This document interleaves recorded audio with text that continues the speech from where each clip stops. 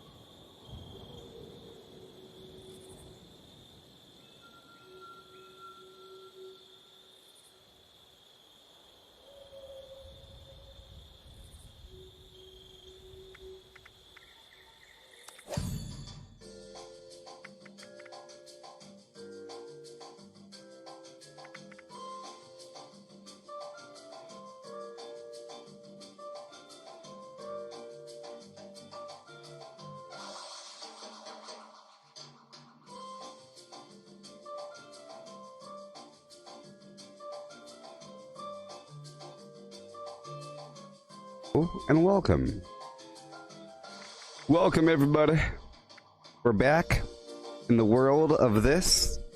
Right now is August 26th, the morning, 7:03 a.m. Pacific time, California time.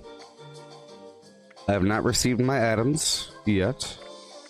Hopefully I will soon. Dang it, all this stuff. I feel like they're really offering a lot of items here. The Atomic Shop lately. I really want this fence and a bunch of items. Pretty awesome stuff. Yeah. Hey there, everybody. It's Greylock week. They got the plushie. I think it's important to have all the plushies. I already have the Grognak plushie. Too bad they didn't have a Dr. Zorbo plushie. Don't you think that they should? They will one day. Yep. I really want that gosh darn thing. Look at that bird. And I don't know what this cackle is about. Gosh dang it. But I gotta wait until Fallout First kicks in. I hope you're having a good day. Hey there, Kevin. I think this is the last day of Meat Week. I don't know what time it's ending. You know, actually, I think Meat Week might be over because the icon changed. It changed from the Meat Week icon to the Greylock icon.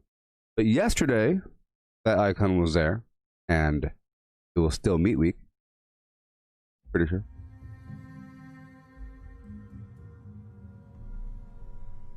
Back in the days. Hope you're having a great day. This is the anti-cheater channel. It's not for those people that are on the fence about cheating.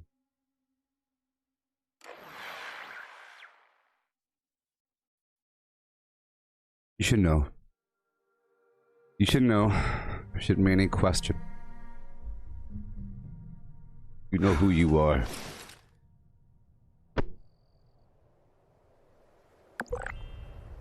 Okay. Turn around. Every now and then I fall apart. Oh my gosh. Well, sadly, my camp was not able to be placed last session. So now I tried, all sad. My camp is no more. My camp can't be placed. There's something wrong with my camp. It sucks. It happens every so often where all of a sudden, oh no. Can't do that. Something moves from time to time. Like a wall will shift over. I did add those plushies. I added the plushies last session. That might have done it. I added these plushies right there. You see them? But my camp is no more. So very sad. But at least I'll be able to make a new camp.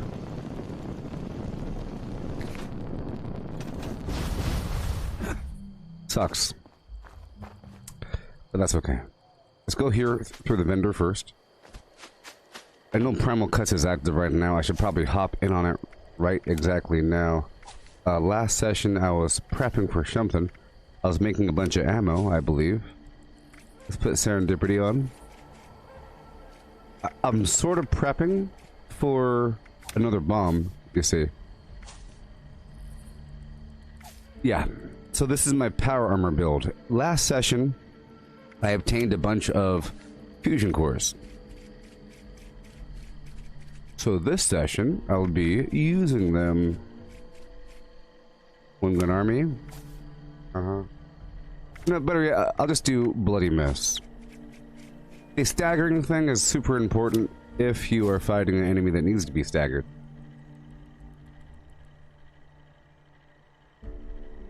I am. Hey there, buddy, you're asking a question on YouTube. Do I know a consistent way to test damage on a perk or weapon build? That's a good question. Well, I have certain areas I always go through, and I call them my benchmark locations. I really do. And I think you were here yesterday when I was testing out certain things. I was saying, let me just test out my damage over here. Let me test out my thing. I am just testing after all. I have to go through here again because I just popped up my weapon. So I keep going through areas that I know how fast certain enemies should die. I know how long it should take for certain areas to complete. And I know the problems that could occur. My favorite benchmark location would be the burrows. But let's just say my entire benchmark route, because I know what it should feel like to go through Harper's Ferry in different conditions. If you go there with a jetpack versus having just sprinting around versus going stealth, all kinds of different ways to approach farming the area, and there's lots of pluses and minuses, and it's really evident in different... It's not just a target dummy. Just imagine a target dummy in the middle of a parkour range with the dummies moving. Because if you want to really test out your... It's not just raw damage and defense. It's damage, defense, and are you getting corralled by 13 enemies all at once? How are the line of sight breaks? Where do you jump? Those sort of things. And are you able to jump with your current build? Do you have enough AP for your current build? So, Harper's Ferry, the Burrows, the National Isolated Radio Array, West Tech, Huntersville, the DMV, the White Spring Golf Club. Those areas are very consistent with how they should feel. Like the White Spring Golf Club, you go there if you have a melee build. You know, that's a melee build test area because it's very, very tight. And it can get overwhelming, and you have to have a quick attack speed, otherwise it might get overrun. You know, there's different areas. Yeah. So the consistent way to test is by, you have to form your own consistency. You know, you have to just keep going to a location that doesn't change. Like West Tech is always mutants, and they always stand in the same spots, and they will be level 68. If you are above level 68, I guess, and you're like the first one there. Otherwise, they'll be level 15, level 10. You know, if you spawn into West Tech, so for example, if you server hop and you're the first person at West Tech, it's going to make them low level. But if you server hop, do some other stuff, and then go to West Tech, they'll be level 68. But they're all in the same spots. Here, here, here, here. Oh, dog here, boom, boom. Turret here, boom, boom. Guy up there. 2 guys back there. You know, and if you know, 15 steps here, I can run, jump up on top of that thing, take 3 steps, turn that way, dip in, and if you know, hold on a second, why am I going too slow? Why am I getting over encumbered? Why is my AP running low? And why is it taking more than 2 shots to kill that guy? Like, the damage thing is present the entire time, you know, but you should know, yeah. Like for me, they should die in 1 hit if I target their leg. with a shotgun. If they aren't, something weird's happening. So I keep on doing it until I figure out what the problem is. Well, that's a good question, but, you know, I think having just a little test target dummy ain't the best way of doing it. No, you can't actually see how much damage you're getting. You don't see the damage numbers popping up. Sometimes, you know, the heart of the swamp will show some big number. Sometimes enemies will show a really big number popping up. You know, whenever you stab them. Like with my melee, it was showing like 7,000 damage or something. Whatever. But that number is so weird, you can't really trust it. You just have to get a sense. Once you know how much hit points the enemies have, and you kill them a bunch of times, you say, well, it's working out. But it's not entirely technical, and if you want like an actual test dummy to say, hey, look, I'm doing more damage, less damage, because the number written on the weapon isn't entirely truthful. For example, it's not taking into account stealth damage, or stealth with ninja, or stealth with covert operative, or adrenaline, or bloody mess. It's not taking into account many things, or, you know, a bunch of stuff. You know? It's not taking into account many factors. So it's not entirely honest just looking at your weapon damage saying, I do this much. And then there's also the armor factor. Different enemies will absorb different amounts of damage based upon their armor. So if you attack a mutant is different than attacking a mole miner, and it's different than attacking a ghoul, and different than a scorch beast, you know, and different than especially a mirelurk or something. An equal level mirelurk should be harder to kill. Maybe. Perhaps. If you shoot it in the back. If you shoot the back of a level 68 mirelurk, that should be harder to kill than if you shoot the back of a level 68 mutant. Perhaps. I think perhaps the mirelurks have more armor, but maybe less health, and vice versa. Yeah.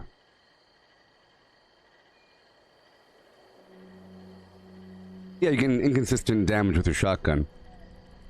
Well, go through with your current build a bunch of times, over and over and over again, until you get a nice feel, and then make a change, and then go through for a while, because sometimes it's kind of hard to figure out what is the problem, where's the problem, what's happening. Okay. Boo-doo-doo-doo.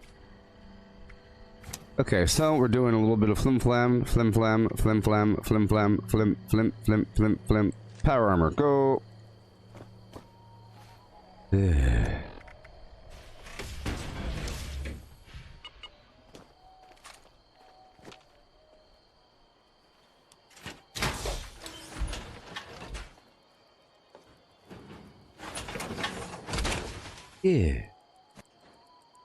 Also, remember the shotgun. Shotguns are tricky. Shotguns are different than other weapons because it really does matter how far you are away from the target. It's not just whether or not the shot group hit the target. I really think this matters. I don't know entirely sure. I'm not... Oh boy, I don't know for sure. But you know how it says the damage will increase the closer you are to the target? In reality, that's because the shot group spreads, and if you're closer to the target, the more the shot group hits them. But I think in this game, it's the shot group, like, you know, you're shooting all these pellets out, like this. See that big old spray? If that's the enemy, you see there's a bunch of the spray that overflowed. If I get further back, only a little bit, like the further back I get, just a little bit of that spray hits them. But if I get really, really, really close, you know, the entire thing maybe hits them. But I think in this game, it matters how far away you are. The proximity matters. So if you have inconsistent damage, it might be the proximity. Also, if you aim with a scope, or if you use the VATS, the entire shot group hits one limb or one body part. If you don't use VATS, or if you don't use a scope, and you completely hip fire, then it really is a weirdo shotgun situation. You could tighten that up if you used skeet shooter, which I can't do right now because I brought my perception down to 1. But it'll tighten that up quite a bit. But if you used a scope, it really tightens it up. You watch. You can kind of tell how far that spreads. And now if you pay attention, you'll see that most of the shot group is within my sight. It's pretty tight. Right? It's no longer... It's either... Check out the spacing between the pellets. See that? Versus this. It's all spread out. So if you have inconsistent damage with a shotgun, because shotguns are incredibly inconsistent, it's all about the distance, and if you have an explosive shotgun, you might want to be kind of further away because you could easily kill yourself. Point blank range. Kind of hard right now because I have, you know, a lot of armor and emergency protocols. But shotguns are very inconsistent. But it helps if you aim down the sights, if you can, or if you use VATS. If you use VATS and if you use concentrated fire to target their leg, I advise you target their leg with a shotgun. Not their head. Target their leg. Okay? Yes, skeet shooter is very important. I can't demonstrate it right now because my perception is 1. Okay? I just brought it down to 1 like a couple days ago. But skeet shooter's right here. It's very awesome. You see? Your shotguns have excellent accuracy and spread. It's basically like you're aiming down the sights without aiming down the sights. I think that's what it does. I think that's what it does. See, watch. You see how tight that shot group is? Now look at it. So I think what skeet shooter does, it makes it where the weapon's acting like you're aiming down the sights even though it's a hip shot. So it'll look very, very grouped together. You could jump, do a hip shot, aim at them through the window, and it'll all go whoop. You know? Just like this, if I... So the whole shot group should kind of be right around that window. You see, right around the window. But it should be like. But here, it's like the entire wall and everything around it, the building behind it. You know, 20 feet up, 20 feet down. Okay? Yeah. Hey there, Danny. Yeah, so shotguns in general are incredibly inconsistent, which is why it's hard to test the damage appropriately. But there's certain things you do. Aiming down the sights, using skeet shooter, using concentrated fire to target a limb. Using concentrated fire to target a limb. Because watch, if you go over here, and you only need level 1, and you don't need to use orange mentats, and you don't need to have VATS accuracy. Right now, my perception is 1. My perception is 1. I'm not using orange mentats. This weapon does not have VATS accuracy. And you'll see, it doesn't really matter. I'm going to target their right leg. Okay. I'm just demonstrating. The first shot was bad, the second shot was good.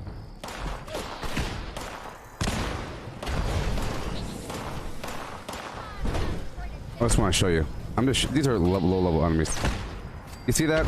The entire shot group went down almost like a sniper rifle. You saw that, right? And the percentage was 0 to like 12%. My point is, it doesn't matter what the percentage is. That shot was bad. This shot is good.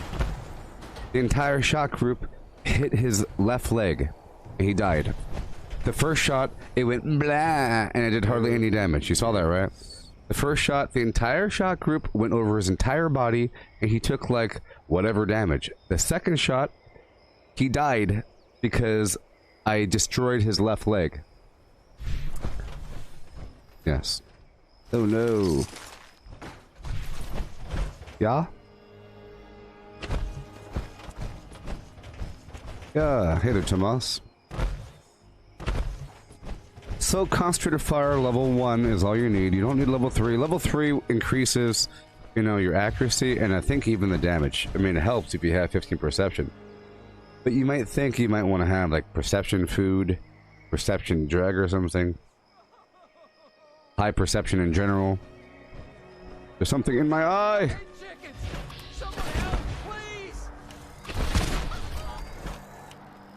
Wow.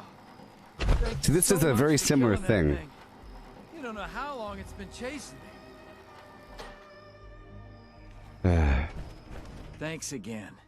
You can keep the chicken if you want. I don't eat meat. Of course. Of course. Of course you wouldn't eat meat. Alright. So thank you for the question. And, yes. Shotguns. So, we learned many lessons. Shotguns are inconsistent weapons. Proximity matters. Shot group matters. It's not just the shot group. It's not just the proximity. You know. I think it matters. And I can tell the difference in damage when I shoot something really far away that has a bunch of hit points versus if I get it really close. Namely, a Scorch Beast. A Scorch Beast is hard to kill with a shotgun, I find. So I have to kind of swap over weapons. It's not taking as much damage. I have to be right up on top of the thing. Scorch Beasts are so large of a big old beastly target that you don't want to get too close to them.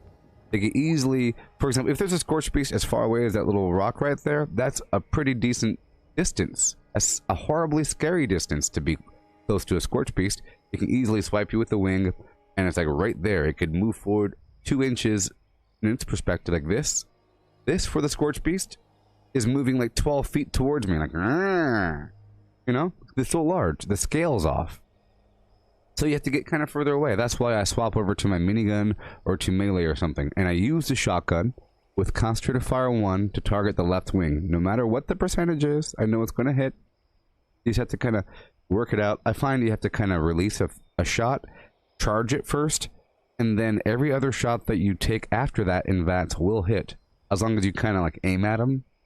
You gotta aim. I'll eat it. Glad it's not going to waste. Yeah. There you are. I walked home, he heard her, I said to her.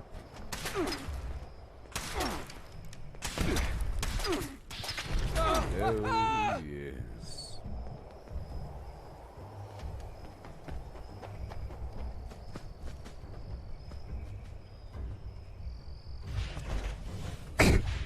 His true nature kicked in. He forgot that he's a dirty... He's a chicken.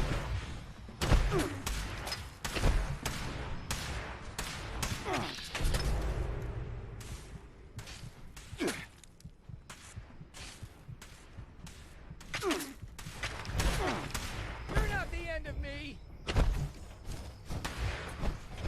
Ew.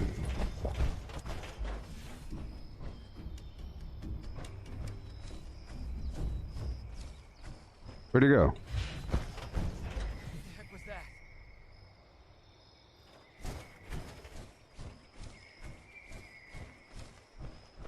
It's go time.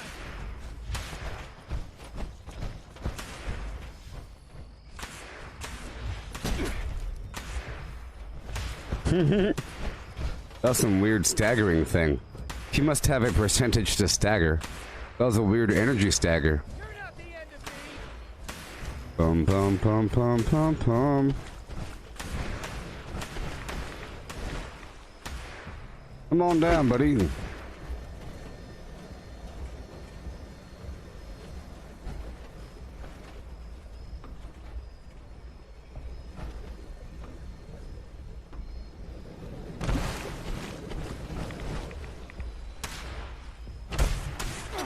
not the end of me. Hell. This is the chicken man, by the way. I hit the jackpot. 2 square inches of intact aluminum foil. Could I interest you in a block of country? Help! Help! Help! You're not the end of me. The savage NPCs. The savage NPCs.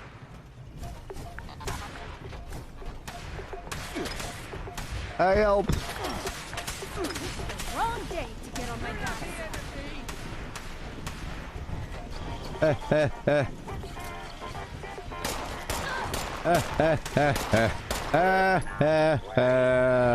Fight, beasts! Fight, beasts! So dumb. It's a chicken man. Fight, chicken man. Who? How's it going?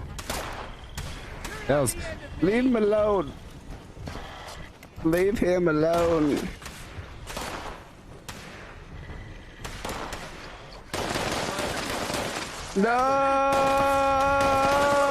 No! Dead wrong. No! No! No! I just can't shake these nightmares. What did you Being in do? space forever. He was a good man. Why? He was a vegan. He didn't eat meat. He gave me a free chicken. Be How's it going? honest. Does this trash Attention, make citizens. me smell Nuclear bad? strike imminent. Please Okay. exit the area at your earliest convenience. Anyways. Cooperation. Anyways. Stupid chicken man. I just butt stroked him. Ha! Got all mad at me. Shooting me in the back.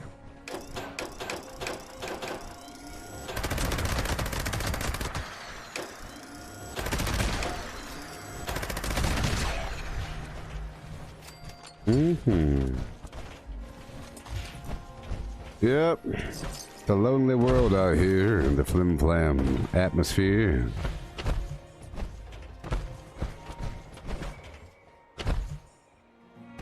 Okay. That boy ain't right. Do I have a bow? That is the question. I do. Alright. Let's go. It's Campfire Tales. Come on, is this thing on? Alright. Put on your brave faces.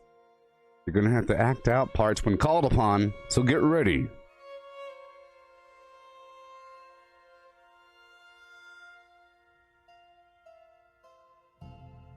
How does it know I'm going to Campfire Tales? Why would it show me a picture of Campfire Tales when I'm going there? I don't get it.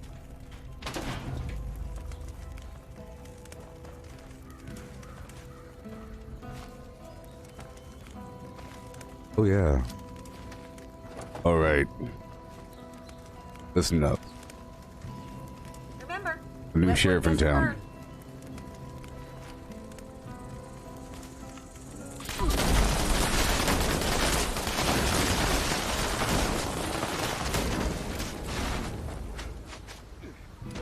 Ploop and a boop and a scoop. Boop poop. Poop and a scoop and a boopity boop. This is actually a great mission if you want some bug meat. You know what I mean? This is a fantastic event for the bug juice. Can you believe that my perception's 1, my charisma's 1? Out of my way.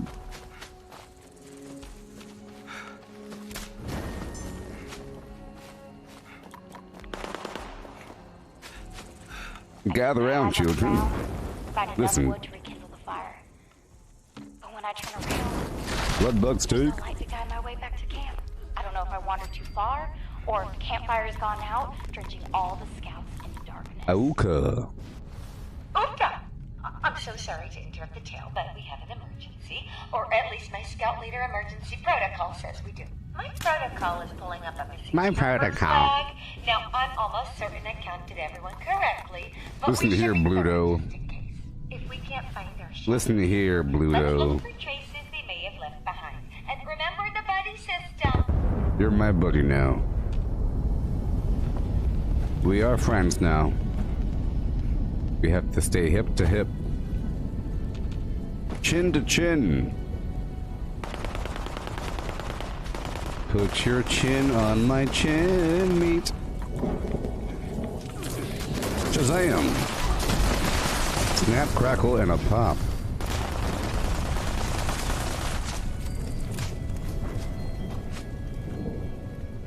Put your chin on my chin.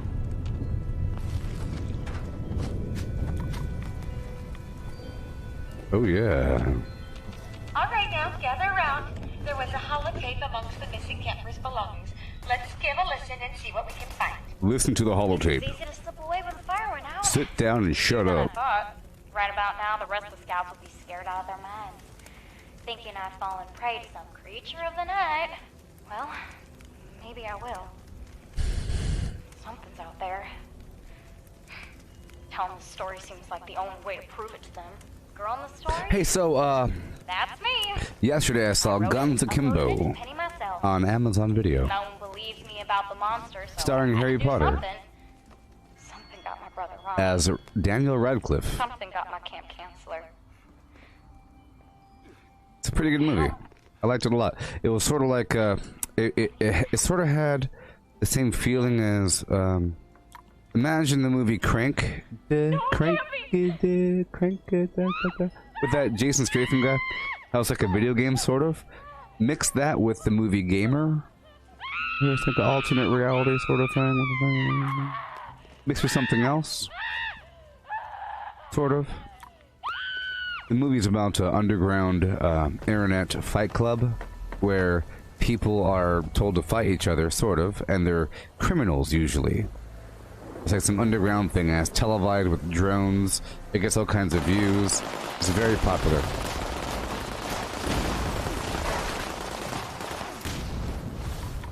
It's called Schism.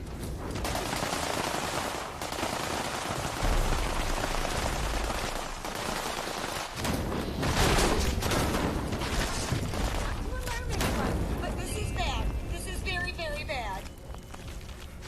You look like an expert camper there. I bet you they And all for some over- reason or another, Harry Potter gets chosen to be on that flim-flam. And he has to fight for his life. But it's called Guns Akimbo because he has guns bolted to his hands. They bolted some guns. Campers. No littering. A big How'd you bolt, like it if you came up this small mountain to a bolts. heap of garbage? You know? He has guns bolted to his hands. It's sort of like a physical comedy movie. Because he's falling down all the time. It's kind of he can't open doors. But it's kind of bloody. Wait, it's sort of like the movie Kick Arse? I can't even say the title of the movie on the stream. Yeah, This weather makes everything damp. you are disgusting. I haven't hit rock bottom yet. Just you wait.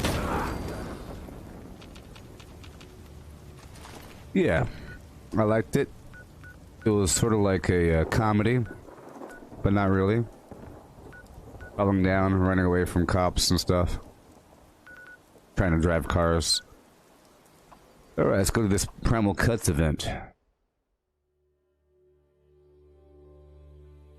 And he's completely American. He's not, he did a very good American accent. You couldn't tell at all that he's a Brit. One of them limes across the water.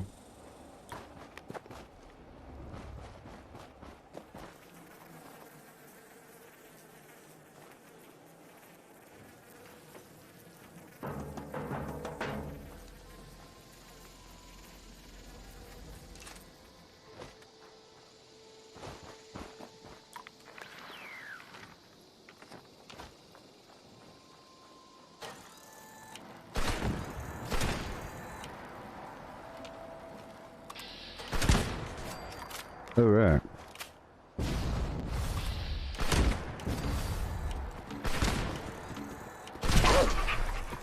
Yeah.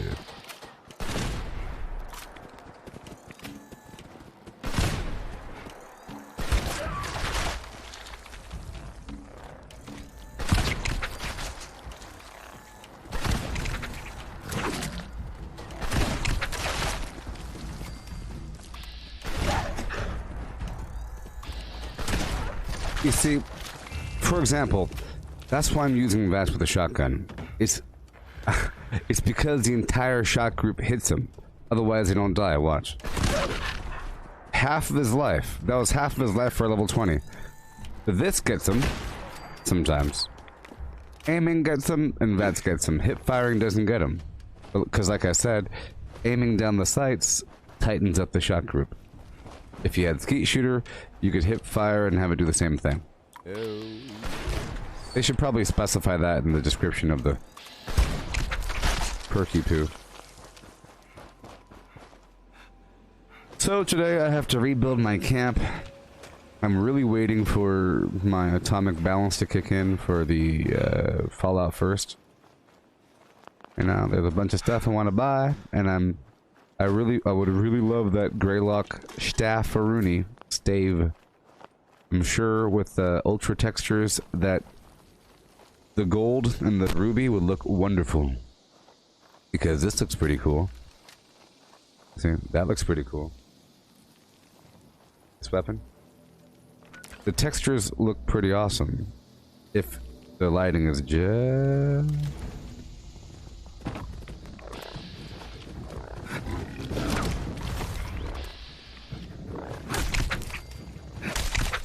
Well, what I think it was is because, you know, because Sandra was so nice and donating the $100 so I can get the Fallout First subscription. I think I did it later than usual, you know. My first subscription was active like on the 21st, 23rd, 24th, somewhere in there, you know. It was around that time period. But I don't know when I renewed my subscription. It might even be towards the beginning of the month. You know, maybe I already got my atoms for this month. These months are long. I might have already spent the atoms. It's very much a possibility at this point. That's what I'm thinking. And I have to wait until next month. I might just buy atoms. You know what I mean? It'd be nice if it told you 2 days left until your free atoms. Your time is coming. It'd be cool if Fallout First members obtained a scheduled list of things throughout the month. You know, but you have to be on during that month. Maybe even have it where, like in other games where you have this, you have to log on every day in a row, and you're filling out some little calendar, you know, and it's like, day 7, this reward, day 12. I think it should be like that, you know, because then you have this other reason. It's like at that point, that's almost like its own legendary run. Hail and hail.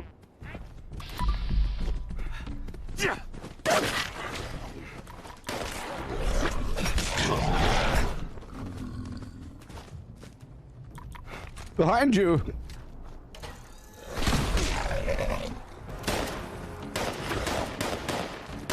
Okay, well, then that's tomorrow. Yeah.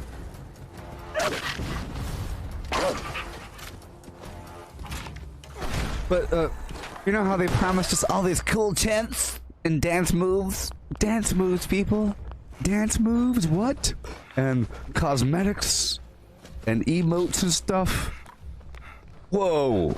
That'd be kind of cool if you got that throughout the month. Maybe I think they're working on that, personally. I think they're working on that. I think they're working on that. Instead of it being completely sort of unknown, random flim-flam, like you don't know what's coming, when it's coming, you just have to keep checking.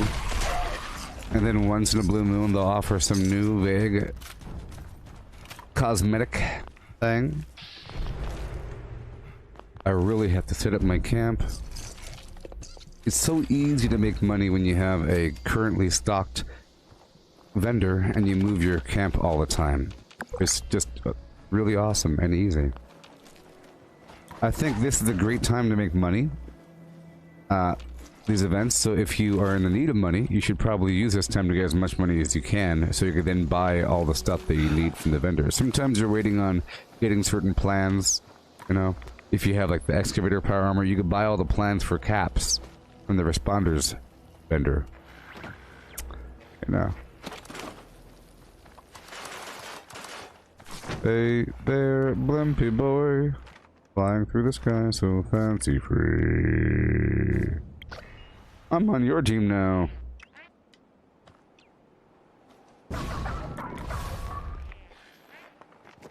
Yeah. I have to head over here to the Hunts Master to go pick up the quest.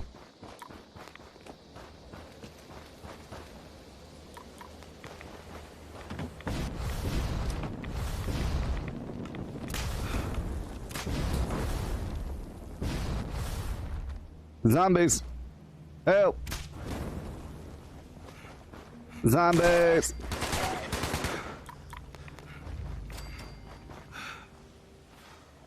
I'm gonna pick up these. I'm picking up these dogwood trees. You know, you got that wood turn in. These dogwood trees give you 12 wood each. If you know, break them down.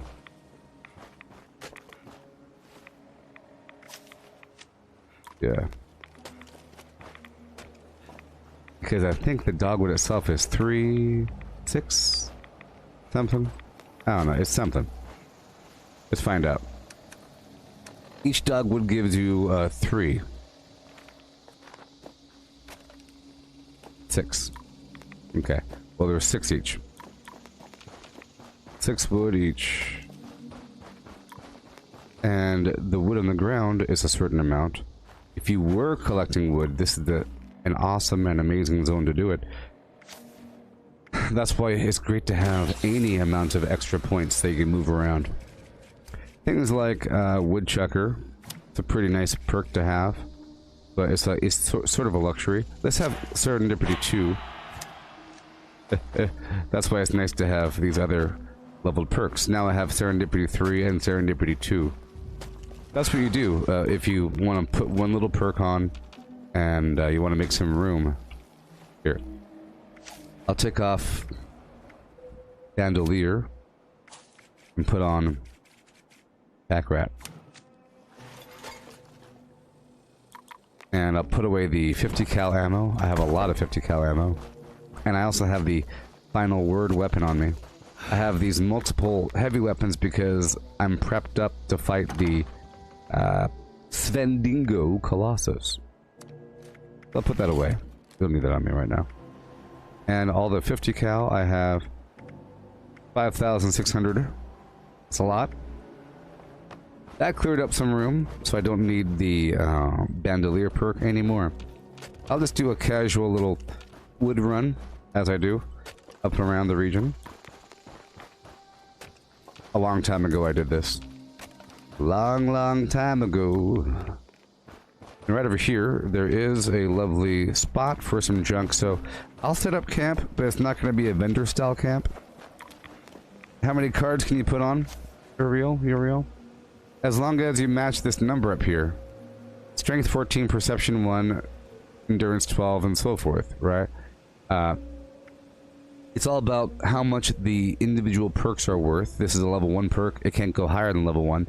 Some perks rank up to level 3. You see, Traveling Pharmacy level 3, reducing the weight of all chems by 90%. It costs 3 points. You could have, but I can't have more than one Traveling Pharmacy card on. I can't stack them up, for example. You can't have more than one of the same card, unless it has a different name. Or unless you could rank up the perk. It has to have a different name. So over here, under Serendipity, normally I would use level 3, which is below 30% health. You gain a 40% chance, 45% chance to avoid damage. But here, while below 30% health, you gain a 30% chance. That's level 2, because I have Luck 11. I'm using Class Freak, level 3.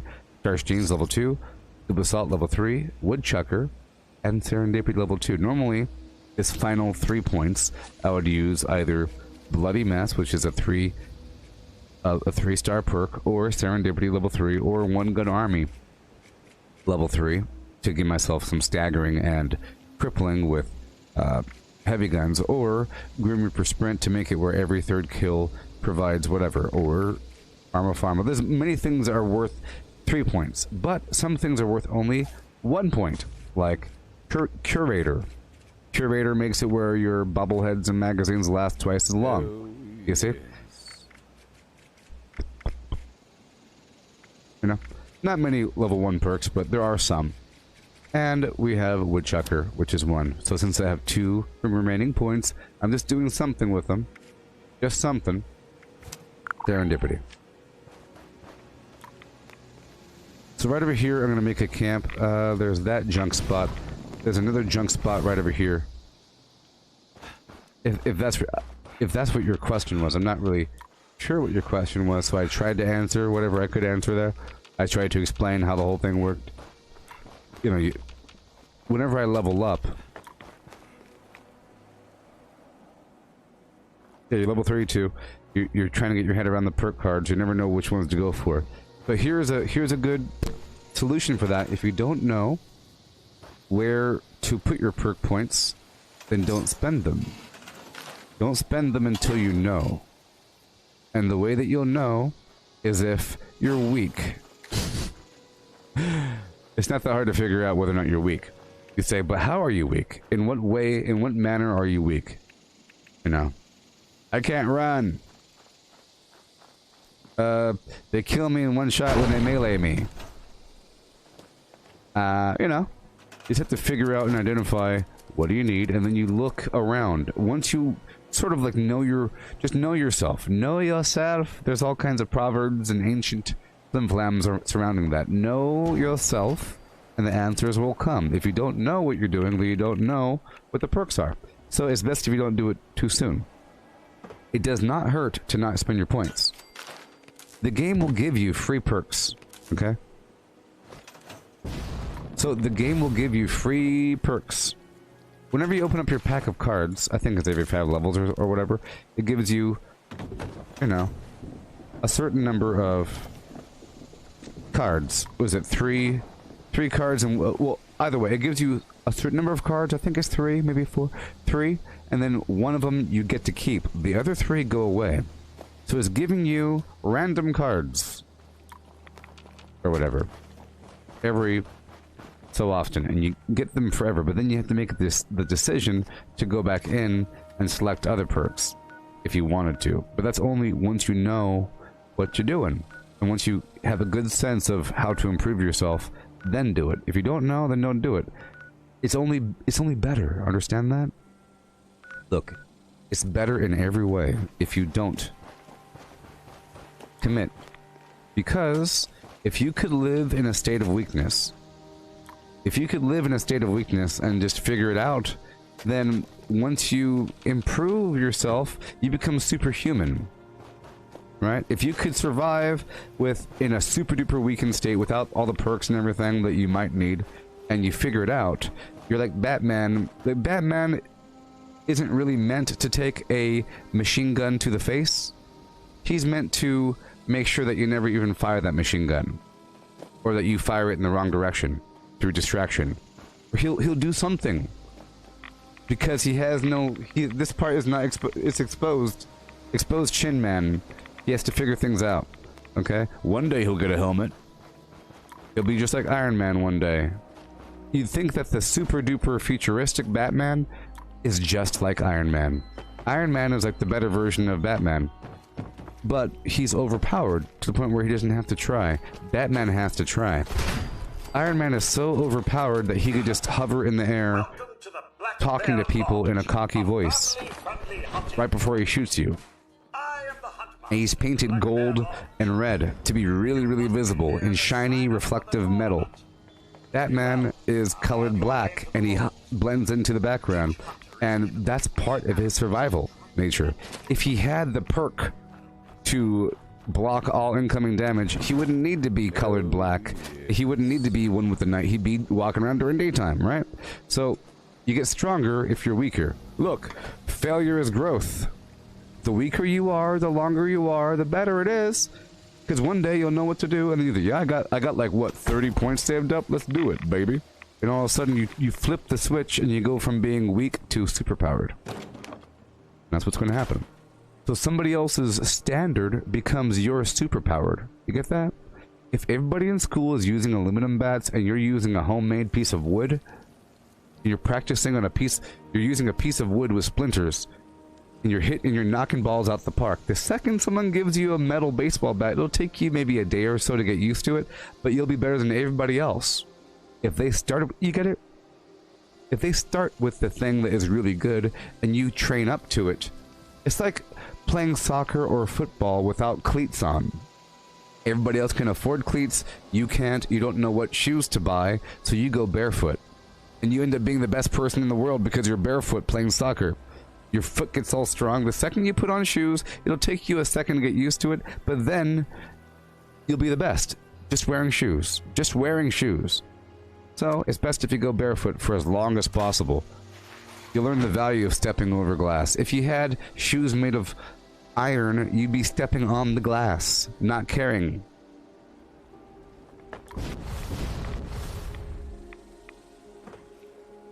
Well, practice makes perfect. Well, I would say no. Oh, yes. Perfect is in the eye of somebody else's the whole head. Okay, it's somebody else. You should never say that you're perfect. And you should never be done practicing. Because the craft is never complete. Even if it takes you 10,000 years. If you are some immortal being hovering on some asteroid, you should never stop trying to throw curveballs. You should just every day throw 1,000 balls against that meteor. You can't just say, yeah, I'm the best. I'm the best. No, you could say that if someone were to challenge you. But you shouldn't voluntarily say it. You know, you shouldn't say, I have perfected the art of throwing curveballs. You can say that you are a relative master at throwing curveballs. But you can't say that you are the... You can't say that you have the perfect technique. Because it's not done yet. To say that it's perfect, that means you could wash your hands and practice something else now. You know?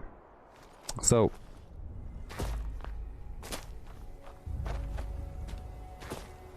Never done practicing.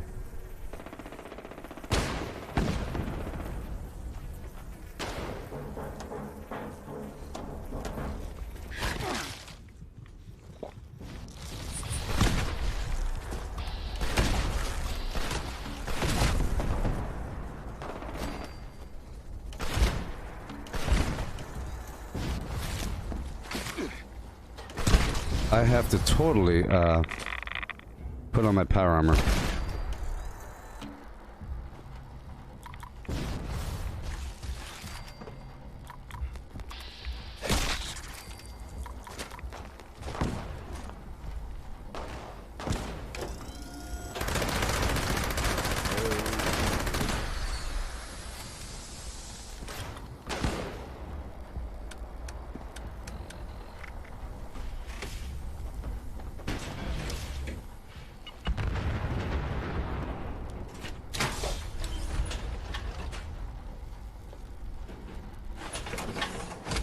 Oh yeah.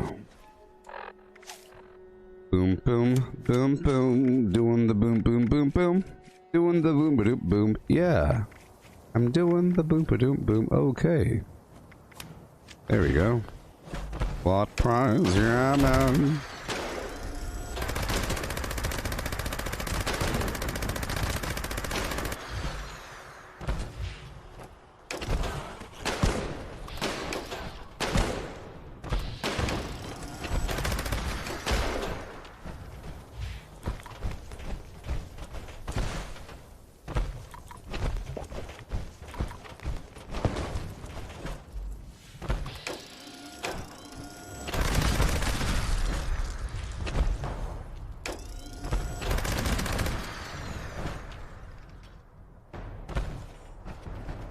Come on.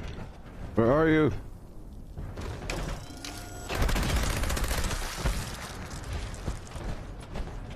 Hey there, Flip.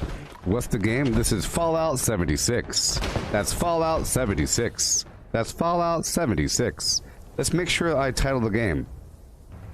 Hey, Flip. Oh, sorry, Philip.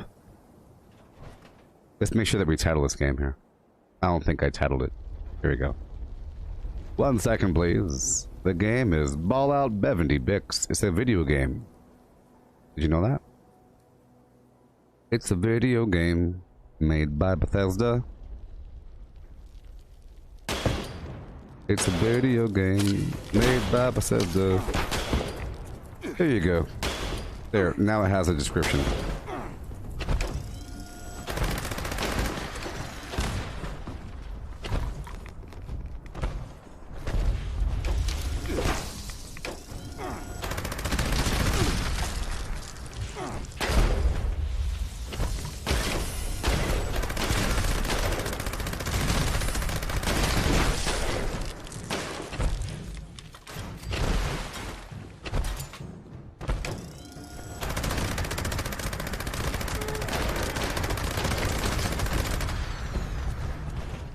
Yeah.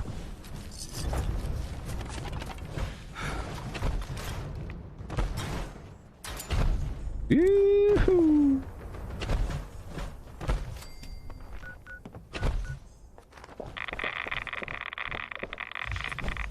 All right, let's hop on down over here to the foundation.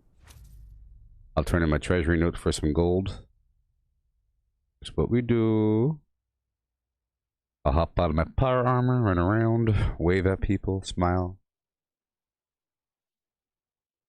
Ain't that right, music?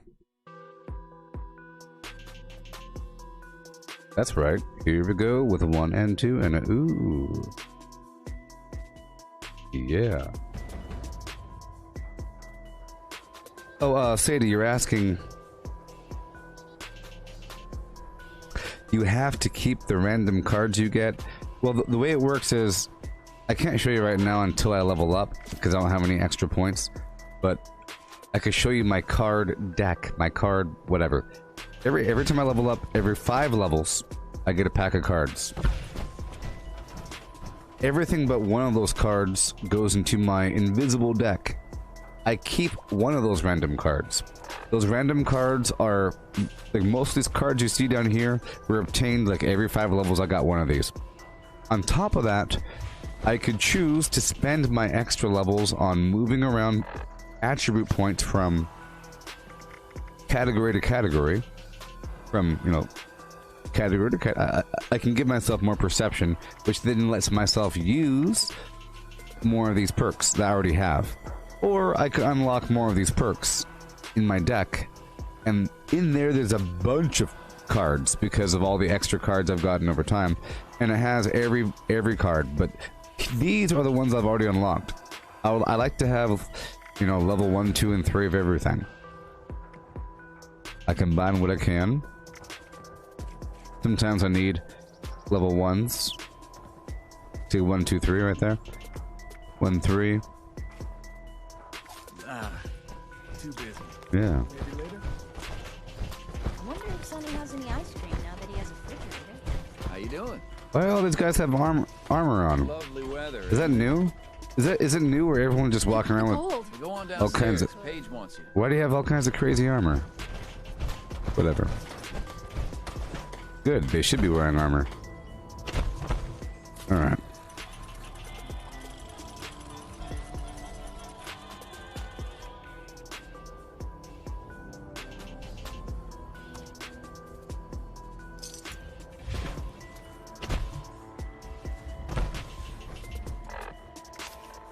Okay, I'll sell whatever I have on me, which won't be much. I'll sell all the bad food.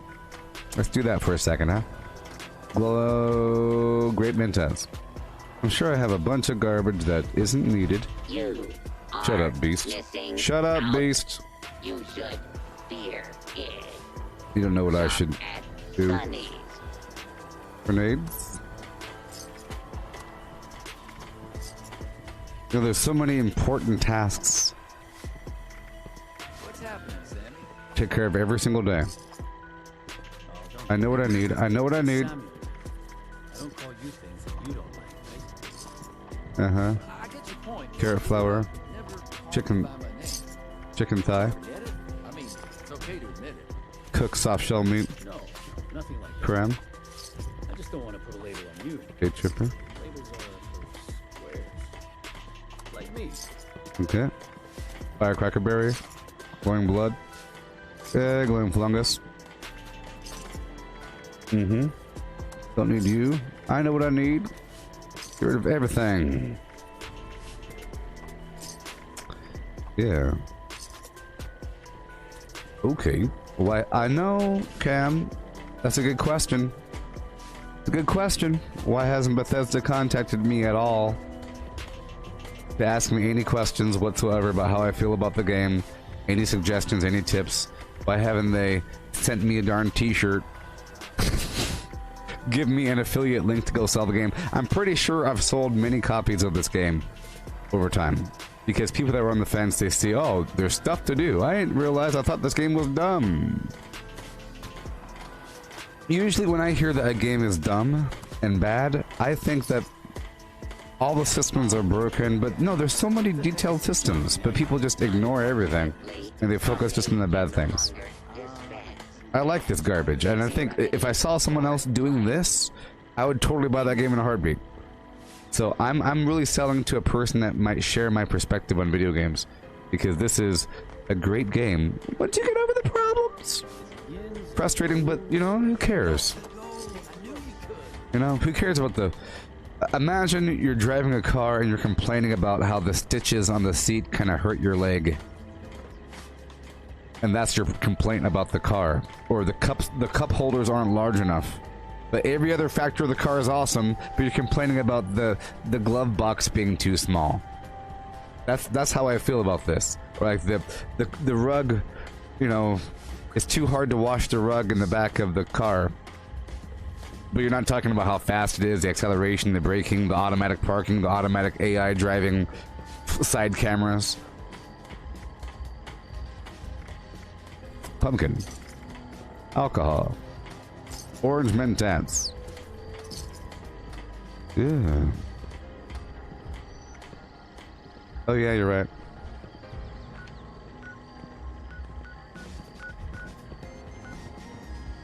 Hey, thank you. Thank you. Thank you, Bed Zeppelin. I'll do the rest of my transacting to Graham himself. This Graham's meat cook comes and goes incredibly quickly. You gotta get here right away.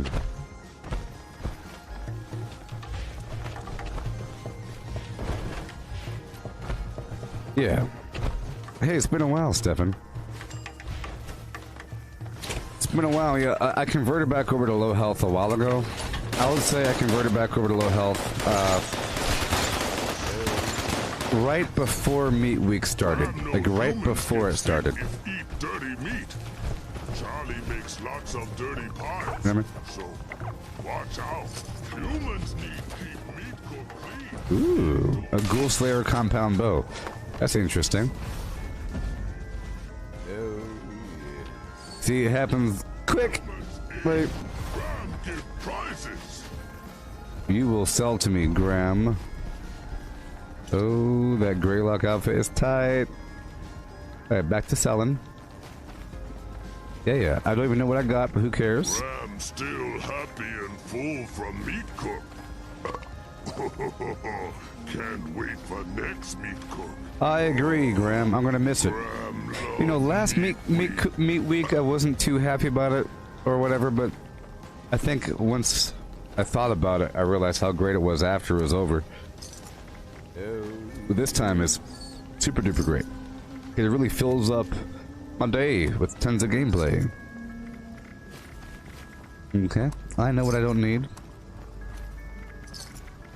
I'm not eating wolves, I'm not eating fog crawlers. See, that's why it's great that I went through and oh yes. See this listing? This is my food listing, you see? All the foods I'm eating. Yeah. Deathclaw Wellington, all this garbage, all the stats available. Agility. You see, alone it's 3, in a group it's 5. Sorry, with carnivore it goes up to 5.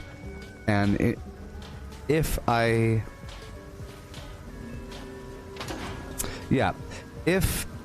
in a group and my teammate has a mutation, it goes up to 8. It goes from 5 to 8 for these buffs. It's a big difference. It goes from 3 to 8, let's just say. 3 if you're not in a group and you don't have... Oh, sorry. 3 if you don't have carnivore. 8 if you have carnivore and you're in a group. Has many meat cooks. Many chance for big win. Let me do my thing. I don't eat the lungs or the livers. No soap flour. We're not eating the standard stim pack. I want the super stim packs is what I want. Okay. Potato salad can go away. Yeah. No. What you think of this meat cook? I pressed a button. Oh, no worry. Oh, no moo cook doing this meat cook. Shh. Human. Go tell Charlie about what in meat cook. Hey there, Chin. Don't I get boring at this game? No. Not at all. Not one bit.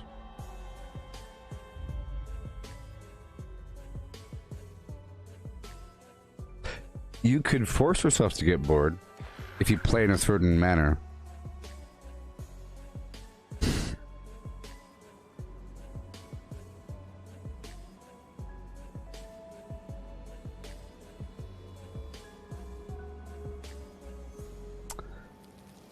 How do I get bored?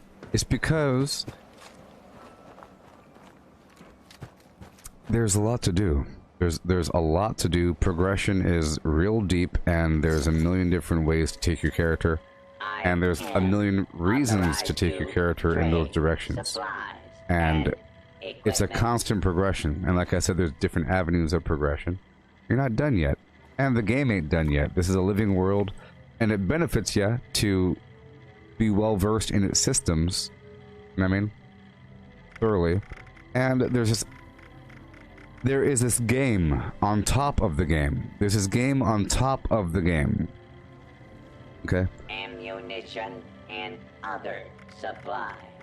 There's a game on here. top of the game, and that's what I call Workshop Conquest. So if you know about the game called Risk, or maybe a game called Civilization, or even go so far as to say a real-time strategy game like Man and Conquer, StarCraft, Citizen. Warcraft 2, 3, 1. To trade supplies. You know, it's...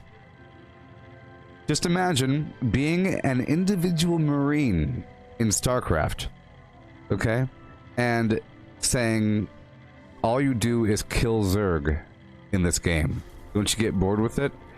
And then someone else is saying, no, there's a bigger picture. There's, you know, all these systems. You have to master all these different things. No, it's just running around as a Marine, killing Zerg. I'm a Marine. I chose to play as a Marine. This is what I like, and there's nothing else to do for me. It's kind of boring. Yeah, because you chose to be just a Marine in a complicated, crazy game. Be sure to stop. You know? While you can.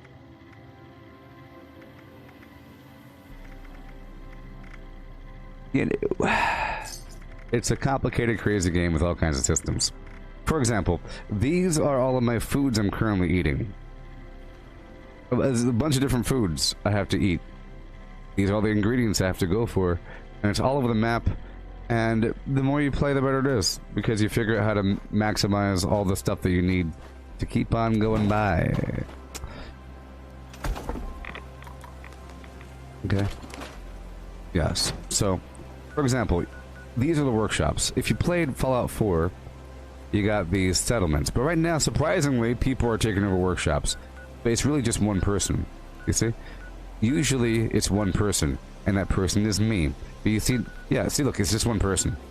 People don't really, it's not connecting in their brains, and, you know, most likely this person's offline. I'm just saying. But it doesn't connect to them that there's this game here. It's great. You control the whole map. You control the whole map, and it's not just doing it once, it's forever. Just imagine you play Risk forever. You know, you'll get better at it. Maybe.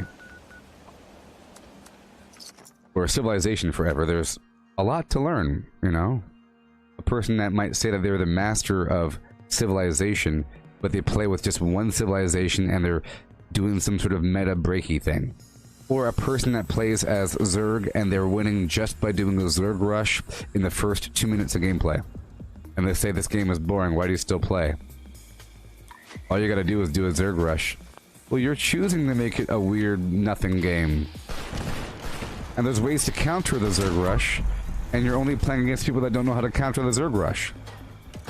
I know that's a weird example, it's only valid if you have played StarCraft, but it's a pretty good example. If you play StarCraft and all you do is a Zerg rush, you might think the game is stupid. And instead of having a 45-minute long game or an hour and a half long StarCraft match that goes on and on and on with all kinds of complicated garbage going on, you have a 2-minute StarCraft match. And you wash your hands and say, you know what, this game is garbage, I'm the best. No, I'm the best. I could beat you in 1 minute flat. That doesn't mean you're good, that means you found out some weird broken system. Try to not do that. But that's how it is in this game as well. People find broken systems, they maximize them, and they make fun of the product itself and say there's nothing to do. People farm the main boss, quote unquote, all day long, but they're cheating to do it, and it doesn't involve doing anything. Just imagine a Mario Brothers game with all kinds of platforms and crazy flowers and hopping on turtle heads and flying and raccoon things. But people choose to skip all that and they go straight to Bowser's Castle and they wait for someone to press a button in the other room so that the boss can respawn right there and doesn't move, and they farm him all day and they kill him. This game sucks. And they say, oh, you still platform? This guy's a platforming noob. It's a platforming game. You're calling someone a platforming noob in the Mario Brothers game? That's what it's like here. You're making fun of someone. You still farm? Psh, that's the game. It's to be able to farm and know how to farm amidst high-level enemies doing things. Like Jason Bourne or something. JasonJohnWick.com.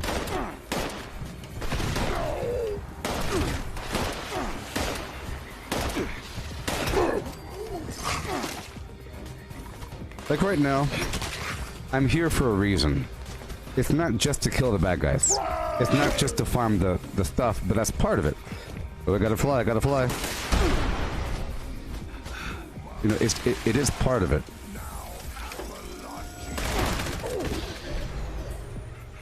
I don't have serendipity on. It's part of it. I'm here to take over the workshop and to build a fortress. Over time, while the game is running. You know, my goal is to build a dramatic, amazing defensive compound for good and bad, with water and food and like free crops like an orchard, some water and resources and a bed and some music for people right over there. You could build in certain spots around the map, and that's one of the spots you could build, and it's a contested territory. Someone will try to kill you to take over the spot. Generally, I leave it unlocked. Generally, I leave these things unlocked so that people don't take you. But it's a psychological long-term game, because any given game session, I think, lasts for about 8 hours. I think that's a general flow of this game. It's an 8-hour game. The first, like right now, we're still within the first hour and a half or whatever. But the first couple hours is just the setup, like you're moving the pieces around the board. Think about it. The first phase in Risk or StarCraft is just spreading across the map, getting things in position. Maybe you have some small skirmishes, but it's really just getting things set up for the big battle to come later on. You know? Part 1 is little domestic incursions, and then World War IV comes. World War IV is going to come around the corner, you know? Eventually. That's on hour 3. Hour 5 is World War V. You know? Hour 6, that's when things start to get... Either you're the kingpin of the entire map, or there's this ongoing PvP battle between you and several other people, and you're really just living in this awesome situation where you have so many resources, and there's so much stuff to do. Because the more you do this... So... Imagine asymmetrical PvP, cooperative PvE gameplay, where other players are giving other players things to do across the map by doing this. Taking over workshops, right? Whenever you take over a workshop, it provides a defense event where the 3 waves or so of enemies will appear. They could be big old gigantic insect creatures, or mutants, or a bunch of ghouls or something. And those creatures have resources, and whenever you complete that event, that defensive event, you get a reward in the form of some construction plans or whatever, some camp building plans, some XP, and a couple other goodies. but there's 21 instances of that across the map. So if you are an average player and you're running around and you don't know what to do, and you look and you see, oh look, there's a place, you go there, there's all kinds of turrets and towers and walls, and it's all decorated with nice statues waving at you and things. Well, this is crazy. It's like a showcase of all the cool stuff in the game that you get to show people. Just imagine you have PlayStation Home, where you have all of your achievements from your PlayStation games that you can show people.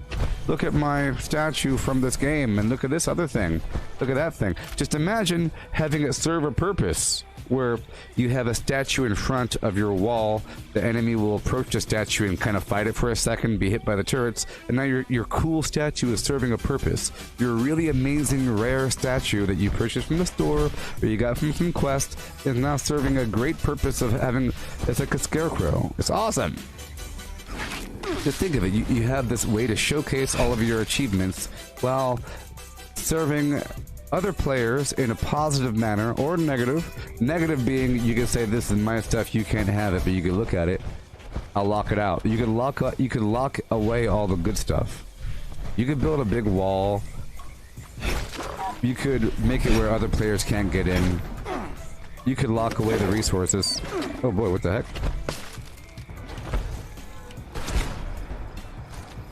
You know? But there's a certain satisfaction in that, and it takes a long time. And of course, how long does it take to master that? How long does it take to master an 8-hour gameplay session of taking over the whole map, building things, showcasing your garbage while you're fighting stuff, while you're doing all the other public events across the map, and everything else you have to do, along with your storyline, your reputation, and everything else in the world? It takes a long time. But if you say all of that is stupid, all you have to do is fight the queen, then you are a moron, and then you get to accept your perspective on the world being that limited. You know? It's like saying Disneyland sucks. The only good thing in there is the Indiana Jones ride and maybe Space Mountain. But even then the lines are too long. The rest of the park is garbage. Patooey. And another person shows their 3-day-long vacation, all the fun that they had, all these photos and videos and good moments. And someone else says, yeah, well, that's stupid. The whole point of Disneyland is Space Mountain. We all know this. We've all agreed that Space Mountain equals Disneyland, and we're not happy with it. We, as the community of Disney lovers, hate Disneyland. We wait in line for 3 hours for this one ride, and then we spit on it. And we leave the park right away. And we cut in line. We cut in line.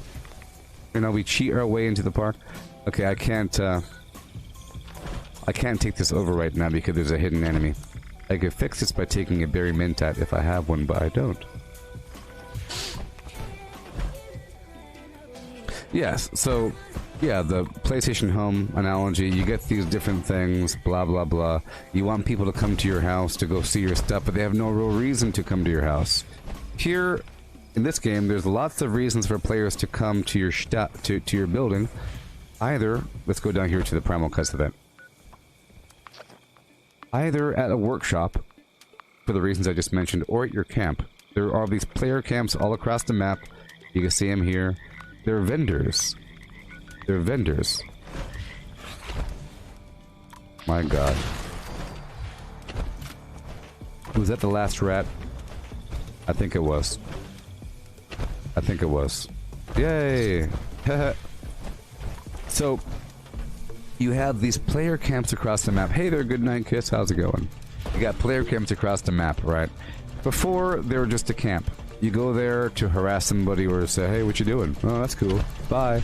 But at a certain point, they added player vendors where you could have vending machines to sell to other players. You can't have the vendors at workshops, just at camps. So now, there's reasons for other players to head to your camp, look at your stuff, and say, oh, you got that? That's cool. Hey, I love how your house is designed. Ooh, can I get some free water? Bye. I'm gonna buy some stuff. Thank you. Can I sleep in your bed? Oh, there's a room over there for me. Thank you. Bye. You can have that same experience at the workshops, and it's a great little experience. It's wonderful. So, I'm gonna leave the power armor really quick.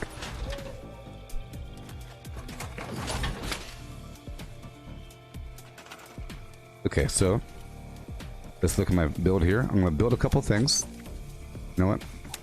build a couple things. You see, once you take over a workshop, in a very short while, there appears a defense event. And I have to quickly build up for that really quickly. Sometimes I build different amounts, but I build a certain amount right now. See, these are resource nodes I'm putting down. There's a bunch of resource nodes at these locations, and it gives you resources over time. Just like StarCraft, sort of, but you're doing it all by yourself. In StarCraft or Command and Conquer, you would have a little machine do this, a little vehicle do this, or a little peon. Like in Warcraft, it was a little, what? Okay, zug. All right, huh? Work. Moving. Zug. That whole thing. But now you have to go into the mine yourself and get the gold with your own bare hands, or find a spot on the map that might have the resource nodes all set up. It's coming. Have to hurry. All the stuff I have to do. So I like to do a couple of different things. Right now, recently I've been doing this sort of concept. These flying saucers. Each of these flying saucers will provide 12 power each. It's enough to power these nodes directly, and they have a turret on top. This is a series of cosmetics that you get throughout your gameplay. A series of different cosmetics that you buy with in-game currency that you have to find through some means that are available in the shop for a limited time.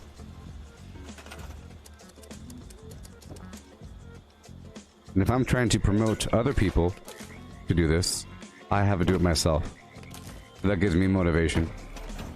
And now all those are set up. Okay. Now I'll put something right over here. You have to kind of box it in. This time I'll move it a bit further back.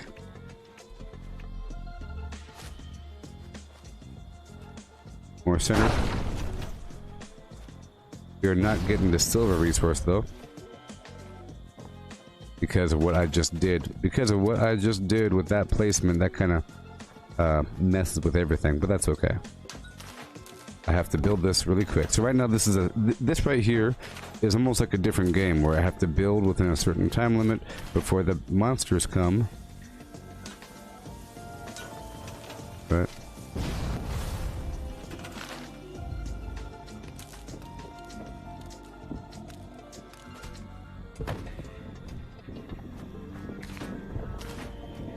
oh no.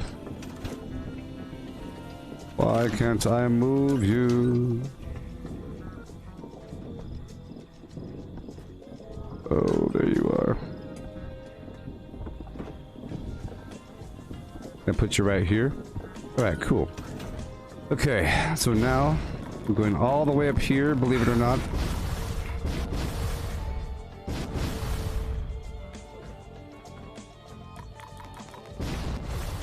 To do a bit more. I'm putting up some rockets up here. So this right here, because it turns into sort of a tower defense game. You know, tower defense is a building under pressure sort of game. You know, you're building under pressure. Frantic.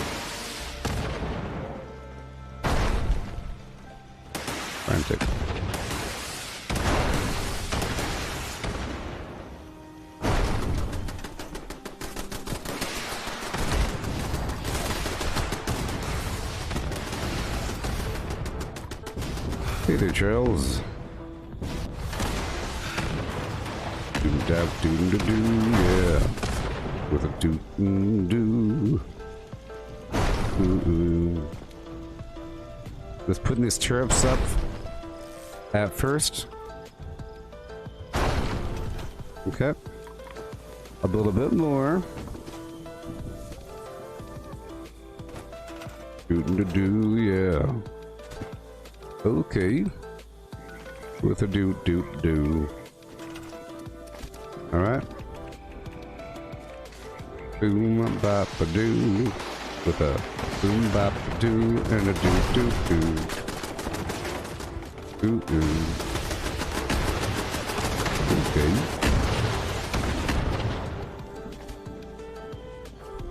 Yeah.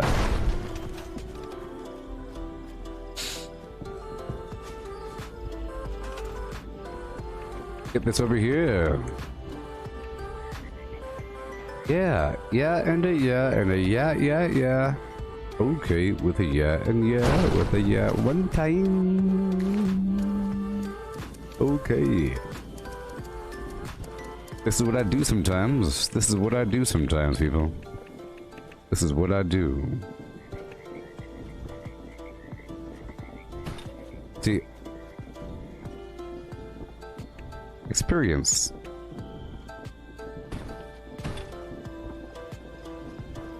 Okay, because it looks like it's floating over here, I did that on purpose. I had that one corner hanging on those tires, then I had to put these other tires underneath to make it seem like it's not floating. This is just so I can give a nice little spot for this to exist. I have this little light situation. And by the way, this whole time I'm doing this, I am vulnerable. Normally in this game, you can't fight people unless they agree to fight. That is a big complaint for the PvP in this game. And you know who gives that complaint? Say it with me. Moron. Moron. Yes, morons. Morons complain about not being able to fight random people as they're doing what they gotta do. You can't just shoot someone in the back like other games. But you can at workshops. For those same people that complain about not being able to fight random people, they also say that workshops are stupid and pointless. Isn't that funny? Because right now I'm incredibly vulnerable. Almost in the exact scenario that those people painted. See what I'm doing right now? Boom and a boom. I got a time limit. Oh, I do. And a boom, boom, boom. You'll see. And a boom, boom, boom. I'm just gonna put down this one unit. Right there. And I'll put down this one fence. Small fence. Put a light in front of it. Lights serve as ways to move around your power. See, Meat Week really makes the time fly, because every hour, which hours do fly by, you have to go over and do that Meat Week thing. So look how beautiful it is! Look how cool that is. Isn't that beautiful? All that stuff I just did? Oh my. I know you want to marvel. I know you want to throw up inside your own belly at how beautiful this looks. It's so darn good looking. Oh my gosh. It's so good. Don't be jealous. You can do it yourself. Don't be jealous, girl. You can do it too. Ooh, ooh. You can do you. You can do it. So now I'll be putting a bunch of these waters right here. Normally I like to line them up the opposite direction, but whatever. A lot easier. Oh, I shouldn't have to spin them. Okay. Oh yeah. We're going down. Waters, baby. And this creates, you know, a partitioned effect so that you have lots of these line of sight breaks where bad guys can't just enter and find you right away, including bad players. So if a bad player wanted to kill me right away, I would have some vague reaction time. The whole goal is to give yourself some reaction time. You know what I mean? Some. Meaning, players might want to get aggressive and just start running inside here sprinting, and then they hit the button. There's a way to attack somebody. On PC, you hold V. As long as you're within this perimeter, if you hold the V button, Victor, you could then contest the workshop. It'll give you a disclaimer. You pay a certain price of caps. It says, warning, this will initiate PvP. And then all of a sudden they can kill me. But there's a delay there. There's a time gap, you know? It's not immediate, and they have to find me. And if they come looking for me first, I'll hear them. Because, you know. But if I didn't have anything built, I'm just standing here, they will kill me right away. Because there I am. So that's 3, 3, 3, and now 3. That's 12. Right? Okay. Let's go and down, down, down, down, down, down, down, down. Yeah. Okay. Well, I guess we could have one more flying saucer right over here. Just one more. Be a wall of saucers. I'll put a light up here.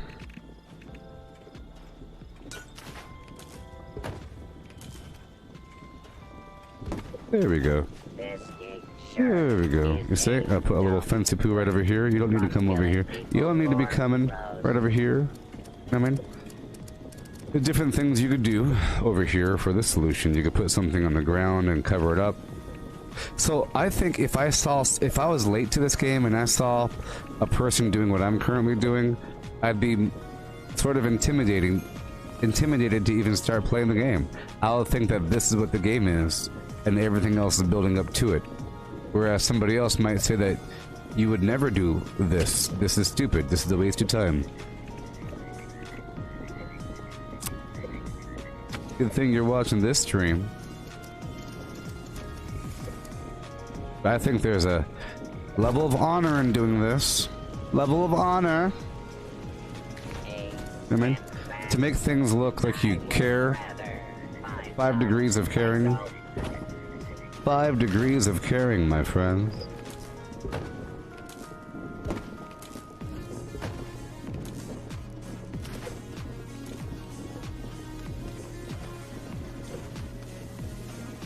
Boom! And now all of these waters are online. What you think, everybody? What you think? You see? And then, if I have any more turrets in my crazy old budget, I'm just showing you how many turrets you could really place here. The answer is a lot. You could place a lot of turrets at a workshop. It's sort of vaguely ridiculous, the number of turrets that you could place down. You know what I mean?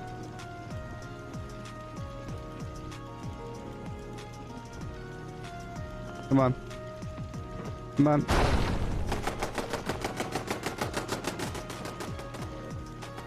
And that is the maximum number. So that is all the turrets I could place.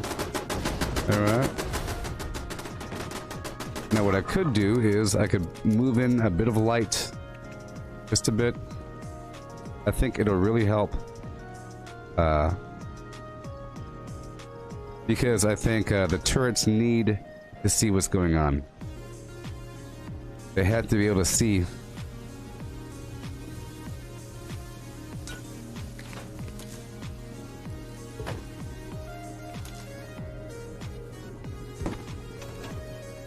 Woohoo! Is there any honor in playing this game? Yes. The honor, well, there's honor in everything that you do in life, okay? Personal honor. Honor meaning...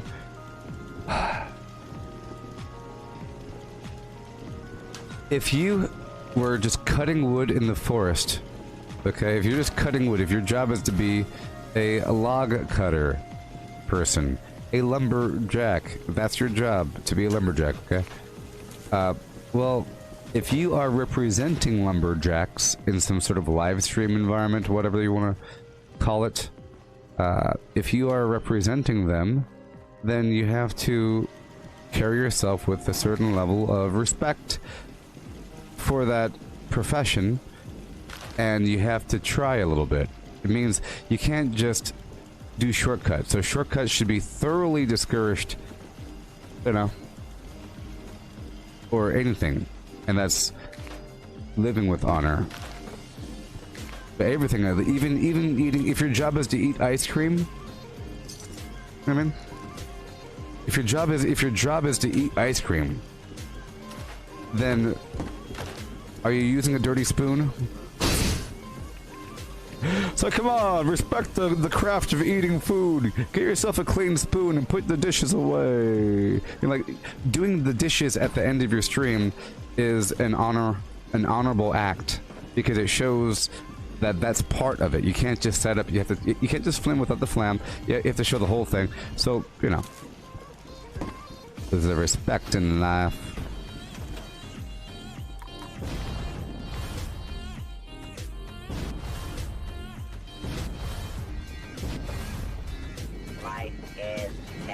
You can get any turret to snap onto a tire. Right here, floor decor. Here's a tire, right? Well, you can stack anything on anything. Okay. In the past, I would do this. This is what I do in the past. I'll show you. You might want to do this yourself. It's actually pretty cool. It just doesn't always work, because I think it's weird to put this on top of a building. But this right here is the best thing ever. A porta turret. So you'd have something like this. I can't do it right now because I have my budget. Let's get rid of one of these turrets. I'll get rid of this turret right here.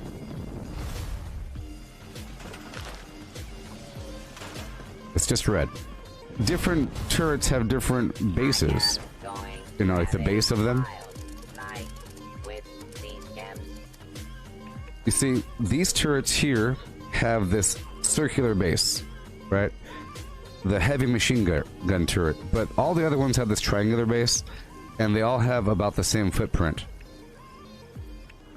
That's another reason why the heavy machine gun turrets are nice. Even the normal machine gun turret has this triangular footprint, which is really weird. It still fits on top of stuff, but sometimes you might have some overlap, but the skin color doesn't matter whatsoever. See, I have this teal one as well. It doesn't matter at all. And then you can blueprint it. Now, with the tire situation,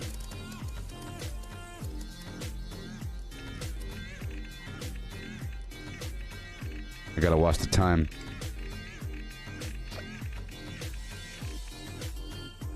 Different tires are good. So we have small, medium, and large, right? And for the boom, I have the red barbed, medium chained, and large. Okay. As you'll see, the turret here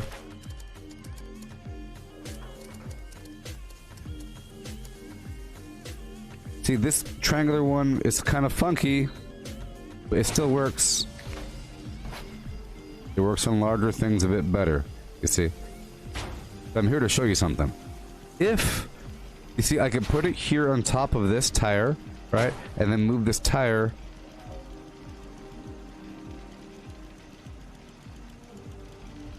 on top of something else, and now I have a stack.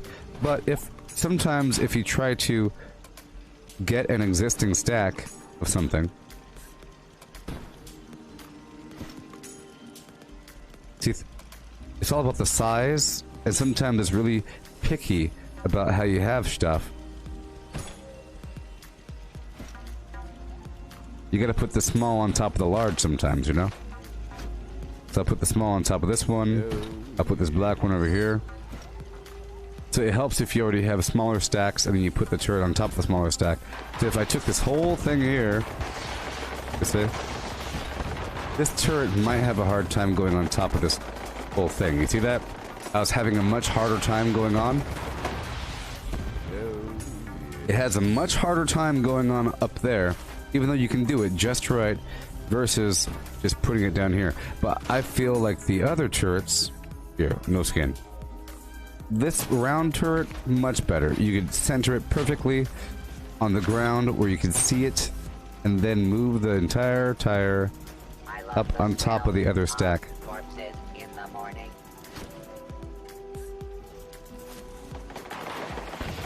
It might help to do with both tires. So then you got the tire stack, and then you could, you know, blueprint this entire thing and then place numerous. But you see, that one isn't colored. And I have both barbed and non-barbed, black and red. So that shows you that it doesn't matter. Doesn't matter, but sometimes it's very picky about how things stack. Yes. Yes, so your problem is build it lower, build it in phases, and then move half on top of the other half. So just do that. Do something like that, and then move it on top. Otherwise, it doesn't let you sometimes. It really is a problem. And that applies with any weird stack of things. I did that with that up there as well, where I had that on top of that, and then I already had that built, and I built that on top of that. Same thing here. You would have this situation. See, if I were just to put this turret on top of this, it's a much harder situation. See that?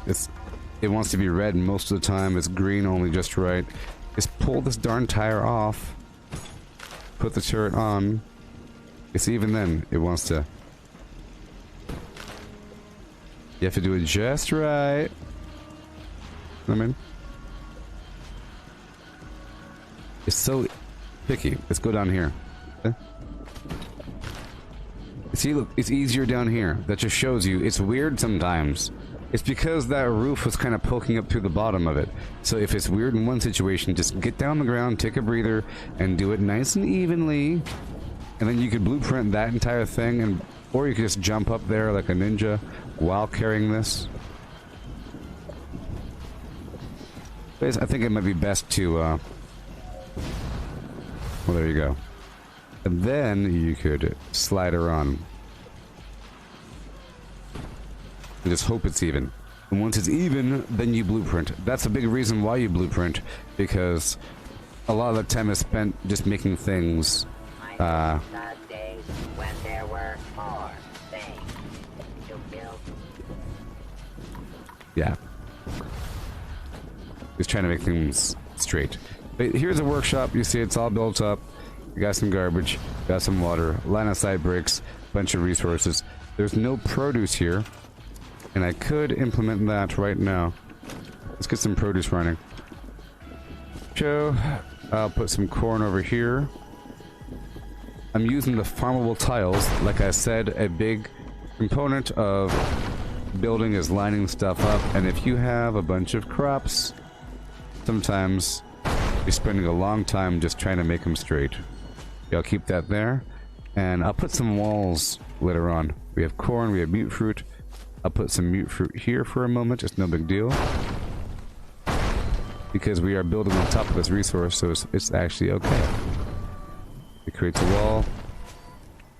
I should have some corn. No, some carrot. Oh, it's pentacarrot. I should have pentacarrot. There it is. 5 carrots. This is going to go right over here to serve as a... oh boy. The bomb spell.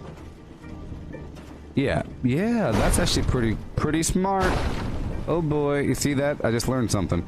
Well, I could protect this sort of turret.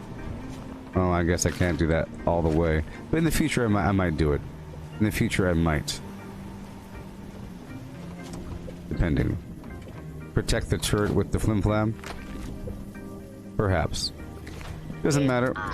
I'll get some walls up. Good cut. I will be cutting you.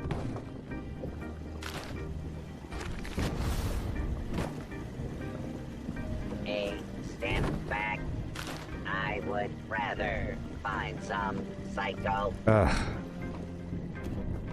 I'll put the opening.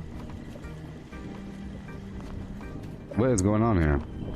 It doesn't want to connect. Oh, the budget is full. Ha ha ha. The budget is full.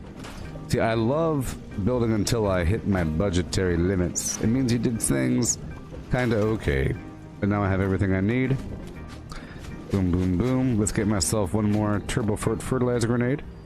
And I'll multiply some crops. Let's put this on the hot bar. And let's get some more corn. Or carrot. There it goes.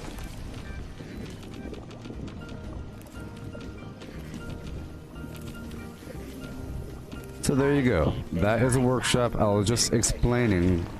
You had to take a detour because somebody asked me Why do I play the game so much? So I was talking about the workshops, blah, blah, blah. And this had to be done anyways. I like to do this. And that's a nice excuse to do this. But see, we have a bunch of crops, we got water, we got resources, we have defenses, everything that one could ever need at this crazy workshop that was built up. It didn't take too long, but it took a certain amount of time. You know, but that was a bunch of stuff we just did. And of course, more experience helps in this sort of scenario. Like the more you do it, the better, the more you learn, because you know you learn what works, what doesn't work. You know, the spacing between items, because the terrain isn't random. These workshops aren't random. They are the same every time, meaning the terrain is there. You know, the resources are there. So you should know exactly where to place your items, depending. If you keep practicing. People don't come up here for the resources. They don't come. Okay, I'm about to move back to the rest of the game. What I just did was pretty important. It took a certain amount of time, but now we're done with that thing. Sometimes I build up one workshop as much as you saw me just build that workshop, and then the rest, I just take them over and don't build anything.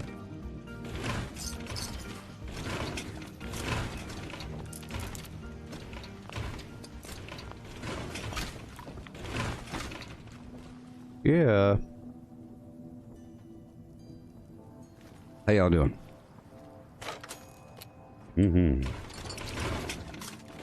Here we are. I enjoy answering your questions. Because I know that the questions that you have, somebody else has, and it's an opportunity to explain some core aspects of the game that brand new people have no idea even exist. And even experienced people might not know exist. You know. It's all in context. Or maybe connecting certain details.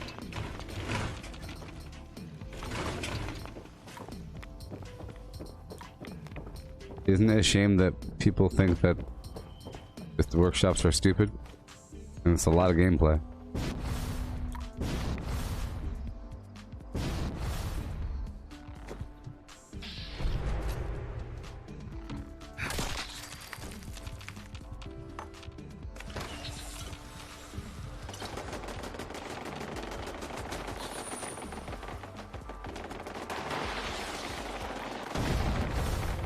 Oh boy.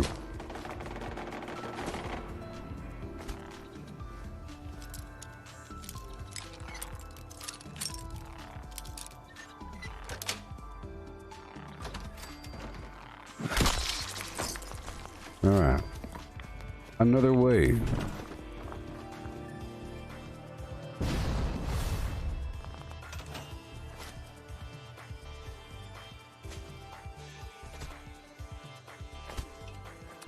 Yeah.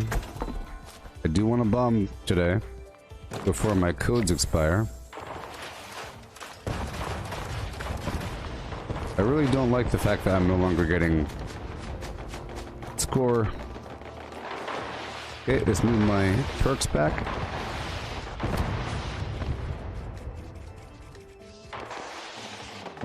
Stabilize 3.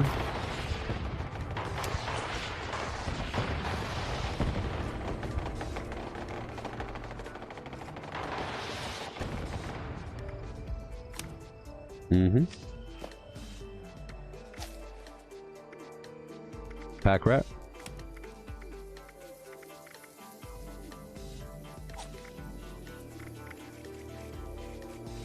I put on the armor weight reduction. Hey there, Terrence. You have Flim the Flam. Thank you so much. Or Flimming it. Yeah. Don't forget to share this video to your Fallout 76 groups to show people how to play the game. Okay? Look all this cool stuff. Look how cool that is. Many people think this is stupid, so you should probably share this video. Alright. Let's keep on going. We have to kill these crickets as fast as possible. Gotta find the crickets.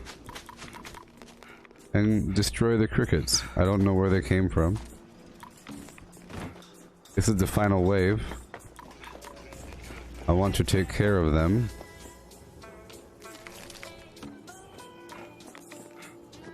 We gotta hurry.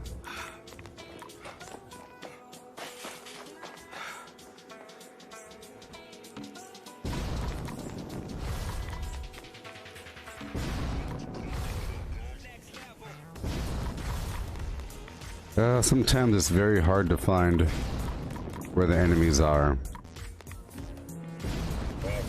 Because they could very well be hidden, or they could be distracted, they could be pulled away. I'm trying to use Vast to find them. And if I had Berry Mentats, I could find them. I guess we'll find them later on. Let's keep on going. Let's go to that Primal Cuts event. Yeah, we can knock this out and then do the barbecue. 2 hours in. If you can imagine. Boop and boop and boop. With a boop boop and a boop and boop and a boop boop boop and a boop boop boop and boop. And boop and boop. Okay.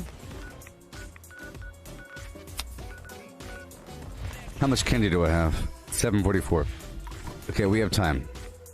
I have to not do primal cuts right now, and I have to do something else. So I'm doing something else right now. I'm doing the Monster Mash. Monster Mash. And I'll put on Marathoner 3. Here we go. I'm going right now. It's vitally important I do this whenever it pops up. Because that candy really adds up. And the candy gives me immediate 5 AP, not AP regen. This event might be kind of annoying, but I mean, there's lots of screaming. But it's worth it. Please gather in the commons and await your instructions. Teachers, race to find the monster mask. After you get it, run from the students. As you flee, candy will fall from holes in the mask. Be sure to collect as much as possible. The more candy you collect, more supplies you will be awarded from next year's discretionary budget. Normally I wait until the end. Stashes of candy hidden around the school. Find them and refill the mask. To loot. Students, you must chase and hit the monster mask with your baseball bats like a piñata. You can keep any candy that falls out of the mask, or you can make the smart choice and turn it in for prizes. And remember, this is the only time it is permitted to hit a teacher while on school grounds, and only the one wearing the mask. On your marks. Get ready. Go. All right. Got the mask on. My job is to run as fast as possible from point to point, getting this Halloween candy.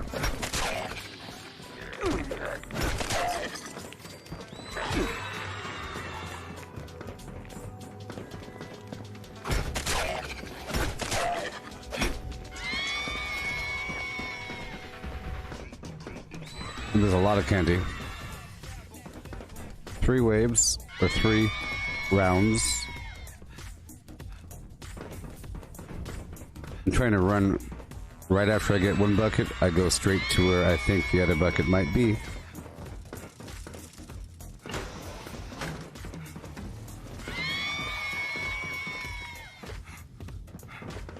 Out of here.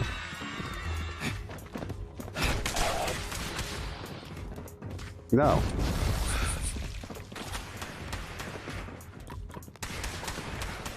Get out of here, you mooch.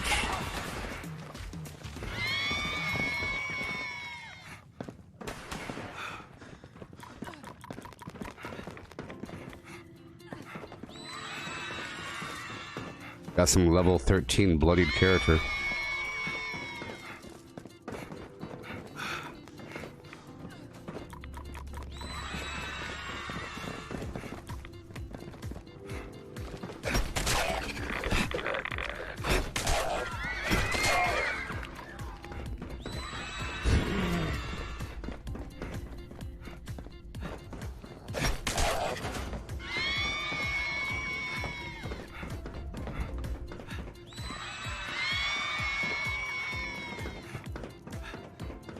Mm-hmm.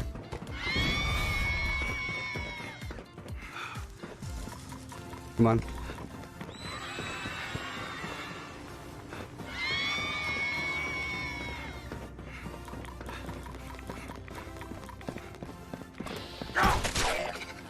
Come on. Faster.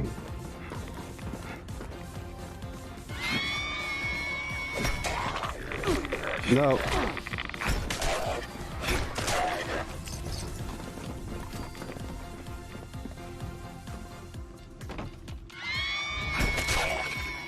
Yeah. This is a super race. A super race.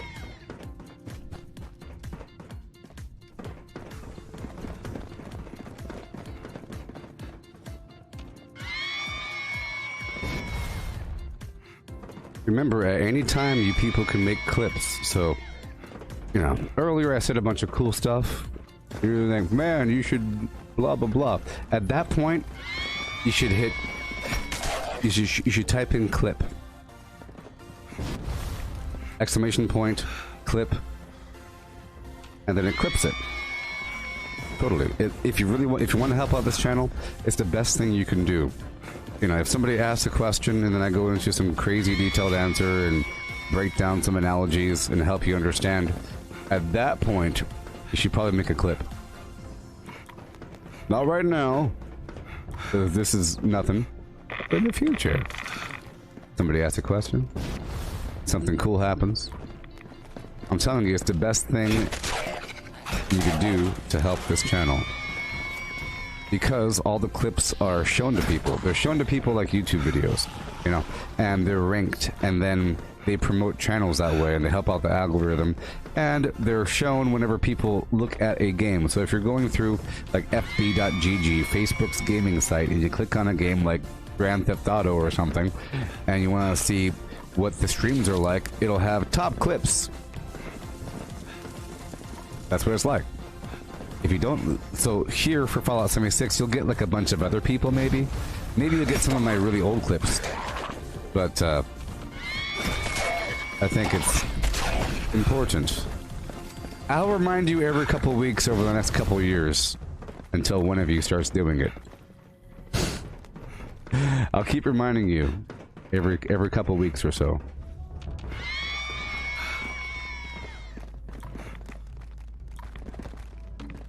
People do it on occasion and then they stop doing it. But, yep, I think it's really important. Depending on what's happening, you know, depending on the thing.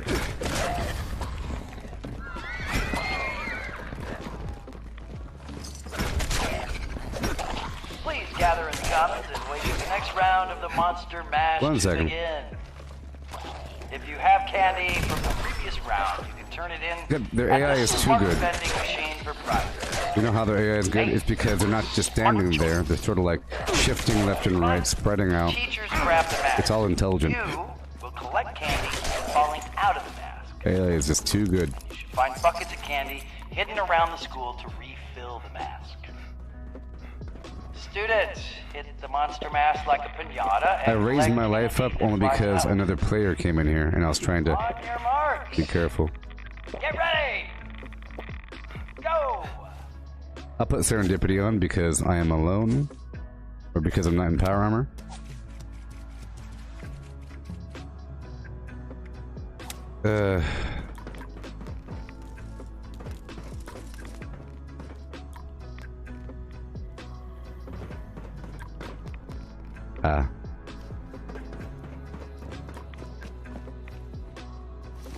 Well, I think there should be better clip controls on Facebook.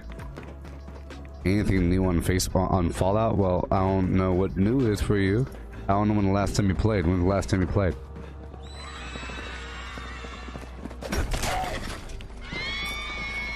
If it's been a while, then yeah, all kinds of new stuff.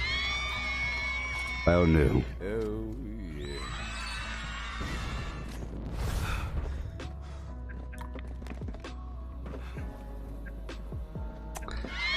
You know what? I don't know if this is round... Is this round 2 or round 3? I don't know. This might be round 3. I just don't know. Sucks. Sucks, I don't know.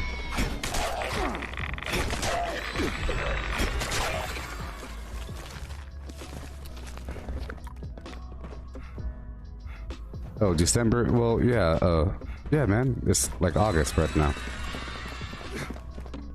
So much stuff has come out that it's hard to even talk about. The main thing that came out was the seasonal progression. And they had a bunch of new items in there. I don't know if you played since, like, Wastelanders and all that garbage, but a whole lot of stuff came with Wastelanders. There's also a graphical increase. Everything's all shiny and greased up. What's the point of me dying during the last round? Well, is this the last round or not? Is this round 3? I don't remember. Is this round 2 or 3?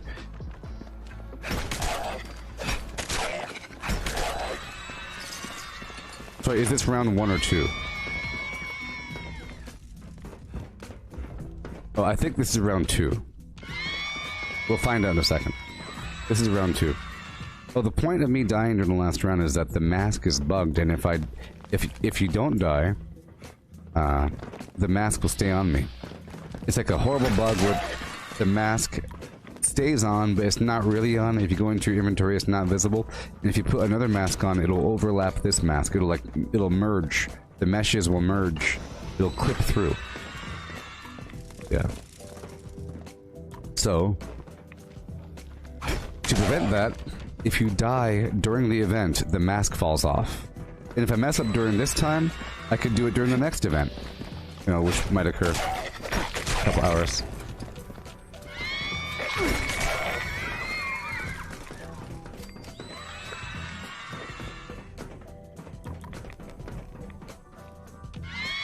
Meat Week is over on Xbox.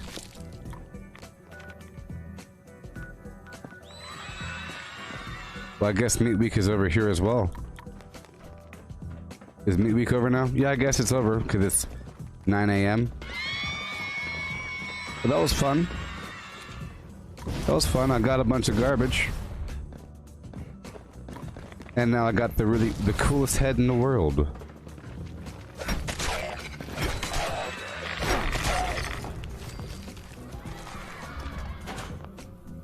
It'd be nice if last Meat Week they said, by the way, this is the last one. They probably should have said that.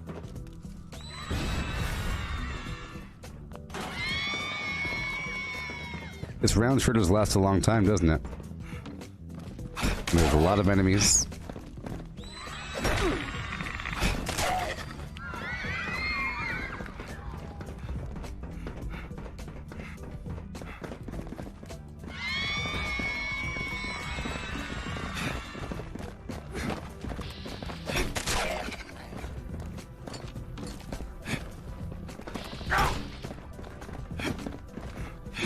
Okay.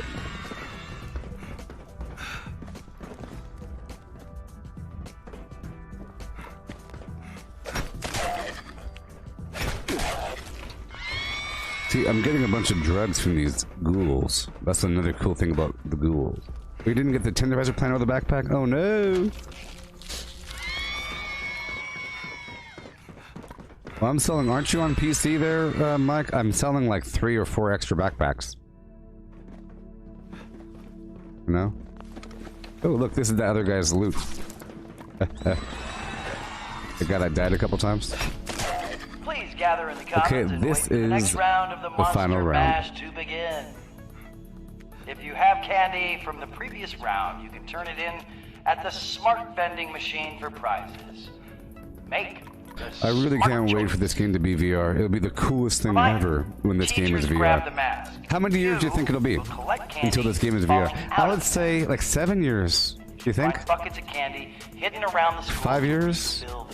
5 years until it's VR? Students, hit the monster mask like a pinata. I think it'll be I think it will be in VR one day. I think many games will be in VR, and this will be a VR game. Get ready! You know? Go! I think there'll be a revolution, or there'll be a wave of many games getting VR versions. That's going to happen. Halo VR. It's going to happen. Diablo VR. It's going to be the coolest thing ever, and that'll be expected. At a certain point, so 1 year in gaming in the future, because of things that have been set up before, it's going to be expected that every single game that comes out that's AAA either has a VR mode or is VR completely. That's going to happen. It's going to be expected that the new Uncharted for PlayStation is in VR or has some weird VR mode. The Call of Duty Zombies, it's going to be in VR. I mean, that's going to be the whole point of it. This is 100%. I'm 97% sure here. Unless the world explodes or something, it's going to happen. It's going to be a revolution of most games becoming VR. And this game's going to be one of it's going to be one of the best. One of the best, people. Because there's so much to do. In any VR game that you have, like you can make a house, or you could have a bed, or you could have a room, your own personal property. It's wonderful. It's going to happen. Yeah. So, at the end of this round, I have to kill myself.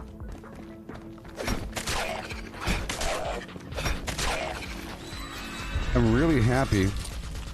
Oh no! Dang it. I missed the timing. I wasn't paying attention. So now now the mask is stuck on my head. So what happens with... Oh my gosh. Look. Look at the fusion.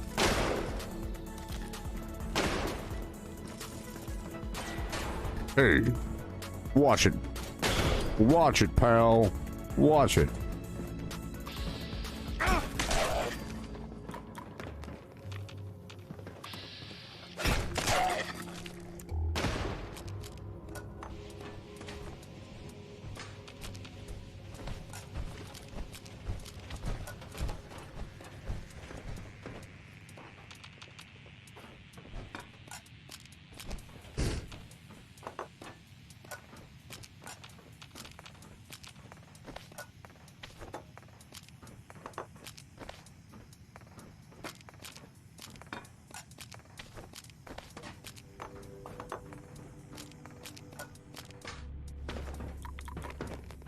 What game would you like to see in VR? If you could have any game that you've played in VR, you know, like a VR version, what game would you like to see?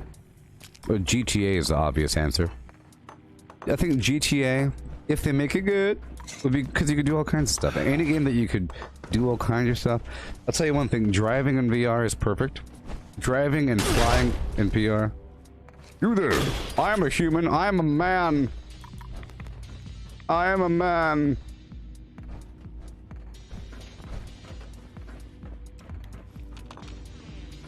And hail.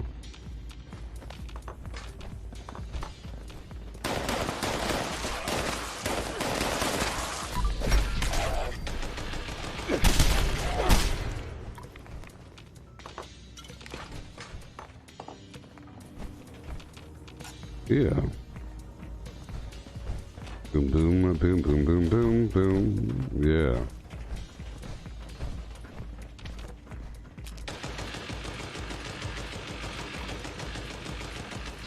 Let's walk outside and drop it all off.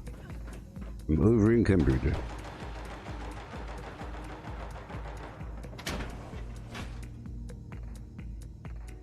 Yeah.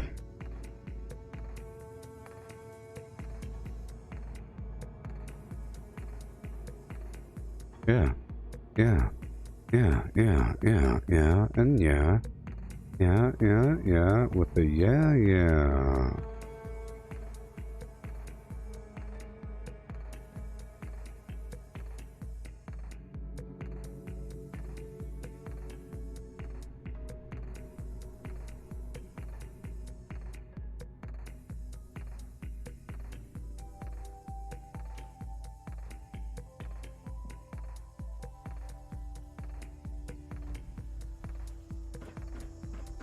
Hello, students.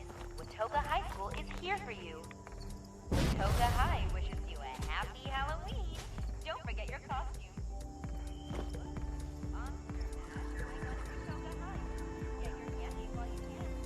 All right.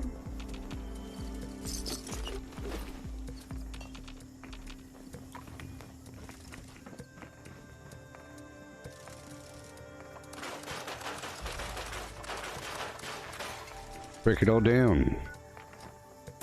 Got ourselves a bunch of candy. Now I'm sitting pretty at 987 Yeah. Uh-huh. Ooh-hoo. Grill master hat.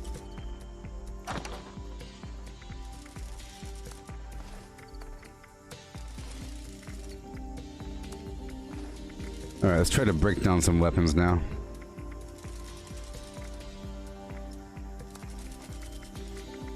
I could probably sell that Ghoul Slayer compound bow for a lot of money. Basically 1 star, you know. Well, that was the last item I got from the last meat week. Oh yeah, jetpack fuel. Yep, jet fuel. A lot of candy. Too bad my store shut down. Let's sort by weight here.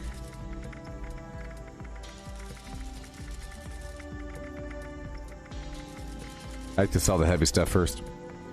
The missile launcher. I'm about to script this garbage. Missile launcher. Faster fire rate's always nice. Berserker's Gauss minigun. Stalker's clandestine. Well, limb damage is always nice. Yeah, sure. Berserker Railway. Furious Fixer. Suppressor's Cryolator.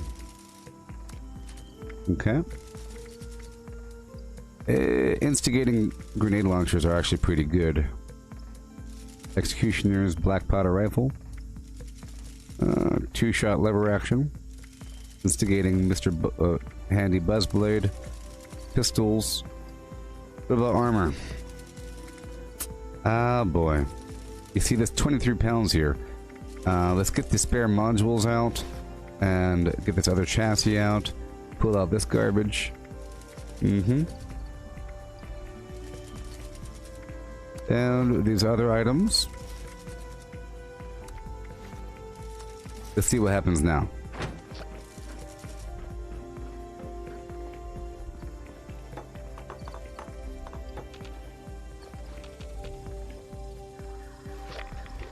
Hey Cortana, who is the world's most fearsome fighting team? I pulled up some videos for you.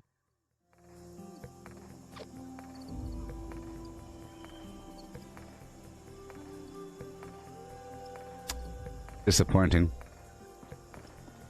Disappointing. Anybody know the answer? Anybody here know the answer? Who's the world's most fearsome fighting team? Huh? I'll give you other hints. I'll give you more hints as time goes by.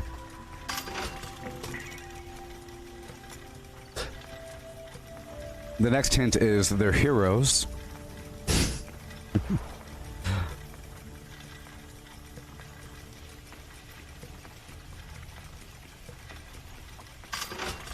All right.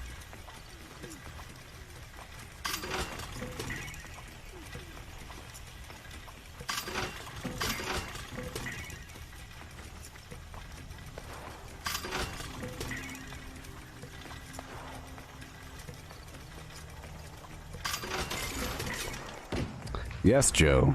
Yes, Joe. And yes. See, Joe knows, but Cortana doesn't. You know why? Because Joe's a human. And Cortana ain't. Joe's from this dimension. Cortana was born yesterday. Okay, spare modules. They're heroes. They're in a half shell. And they're green. Important factors. Oh, yeah. Okay. Yeah. Yeah, yeah, and yeah. With a yeah, yeah.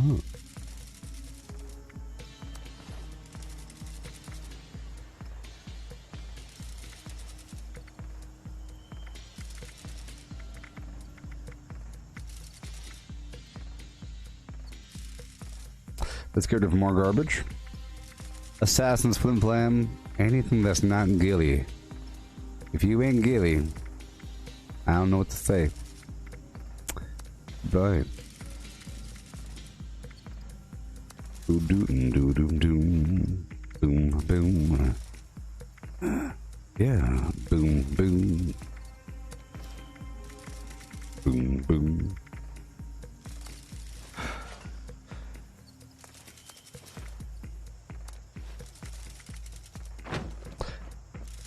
I don't know if double score is going on because I'm not getting any score. I'm already ranked 100. Sad. They don't have anything for us. All I'm really saying is they don't really care about us.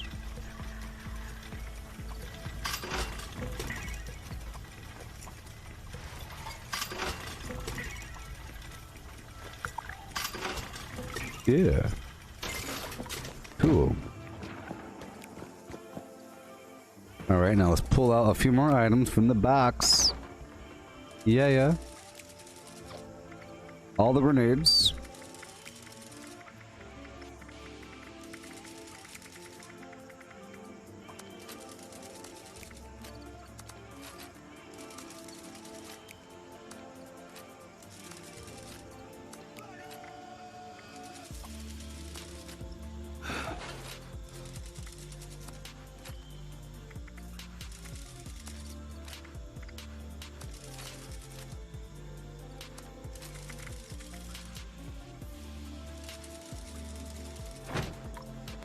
Okay, I'll take a great mentat and sell a few things. How can I assist you today? Well, step one.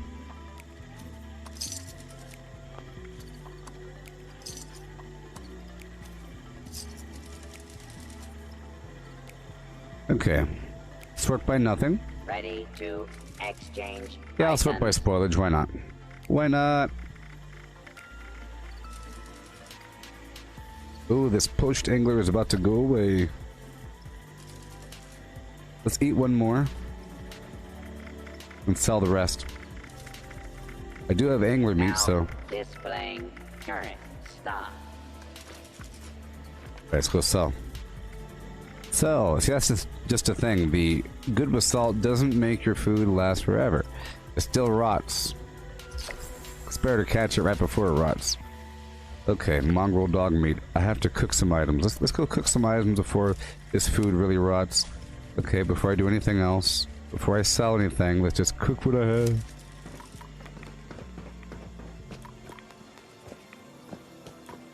Alright. Good morning, everybody.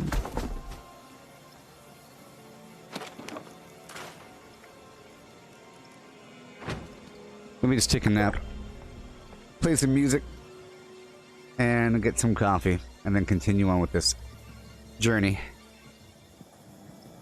Well, I need to cook whatever I could first. I have a bunch of foods that get spoiled. You know. You could have a meat that is 99% about to rot, like at the very edge of its condition bar, and then you cook it, and the food that you generate has full condition. So it's probably best to not cook. So let's say you have 20 angler flesh, and the angler flesh has full condition. It's probably best to not cook 20, because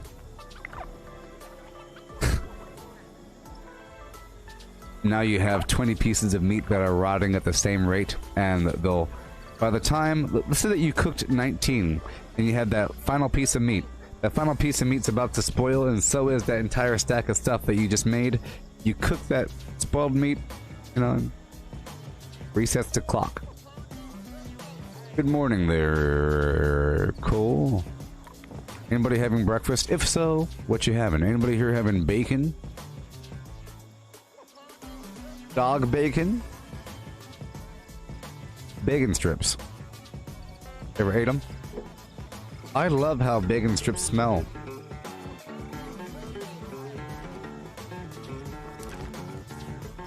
They're bacon. I mean, look at them. Bacon strips.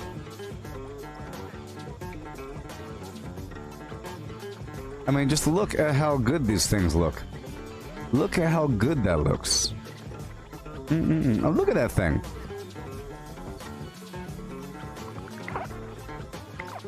Look at that.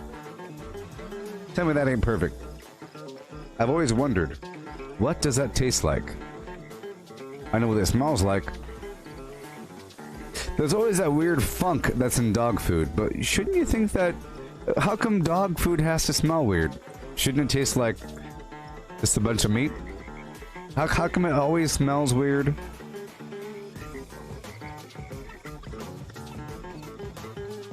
Dog owner claims that bacon strips don't have enough bacon.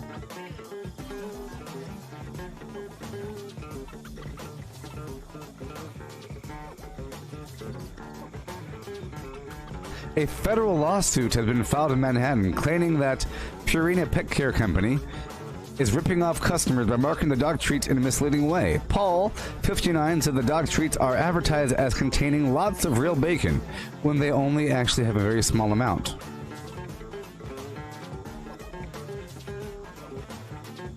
I was under the impression that bacon was the primary ingredient.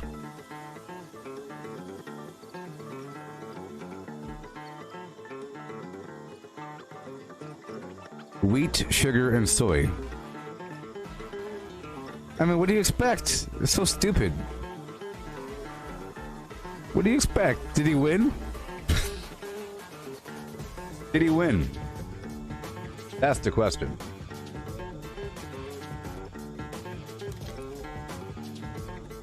All right. I'll be right back.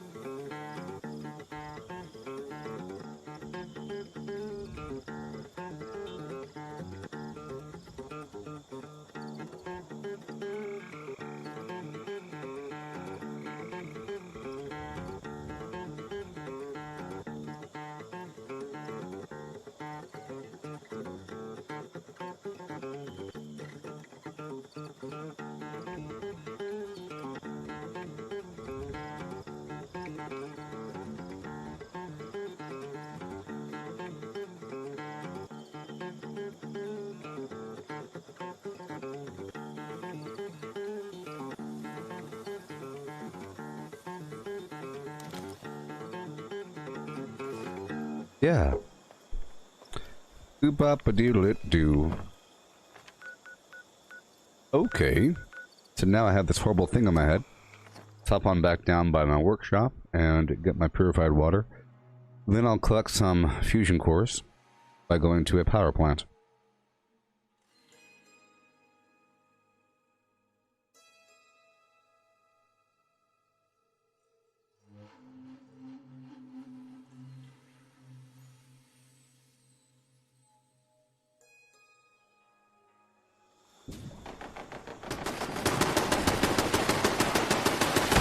Ooh, boy.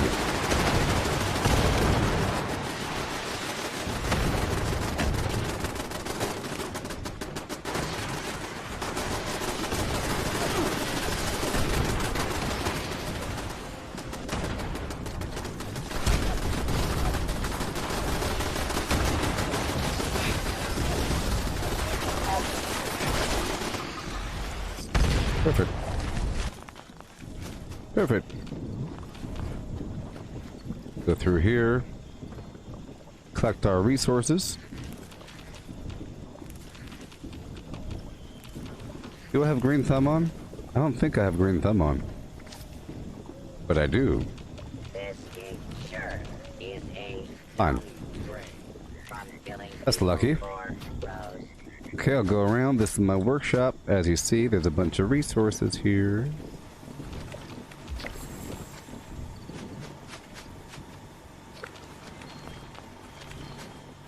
I sure wish those points mattered.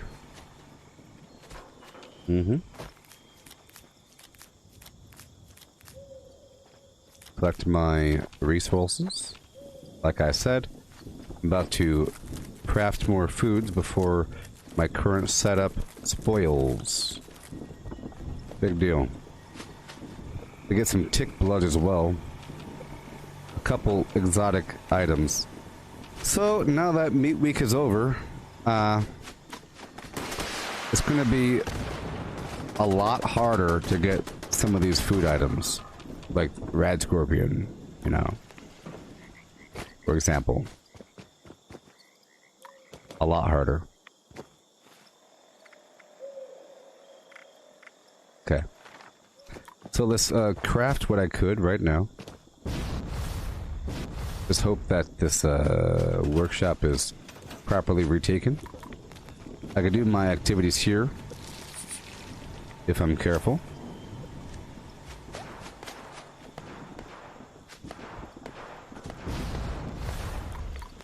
One second, let me clear out the area.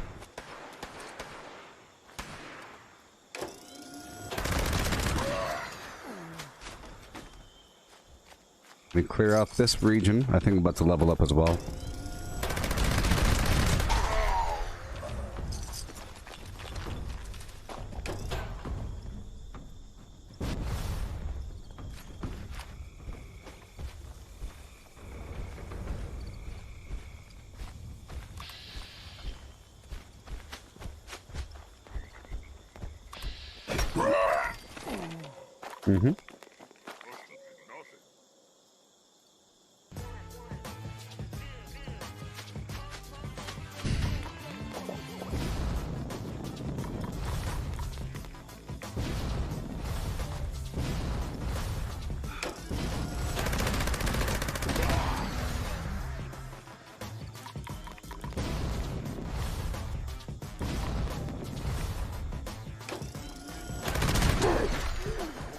Cut you down. Yeah.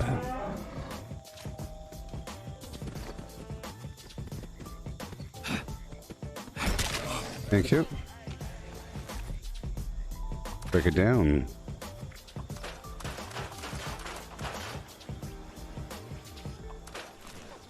Okay. Thank you, Penguin.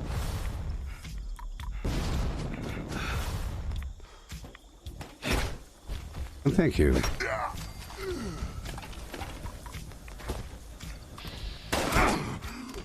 And thank you.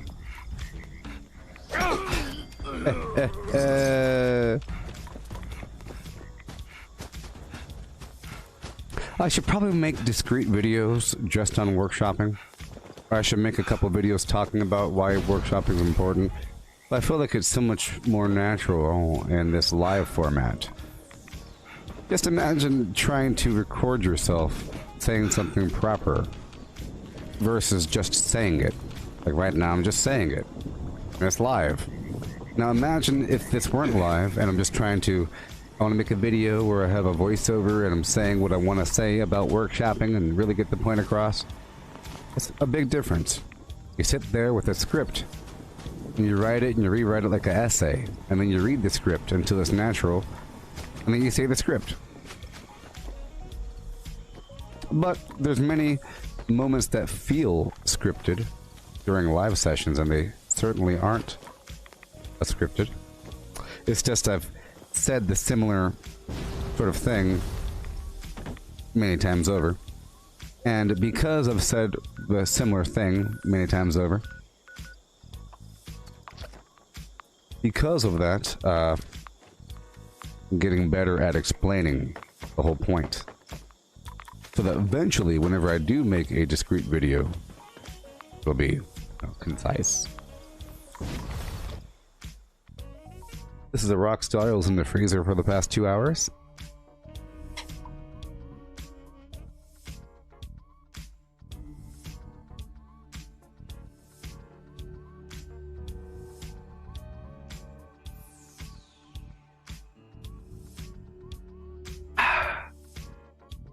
Now, imagine orbs of sublime energy around you.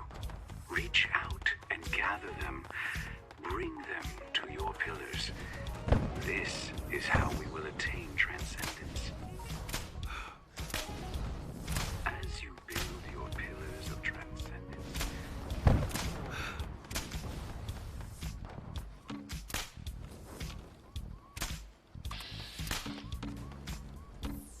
Peter Dinklage, I am. Peter Dinklage, I am. 1 second. Come on.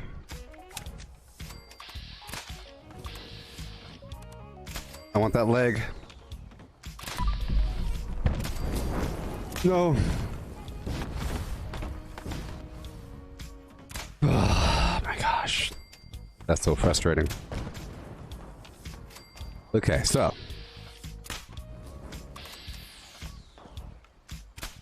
There we go. It's all set up. I'm good to go now. We're all good to go. The goal is to attack every single enemy before other people. My goal is to tag every single enemy that spawns before others. So what you're seeing right now is a great tip. This is what you should do if you want to get full credit at these events and tag every single enemy. Tag them in the leg with anti-armor bow. On fire, hit the group with AoE, dealing minimum damage. The enemy does not die. Other people have chances to attack things. And I'm lighting up the enemy. Big horde in the parking lot. This AoE is wonderful.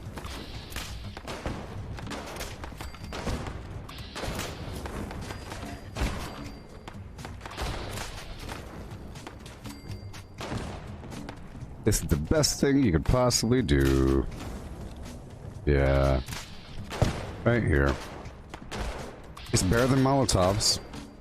It's better than Tesla. Okay? Tesla doesn't work like that. This has an infinite thing, and it doesn't... Tesla doesn't, you know, show the other players where the enemies are on fire. You know. Molotovs are slower. Legendary? Legendary at the bridge node.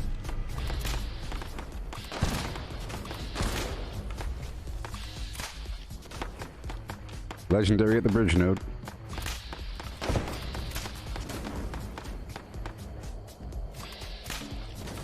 Yeah. This thing right here is what you should do. Okay.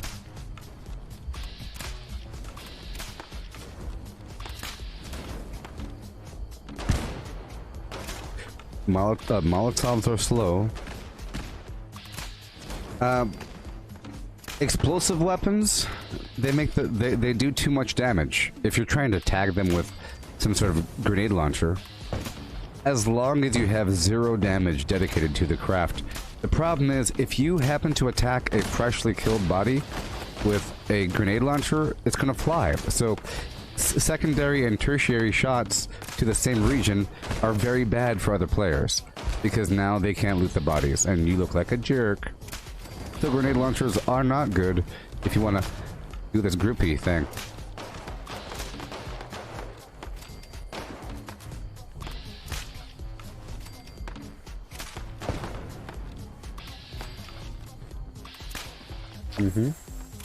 Legendary cliffside, legendary cliffside. Oh, hey, repair fast. We're about to loot this whole thing in a second. I'll go inside and repair. Better watch that bridge real quick. It happens quickly. I'm sacrificing.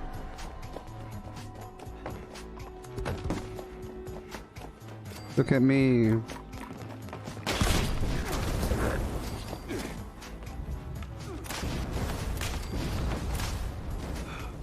Discordant forces oh yeah. form in response to our fears, doubts, and insecurities.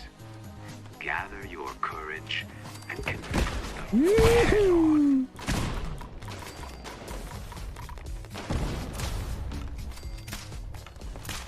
Hey man. Bunch of garbage. I think I tagged them all.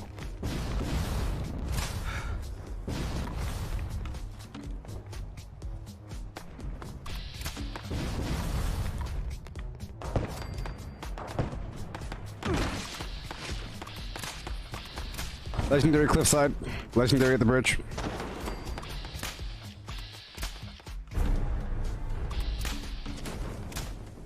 Legendary parking lot.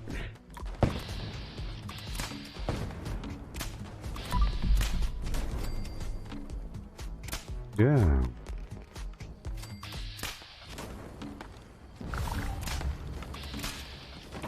So much fun.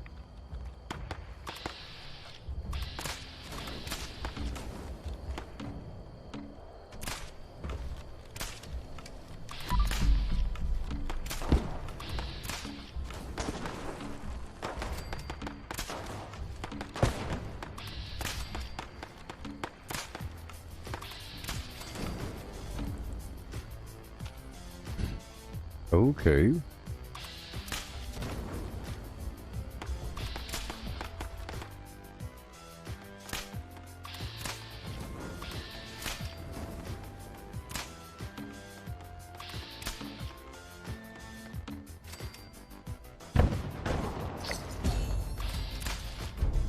All right.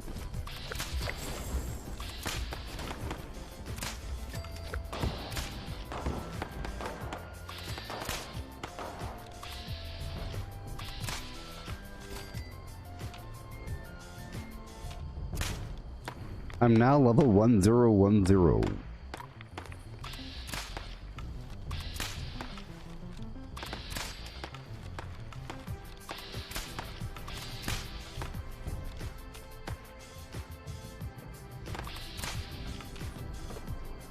All right, we're done. Now it's time to loot.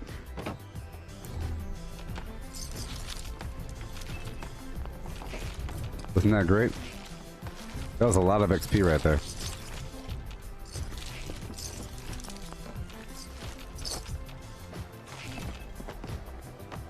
Doesn't matter if I actually used the tasty squirrel plan.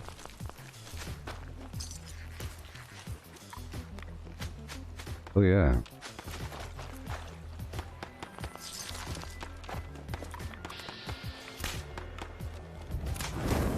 I do love using a firebow.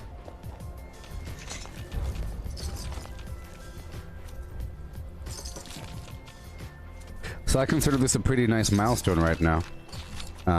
Level 1010. I think that's cooler than being level 1000.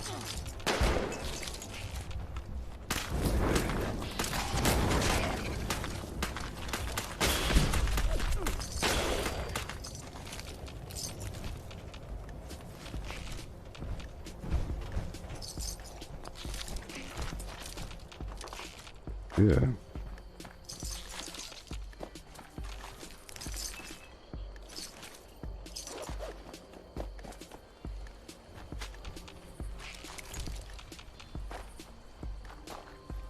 And there's silt bean out there for me somewhere.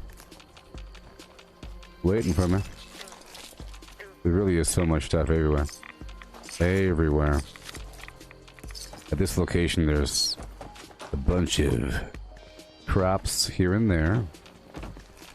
It's a primary spot for the wild carrot flower, which is used in the mentats recipe for berry mentats. There's a bunch of tarberry in this water if you make tarberry juice, but I'm not currently making that. There's some aster, which is used in a bunch of recipes. A lot of it. There's like an aster hub. See, there's aster all around here. Right over here. Some in the back. Big old crop. There's blackberry in the back as well. And there's like a small farm in the back of this building. And there's some silt bean over there to the left. And some blood leaf. All around the water. As is usual for watery locations.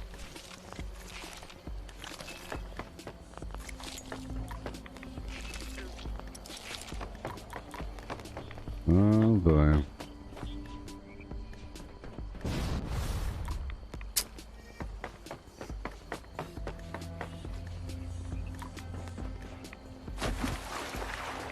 Okay. All this garbage.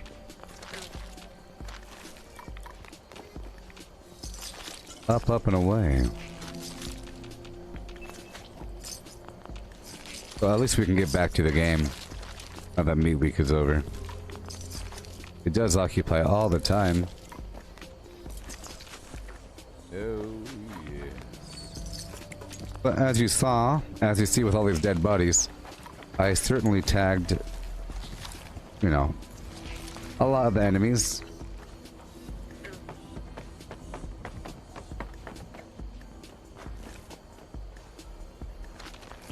I don't need to do that. I could make some berry mentats, but we'll see. We'll see.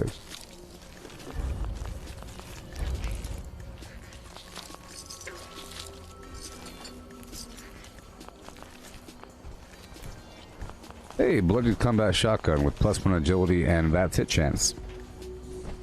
Yeah.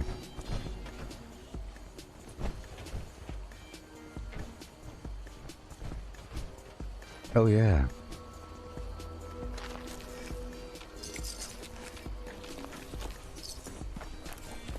And then in the back of the building there's a bunch of garbage, but I'm gonna go over here first. No, let's go down here. By the way, the kitchen. Normally you have to run through the whole building. See, you don't have to have a whole archery build to do what I just did. I don't have any perks dedicated to archery. And if I did, that'd be kind of bad.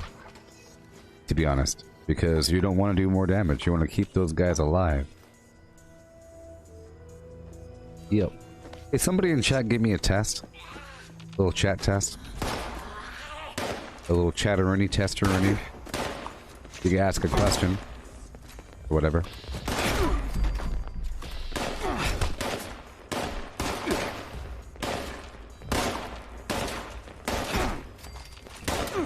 Okay. Hey there, Chris.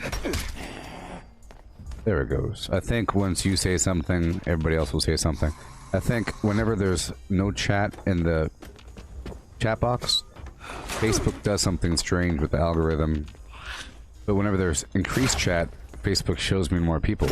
Because this is the active chat, this is the active live stream, you know? It's like a thing, it's like, it's cumulative. Okay? If you're popular, you'll already be you'll be more popular. If you're not popular, you'll stay hidden until you have some sort of ongoing long-term growth so that a person will show up to your live stream, you know? And that's the whole point of it. It's like a long-term growth because if you started from scratch, you're going to have 0. You're going to have like 1 person or 2 people, some curious people.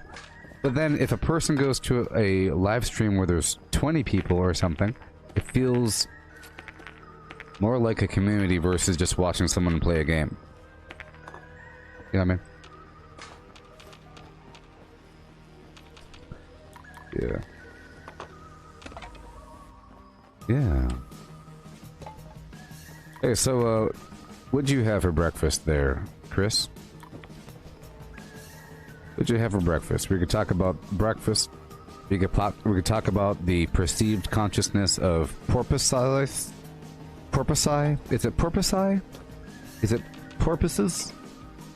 Is it porpoises? I don't know. What's the plural of porpoise? The porpoises? Or is it just porpoise? Check out all those porpoise out there. A whole lot of porpoise.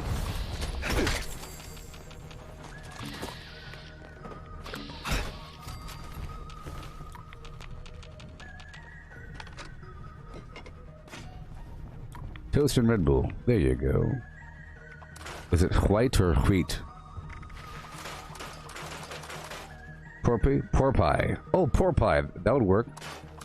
Yeah, I didn't think about that version. Just like you have one antenna and you have two antennae. Pick up all the antennae. What? All the antennae. Oh. Okay. Go back down to my workshop.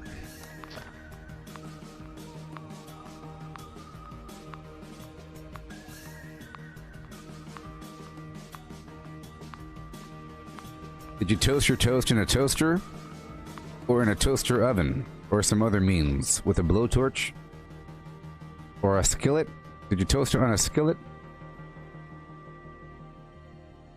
Did you do it right on the heating element? Put it right there?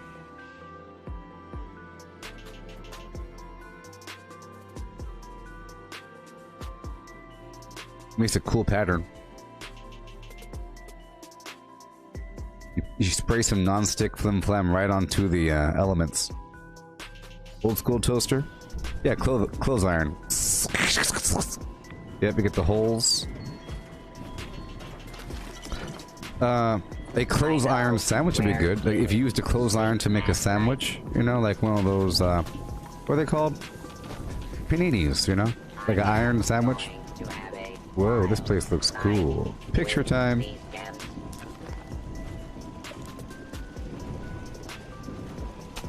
So check out this workshop.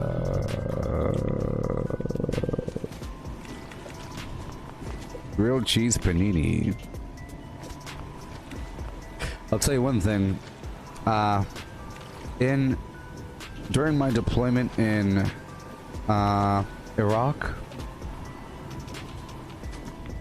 in the dining facility, they had a panini machine in the back. You can make your own. You got all the things. You go flap. Wonderful. You can make your own panini. Fantastic. It was a civilian-ran dining facility. Sometimes you luck out with some good dining facilities. There's nothing wrong about military-ran dining facilities, but the food is a bit different. Darn right I served in there, I mean. For 14 years. For 14 years.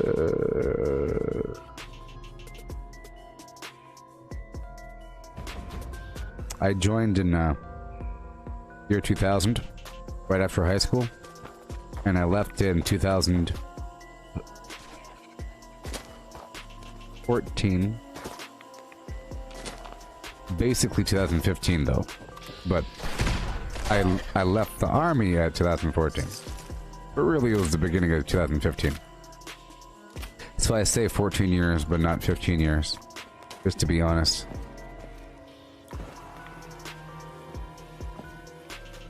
A long time. A long time. It's a whole lifetime. I hope you know that, right? I hope y'all know, all y'all that think I'm not doing anything with my life, that's a whole lifetime. Many things happened. Many, many things happened.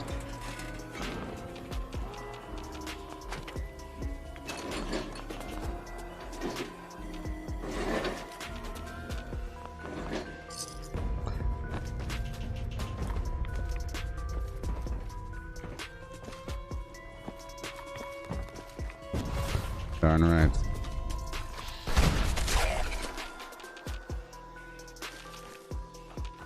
And since we are talking about Workshop Conquest,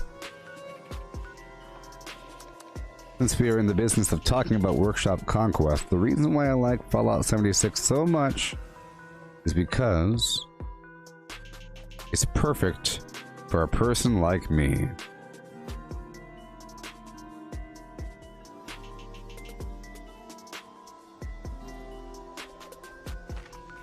Let me back out really quick and rejoin.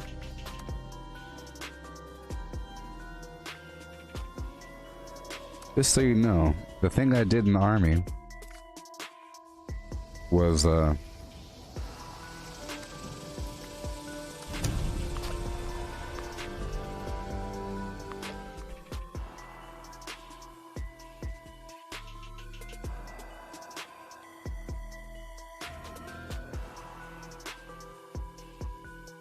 know,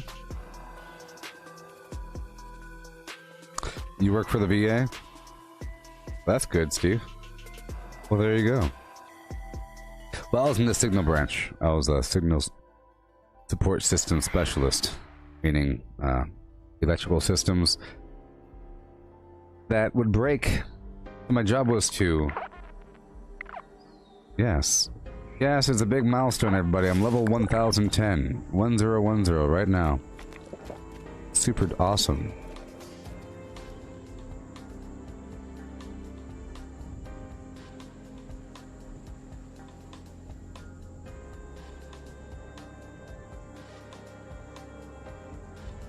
Oh, yes. It's a milestone.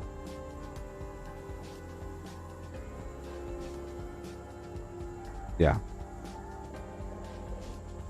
Yeah, so in the army, my job was to do stuff for the man. So it was to install, troubleshoot, maintain, and not so much operate. See, not so much operate. I wasn't an operator. I was a troubleshooter, maintainer, installer, and teacher. I had to instruct the user on how to use their newfangled product. Okay? But I had to figure out how to use that newfangled product of technical degree, whether it be software or hardware. New stuff all the time throughout the 14-year course. I would have to figure out the stuff, install it, and fix it when it breaks, and then teach the user how to not break it in the future. You see? And usually I worked alone. I'm taking over a couple workshops. Usually I worked alone, and I had my own office from time to time. And typically I was also in charge of the encryption for the radio systems and for the network and for the heliocopters, depending on when I worked in aviation.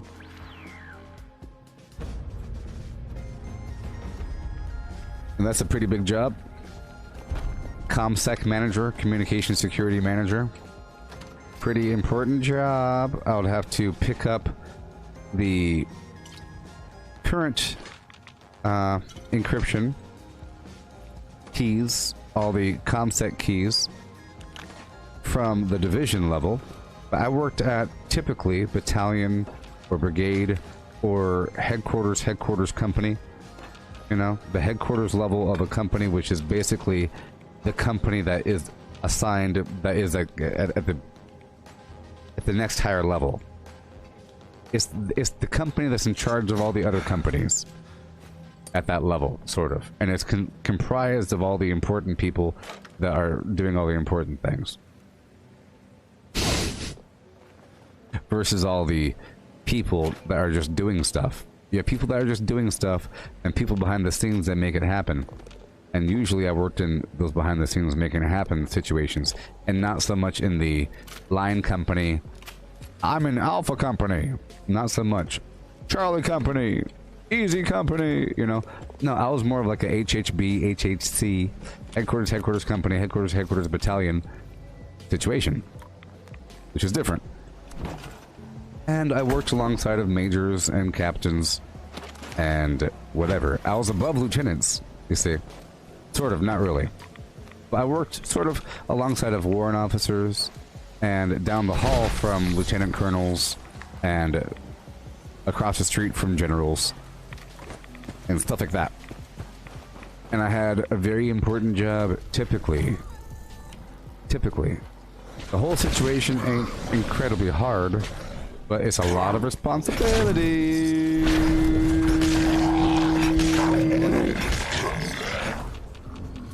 Okay. You know what the mission is. The mission is get the stuff working. Okay? Every so often, let's say the captain of your company or your whatever, or the lieutenant colonel gets some new product. Hey, we got these new Gabba Gabba Hee Hey classified flimflams. And they're supposed to be really good because they're part of that other thing. Can you make it work? Yeah, sure. And then you go there looking at it with the manual. You read the manual, you look at the thing, you call the number on the, and then you go there looking at it with the manual. You read the manual, you look at the thing, you call the number on the box, you talk to the field service representative, they send somebody out, you go over the thing together, you become like an expert in this newfangled thing, you set it up, you get it working, and now it's working. And then you gather everybody around to teach this big old class. This is a 48512 backhoe operator. It's designed to use 2 people to move large amounts of dirt. Now it's dangerous. You gotta... Here is a diagram. You know. It's all about that. What the heck? What's happening? It's not contested? What are you talking about? Look! What? Huh? So, it's a bunch of teaching. Okay? And a bunch of setting up. So, for example, what happens is the big people up top say, hey, we have this field training thing on the 22nd of September. Coming up, we're supposed to go. It's a big deal. We're even getting on a plane. It's a mock deployment situation. And we're supposed to test our gear. Our goal is to communicate and do all kinds of garbage. Well, you know what you have to do? Just like this, you know what you gotta do? So you pack up everything, you test everything, and make sure that all your stuff is working. And then somebody has a problem, you have a backup. Boom, boom, boom. You look at the thing, diagnose problems. A bunch of cables, a bunch of antennae. All kinds of garbage in this trailer. A bunch of camouflage tents and vehicles and, you know, inspections and layouts and stuff like that. Of course, there's shooting involved, based mainly inventory, right? So I'm trying to tell you how Fallout 76 is the perfect game for a veteran of the army with sort of my job. Okay. So, you know, all the time I'll have to go out there and prep something, clean something, get something ready for the next engagement, tear it down, fix it back up, and then you're always setting up in the field. You go drive out into the middle of the woods and you say, this is our spot. It's like, cool. It's sort of like camping, but not really. It's camping, but it's not, you know? So if this was it, you set up your tent, some barricades, concertina wire, you know, all kinds of dugout points and all kinds of weird stuff, and I'll be in charge of making sure that everybody in that compound can talk and that they all have communications and that everything is working properly, and that maybe you have cameras and other things, and then it's all about how do you get power to those cameras and other things about that. You put the power up here, sandbags, all kinds of stuff. It's complicated, but it's basically this darn game, sort of.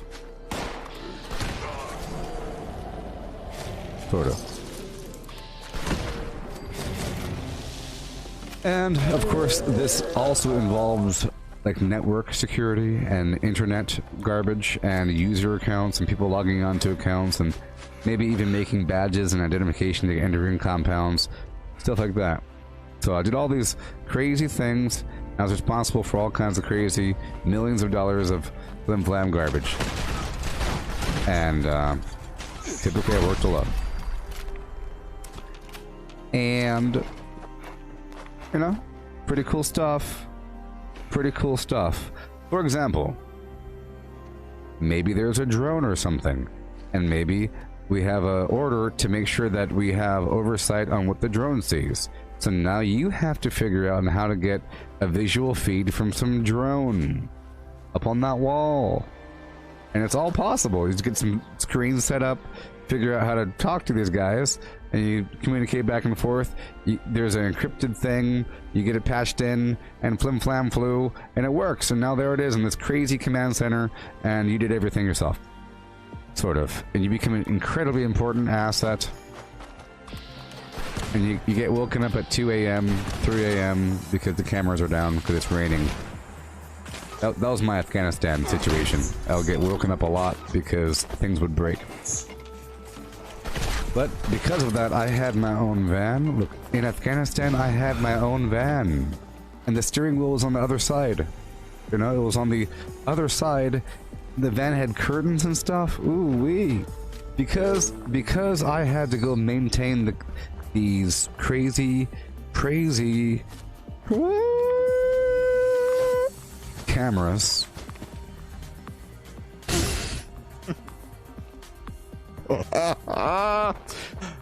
Okay, because I had to go maintain these cameras out there, and they're like outside the compound. I don't have to go drive out there alone sometimes. Sometimes like every day I'd have to go drive out with my little rifle. See, the compounds are cloistered. It's like a compound within a compound within a compound, or some garbage, and there's always security here and there. Where are the liberators? 1 second. You know, so I would have to leave the first wall of security and drive out towards the outer rim layer of security. I can't take over this spot. Let's go take over this spot. You know?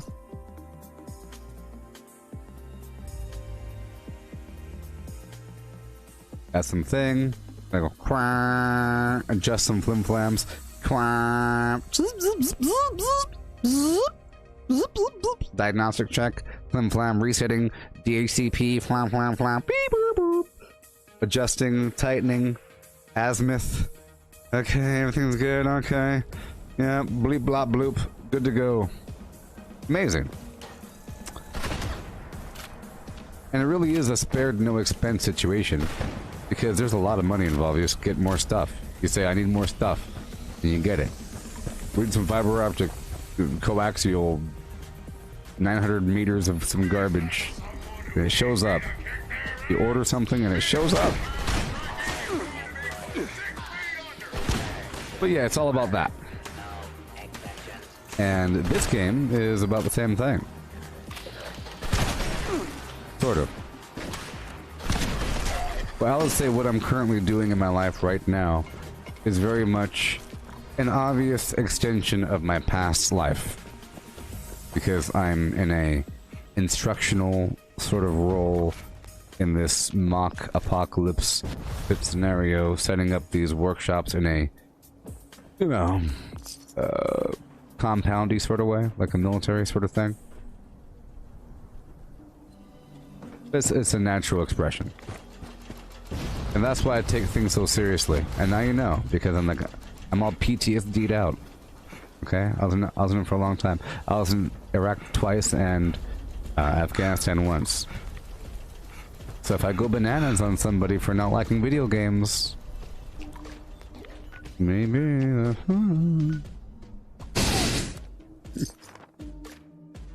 I just know that everything's relative, and you know, it's pretty serious. If you start messing around here, you probably mess around in other areas. You know, everything's reflective. If you're a cheater here, you're probably a cheater on the battlefield, and you let your buddy die out. You know, you're probably a cheater everywhere in life. This isn't just about this game, it's about everything. I'm using this game to teach you about existence. It applies. It applies. Preparation, readiness, you know, making sure you're ready, and constant state of training, always training. Do you think a soldier says, I'm a pro, I'm good, I'm done? Done. I don't have to go to the rifle range anymore. I'm the expert. Oh, perfect. And you never stop practicing. That's why I don't like that phrase. Because that sort of person might say, well, once I hit expert at the rifle range, I no longer have to go. You know? I no longer have to go because I hit expert. No! Skills fade. Entropy. You don't use it, you lose it. You think you're the master at something, but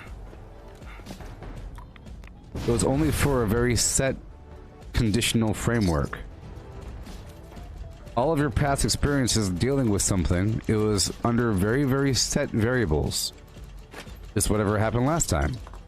You say, yeah, I've been on the Autobahn, it's fine, you can drive as fast as you want. Yeah, when you drove, what if there's somebody else driving fast next to you? What then? What if there's an accident? What if a plane crashes? A million things could happen, and then until you live through all those moments, then you can say that you're good to go. But an average person, a naive person, might claim victory all too soon, which then makes them bored because there's no more progression. But wisdom teaches you that you're never done, and that you're always learning, and you're always growing. Well, I guess that's the military values rubbing off inside my brain.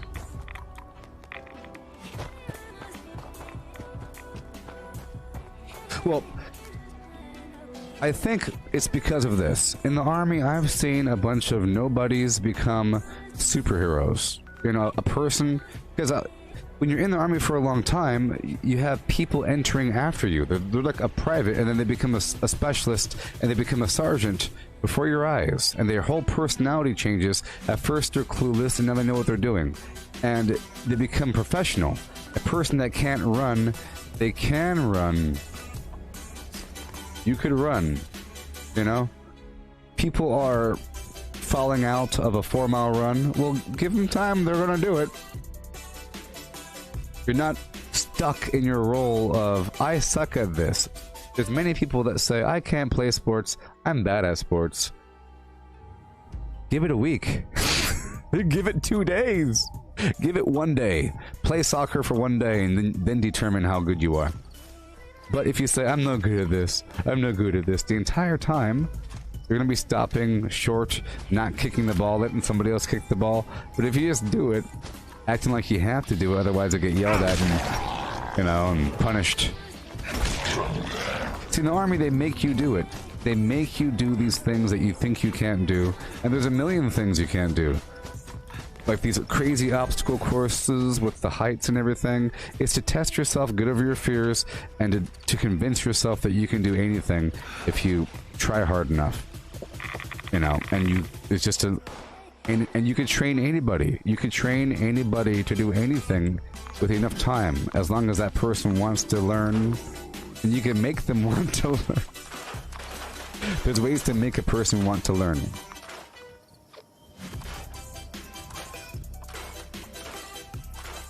Yes. I think many people are,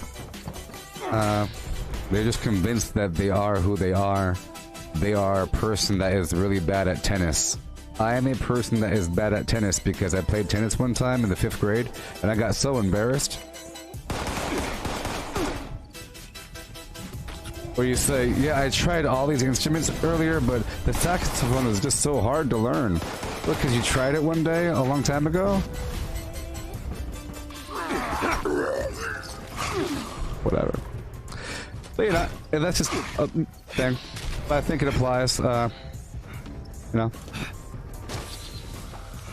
This is a new server. You see, I tried server hopping to... Nuclear strike imminent.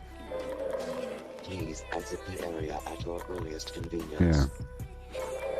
Thank you for your cooperation.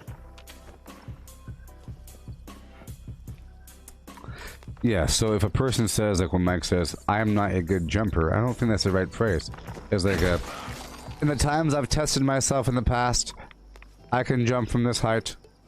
Blah, blah, blah, blah, blah, blah. A big old paragraph is what you have to really say. Or say, well, I haven't trained in a while, so it might take me a little bit to get up to snuff.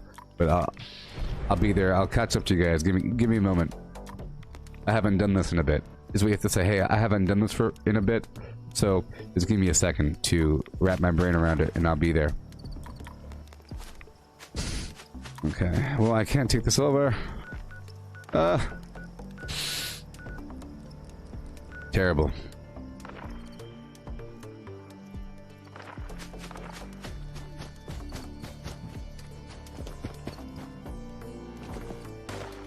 Yeah, so whenever I'm building workshops and you see me connecting a bunch of wires and everything, and I'm running wires back and forth, that's because I enjoy running wires back and forth. It's very much what I did in the army. I ran wires and cables. Sort of, from time to time. Crawling in some attic or whatever.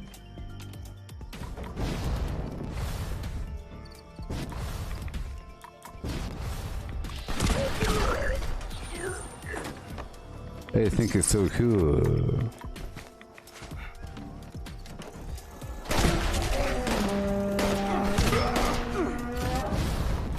I remember... I was stationed, you know, in Hawaii, Oahu, blah blah blah, for 3 or 4 years. And we had a training exercise on the Big Island of Hawaii. The Big Island is called Hawaii. In case you don't know, there's like 5. There's 5 islands. Well, there's more than that, but you know. It turns into coral atolls and so forth. The Big Island's called Hawaii. Hawaii.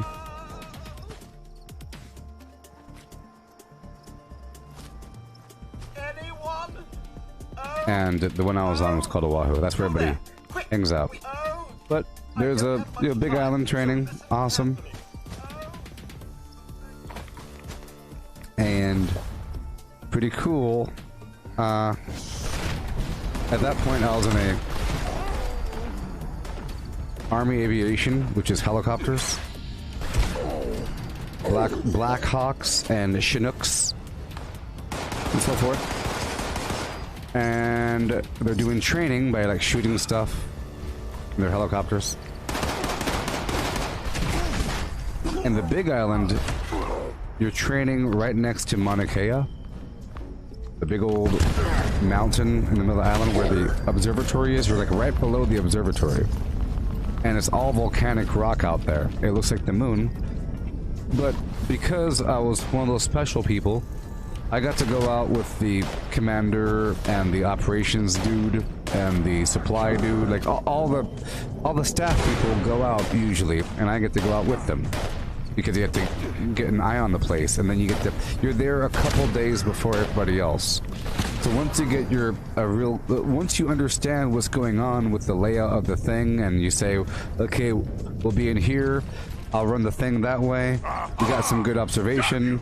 Blah blah blah. Like once you really have a mindset of how everything's, because you're there before the equipment, you see? You're there before the equipment.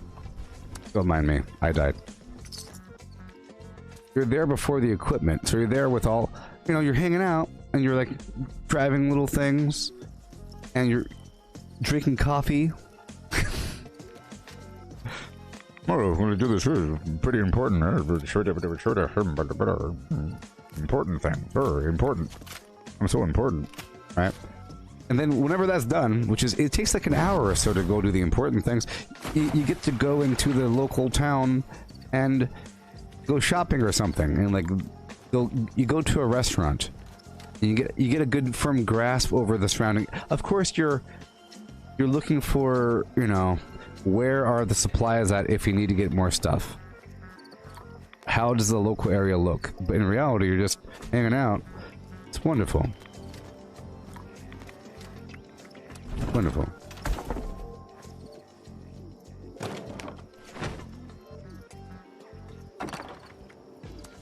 Wonderful.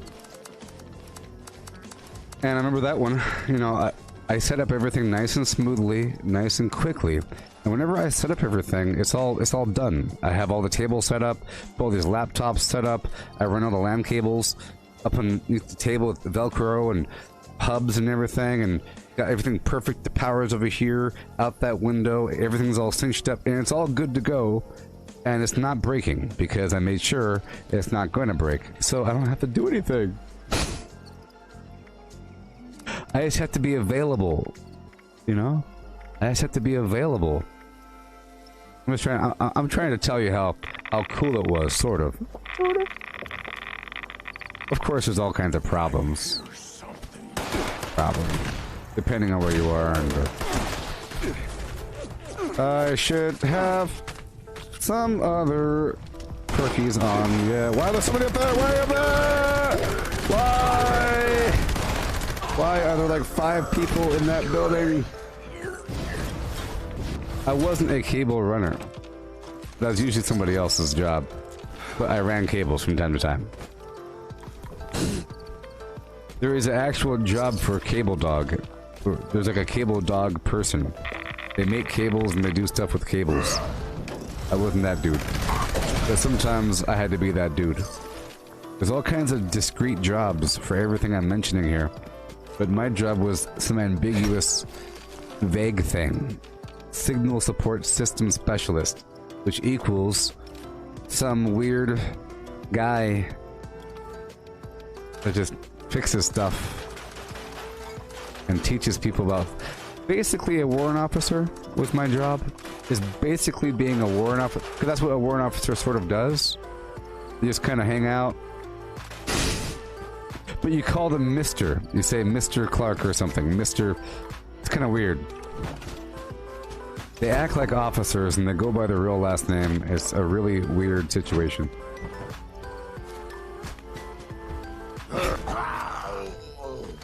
Mr. Master. Alright.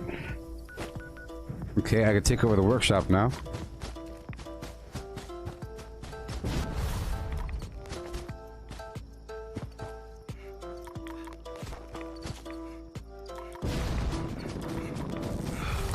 Yeah. So the main point I'm trying to get across here is that this game is kind of awesome for a veteran, and my general gaming mentality of failure is growth, success is stagnation, and the anti-cheating thing and valuing trying hard sort of comes from the army and my time in the army and my perspective. And my reflection on how you could really train anybody to do anything and to become really good at it. And that all humans are, and of course there's other reasons why I say what it's like a spiritual thing, like a metaphysical thing, okay? There's reasons why. All humans or consciousness in general is capable of wonderful, mighty works. Wonderful and mighty works. Let's go down here to Thunder Mountain and take it over. Hey there, Misty. How's it going? I was just talking about the army for a bit. And how this game is nice for a veteran, and how my former job is very much like this scenario here. My former job in the army is very much, you know. Well, you're debating joining the Army or the Navy? Well, I do know that many people in the Navy, unless you have a very specific job, if you have a very specific job, you could have a wonderful time in the Navy. Just know that the Navy's standard of living is higher than the Army's. Sort of. It's almost like they're the Air Force. They're treated differently. Army is sort of treated the worst in terms of, you know, well, it goes like, it goes Marines, Army, Navy, Coast Guard's over here, like Coast Guard, Air Force is the best in terms of treated the best, and they get like the best stuff in their barracks and everything. And if you ever have the Air Force part of an Army base, it's going to be much better. And their rooms will be better. They'll have, you know, their own bathroom or something like that. And they'll have like a little kitchenette, a little TV, little things like that. You know, I think the Navy's like that a little bit. But most people in the Navy are on a darn boat. Okay, do you know how it is? It's basically like you're deployed the whole time. In the army, your deployments are out there. Over there. Over there. You're in some dirt hole and you're living in some land. But in the Navy, your deployments are like on a boat. For a long time. You know, you're like, your tour of duty is in the middle of the ocean. And you're sharing, you have no personal... I don't want to be... Because you could like this sort of thing. You could totally like this sort of thing, okay? Totally. Because you have to share a bunk with somebody. Like, you sleep there, and then when you're gone, somebody else is sleeping there, you know? You have like a little area for your stuff. But you're all sharing the same area, you know? You're like a bunch of little insects living in some hive. But you could like that sort of thing, okay? You don't always do that, but that's what you do. Depending on your job. But there's lots of cool, weird, technical, crazy, you know, Star Wars level jobs. In the middle of some submarine, doing some panel thing. On deck 5, going... People are doing the same exact thing, but with more room to walk around and breathe in the army. And there's lots of... Look, there's lots of really cool jobs in the army. But maybe you should think about doing Air Force. I think Space Force is an... it's sort of like a mutation off of Air Force. The Space Force came from Air Force, just like Marines came from Navy. Maybe. Okay, right now I'm not using, oh no. 1 second. Yeah. Have you thought about Air Force? If you're smart, if you're a brainiac, you might want to go towards Air Force. They take the smart people. You know? So if you score really, really high on your entry exam, they'll say, "Hi, have you thought about doing the Air Force?" You know, so think of it in that regard. It's like, why would they want smart people? What kind of job is it? What is the atmosphere in the Air Force? How do people generally act? It's a big difference. The general atmosphere of your work environment really matters. And the Marines is different than the Army, is different than the Navy, different than the Air Force. It's all different. And it's different from company to company. But there is a general mood. There really is. Really is.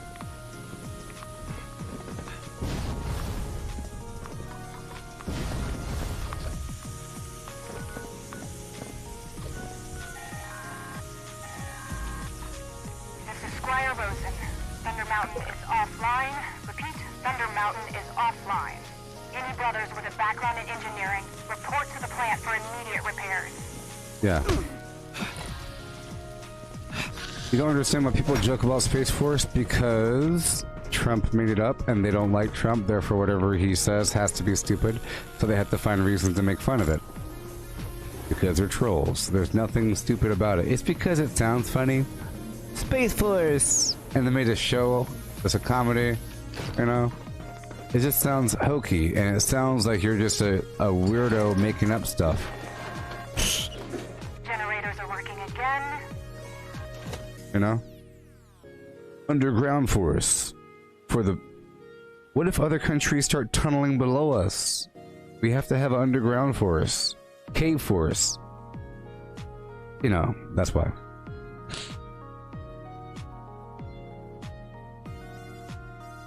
Yeah, Sarfany. The military police, it's fantastic. You should do Army military police. I think you'll like it. If you're thinking about it and you want to be a police officer in your town, they want military experience, yes, you should totally do it. And look, they have lots of power. The military police at a military base, they drive like one street outside of the military base. They can't pull over other people, I don't think, but I think they can if you're like one street outside. Well, just know that military bases are really, really controlled. There's all kinds of border security. You're basically border control for the military base. Think of that. Think of the military police as being border control for the independent country of your military base. So if you are at Fort Bliss, Texas, okay? Fort Bliss is basically like its own little sovereign country with a border that you can't get into unless you have a very specific form of ID or a temporary pass. And you lose all of your rights, or you lose most of your rights when you enter a military base. It's a different situation. You can't take pictures. They can search your car at any time. They can stop you. So they can do search and frisk on a military base. You know, it's completely different. So you can pull over cars for basically any reason.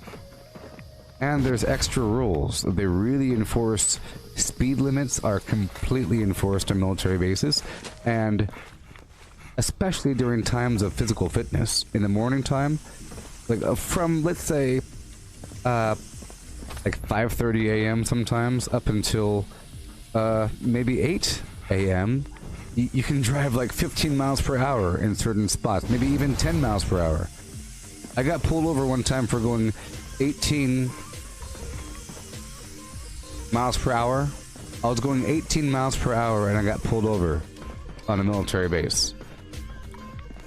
It's just a warning, but the warning goes to your first sergeant, and you know, it's not really a warning. I got an Article 15 for that. I got a summarized or a summary or the lowest level of Article 15, where I was given on-post restriction and extra duty for 2 weeks. Okay? I was given hard labor for 2 weeks for going 18 miles per hour. Hard labor. That's what the Army does. Hard labor. So basically the way it works is if you get in trouble in the Army, whatever, after a couple, first you'll get a counseling session where your boss talks to you, and then they'll write it down. That's a written counseling. You got verbal counseling and written counseling. Okay? After, if they write down, let's say, 3 infractions within a 1 month period, like you showed up late, your uniform was messed up, and you didn't have a haircut at 3 different occasions, they can say, you know what, we gotta do something about this, you know. It's not learning, I'm sorry, but we have to, I'm gonna recommend you for Article 15, blah. That means that you have to go talk to the first sergeant and commander, and they punish you, and they take away your money, maybe, and they take away your rank, and they give you hard labor for a couple weeks, maybe, and they say you can't leave base or you can't leave your room, and you can go just to the dining facility, to the gym, and to the shopette for a couple weeks. Imagine that. You get house arrest for 2 weeks and hard labor for going 18 miles per hour. The reason is because somebody else recently went 70 in a 30 and then drove their car into something after, you know. So because of that, they really hammered down on all speeding offenses. On all of them. The reason why I got in trouble for going 18 is because the time was like 7:30 and there's still a formation out there running, and they were way down the road. They were way down there. You're supposed to go 10 miles per hour when passing troops. But they're way down there. I was slowing down. I was going 18, really far away.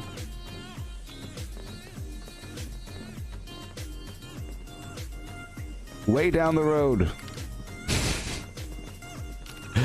But you know, this is how it works. There's a cop, there's an MP waiting on the side, and they saw me, pulled out behind me, and then there you go, and get your ticket. Didn't think it was a big deal, but they write down during formation, because the speed limit is 10. So it becomes, he was going nearly twice the speed limit. See? Yeah. Yeah, MPs are great. And they have a lot of responsibility, and they're really held at a higher respect than, they are the military of the military, you know? If you get in trouble in the military police show up and take you. Right? So they're trained to control, you know, problems in the military. Okay. I'm over encumbered. I'll take off Marshall. I'll take off Incisor. Oh my gosh. Oh my gosh.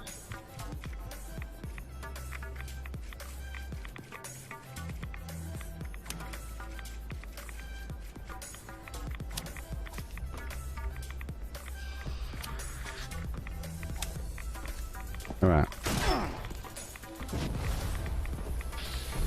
Yeah, so, yeah, sure. And they generally have, they are, so if you compare a civilian to a military person in terms of their temperament, personality, and values, and just overall demeanor, their haircut, how their uniform looks, you know, just in general, that same spectrum is almost like the standard soldier to military police, because they have to look very professional at all times, of course. Whereas, depending on the unit, it's kind of slacky. Sometimes some units don't care all that much about your uniform and your haircut and your boots and everything. Some really do. Some are insane about just making sure that your uniform looks good and that your haircut is tight and that, you know. You are clear to restart.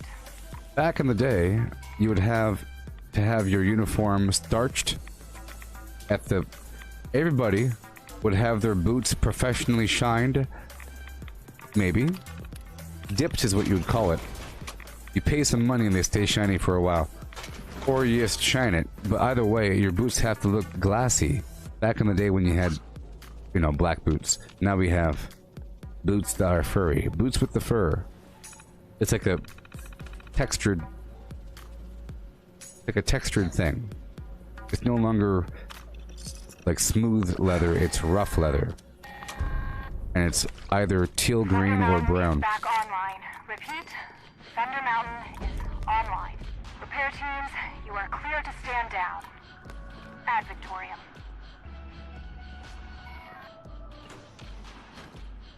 Yes. Yes. So Chris, you said you visited your brother in boot camp for the Air Force and how they folded socks was crazy. Yep, that becomes a thing. So what happens is, in the Army or any military situation, you have military schools you have to go to. So even in the Army and everything else, okay, you have different schools. You've heard of some of them. Airborne, Air Assault, Ranger, and then there's leadership development training. Back in the day it was called PLDC, now I think it's called WLC, Primary Leadership Development Course or Warrior Leadership Course. But it's sort of like boot camp for sergeants. Yeah. And you have lots of these schools, and so if you go to airborne school, which I've been to, I'm airborne and air assault qualified. Have you seen Band of Brothers? I'm air assault and airborne qualified. I'm actually a super duper hardcore. In case you didn't know, I'm actually a super duper hardcore. I described my job, and my job is pretty cool. Let's just say I was super duper hardcore. I used to be. Airborne air assault. But in that school, it's not just about jumping from planes and, you know, getting drilled and smoked and everything. It's not just about that. It's about... what? They have to really hammer in responsibility and like personal maintenance and readiness. That's a big part of it. Making sure that you have everything that you need and that you check everything a million times over and that you're not forgetful and that you care to keep your mind on task, because you can die if you do things wrong. You could easily die in airborne school if you do things wrong, because a lot of it is up to you. And that's the scary part. With normal skydiving, it's... you could, you know, just... whatever. But a lot of it is really up to you with the Yes, the chute opens up all by itself, but if you have your head in the wrong position, or if you don't let go at the right time, you could have your arm ripped off or your head decapitated thing, or you could break your legs and your pelvis and your spine when you land, because you're landing too fast. The military parachute, and you have to have your feet and knees together, don't point your toes, fold up like a Chiquita banana, roll over, do all kinds of important stuff. So in the middle, my whole point is that you have to have your socks all rolled up nicely. But you don't sleep there. They do these inspections where you have to have everything all lined up on this poncho, all neat, and you have to hold it at the right time. They do all kinds of weird inspections where you have to inspect some thing. It's a big deal. In any school where you live there, they really make sure that everything is perfect. If you fold each of your socks, you know how many socks you have, right? If you know how large your bundled up sock is precisely, if it's that far across, rolled up precisely, you can, with a glance, just see. And if you don't fold your socks, just think about not folding your socks that way. You might be surprised about how they fold their socks. Just imagine not doing that. Just imagine not doing that. Yeah, but yes, airborne is no joke. Airborne is no joke. You gotta do some stuff.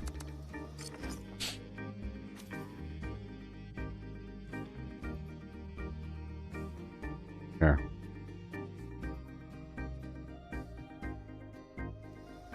Boom. Boom. What does the official GoArmy.com website say? Soldier Life. Airborne School.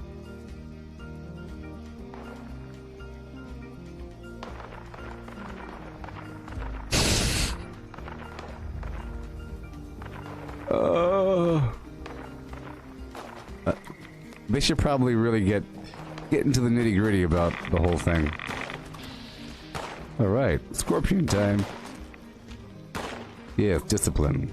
And that's what, like, so, all those very long road marches and everything that you see, you go to ranger school, you do this very, yeah, also, in airborne, you also do a very long, like, road march. You do a march with a very heavy backpack. You have a very heavy backpack on, and you're walking for a very long time period, and you have to be kind of really fast. Very heavy backpack, pretty decent distance, relatively fast. That teaches you all kinds of stuff about yourself. It's almost brainwashing. It really is. Just like doing a company run with a bunch of people and you're forced to stay in step, otherwise you'll get in trouble. And it hurts, and it really hurts, and you can't breathe, and you don't want to be the one that fails, and you're forced to go through it. Every time you run, it's brainwashing. In a group. Especially if you're doing military cadence. Because I'm hardcore. Airborne, danger, danger. Right?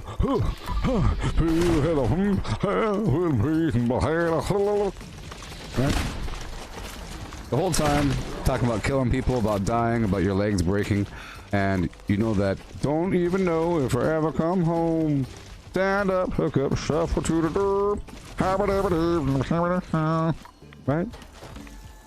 You know that it's all important and it all matters, and you're thinking as you're hurting, well, if I hurt now, I won't hurt in the future. The more I hurt now, the more I train now, I'll be ready in the future for when it really matters during the battle. The battle. You know? Either Jaime. So the whole thing is brainwashing. And those road marches are very long. That's all brainwashing as well. For the better. It's brainwashing you into a stronger person mentally, where you can now take more pain and you can give more of yourself. It's like you say you're leveling up. Just imagine you increase your potentiality meter. Imagine you have this meter inside of yourself for how much you can do, and a person says, make sure you give 110%, and you say, I can't do that. Just imagine giving yourself more percentage points, where every percent is worth more, so you can give more because now you have more to give.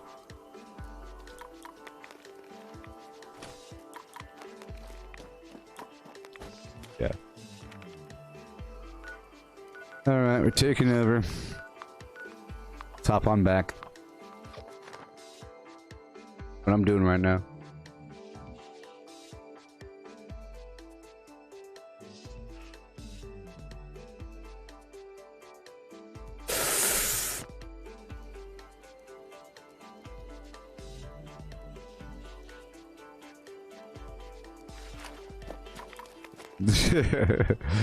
Hey there, Barbara Papa. You see the title of the stream? Thank you for noticing. Just let it be known at the front door. Big old sign is pointing to the front door. Alright. Oh man. I gotta retake it.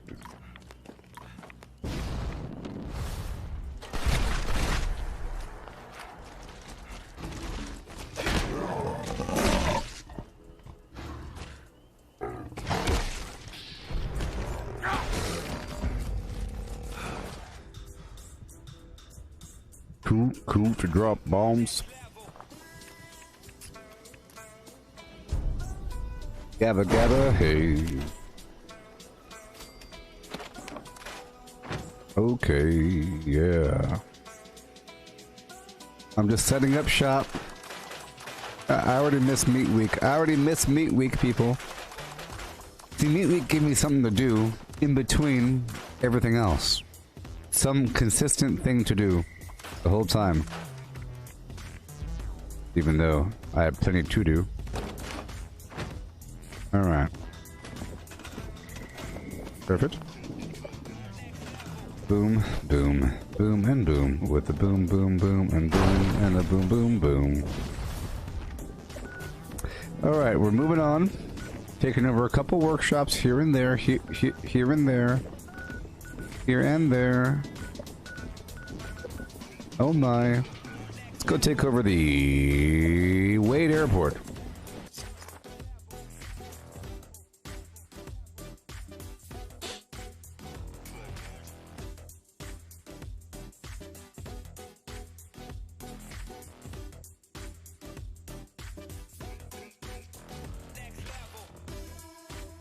I would love if there was a big old store where they sold sugar bombs and mac and cheese and cram and sugar, bags of grain. In reality, I just want everything that they sell, like it could be a hardware store slash, it could be like a Costco or like a Walmart. They have adhesive, you know? They have, like, you know, all the brands, I want them to be the same. They have a whole grocery section. But then you have all kinds of weird meats and everything. I think it's possible for the meat if you have GMO involved. You can do some experiments to say this is what sheep squatch would taste like. You know?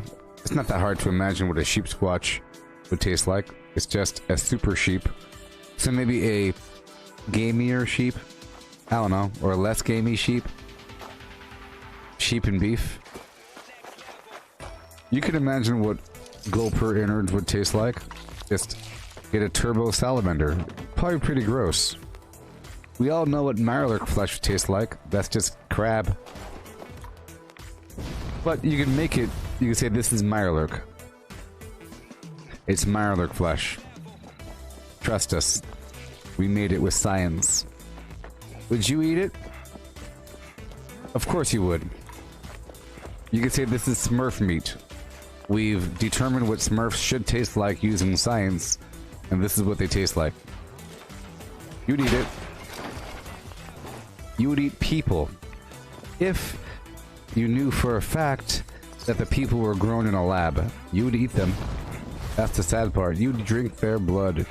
If they sold the blood at the checkout, and it says human, A positive, fake blood, it's rich in iron and it has antibodies, whatever they say. It's rich in iron, it has all kinds of good stuff about it. It has some protein, but it's all created in a lab. It's not even real red blood cells. It's just a bunch of stuff that is almost exactly the same as blood. It tastes just like human blood, you know? I think. How would a scorched beast taste? Like a big old bat. Scorched beast would, so we just gotta figure out what makes bat taste like bat, and how different is a bat from any other mammal. No. Mammals taste different than poultry. All birds sort of taste the same. Sort of. Mammals are... See, pork tastes a whole lot different than beef. Those are both mammals. I'm sure if you ate a koala bear, it would taste way different. I think panda bears might be like a ribeye because they're so fat. Panda steak? Panda sashimi? Yeah, so bats taste like rats. Yes, I agree. Barba Papa, I think there should be no real reason why bats should taste different than rats. But here's a question. Yes, and squirrels should taste just like rats. Exactly. And rats should taste like guinea pigs, and all small rodents should taste the same. But if you take a guinea pig and a rat, they should taste slightly different. And a New York rat should taste different than a field rat because of the diet. I think the diet. And then a rat from 45th Street should taste different than a rat from 110th Street because of the consistent diet. You know? That's what I think. Rats that eat nothing but one food versus rats that eat garbage. But at a certain point, it doesn't really matter what you feed a pig to a certain degree. It still is bacon, but it sort of matters what you feed them because it does come out in the meat, unless it's just all ethical flim-flam.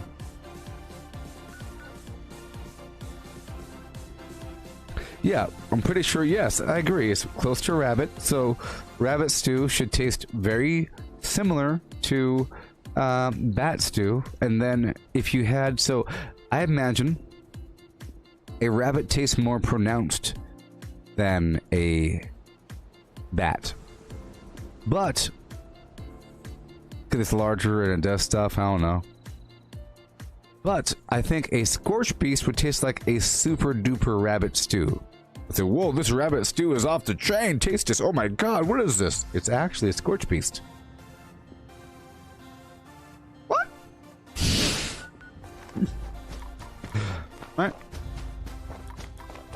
Yeah, that's the point. It'll taste like ultra version. Just like turkey tastes like ultra chicken. If you've never heard of turkey before and someone gave you a nice slice of turkey, you say, oh my god, this chicken is awesome. What the heck? Right? It's like super duper. And then probably if you had a slice of ostrich, they do sell ostrich drumsticks and they sell ostrich eggs.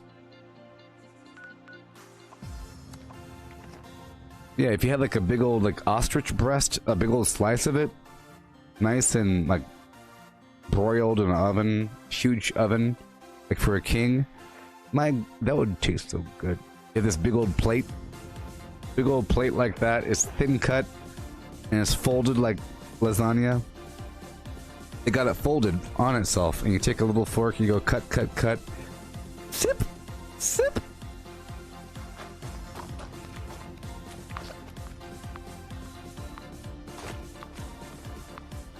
Hey Cortana. Roast ostrich breast.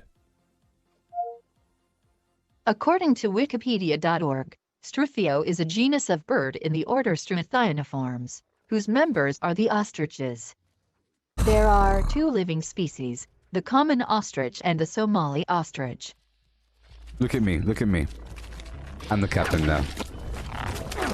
They're kind of unruly sort, those Somali ostriches.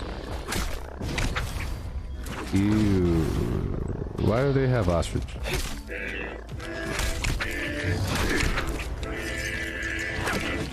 I just love songs. Don't you?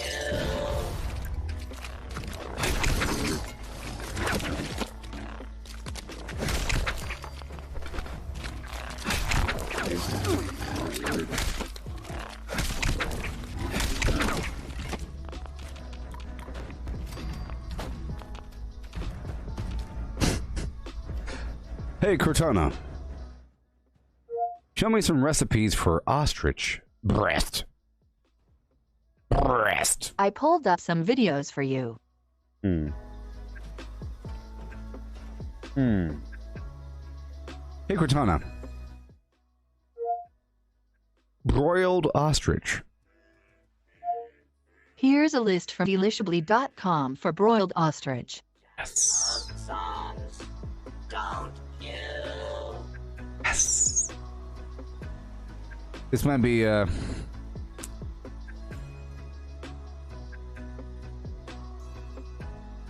think this right here is an injustice to ostrich. I think this is an injustice to ostrich flesh. No. Look at this. Who are you? It's dark meat. No. Pan-fried ostrich meat with red wine jus on mashed sweet potatoes. Get out of here. Get out of here. I don't want any of this. No. What is that? Sweet potato chop? I don't care about you. What is that? No. Look at this. Ostrich steak in a Marrakesh sauce served on a bread roll with deep fried potato halves. Who does that to the ostrich? This is spam? Is this some cram? That is not appealing. This bread looks like garbage. Potatoes have no seasoning on them. Some raw, wilted vegetables with the peeling on. What is this? Look at these vegetables. What is this?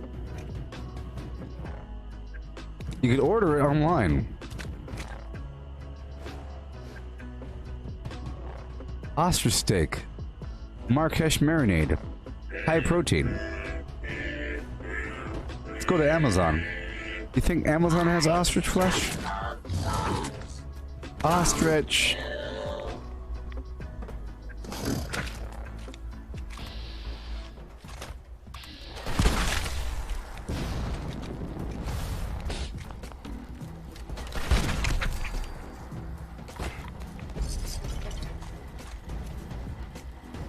Yeah, so ostrich steak. All right, everybody. You can order online, baby. You can order it online. What the? This is beef. Ostrich is a brand. Ostrich is a brand. How dare they? They call themselves the Black Queen Ostrich Group. No. I want ostrich meat. Ooh, look, ostrich bites. Ostrich medallion. Why is it so dark? Ostrich burgers. Ground ostrich. No, I want. That's not ostrich. Where's my ostrich? We got ostrich jerky for days. I don't care about that. I could buy some. I like ostriches. But why do I like them? Because they're dinosaurs? I like ostriches because they have dinosaur feet. That's the only reason why I like them, and that's not a real good reason to like something. Therefore, we should probably eat them. That's what I think.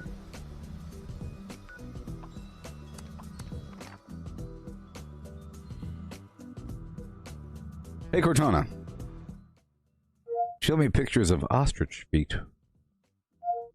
I pulled up some images for you. Oh, yeah. Oh, yeah. This is what I want in my life. This is what I want in my life. Oh, no, yeah. Give me some of that. Oh, yes. Yes. Yes.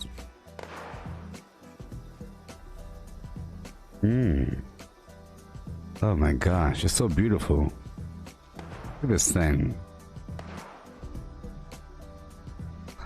Anyways.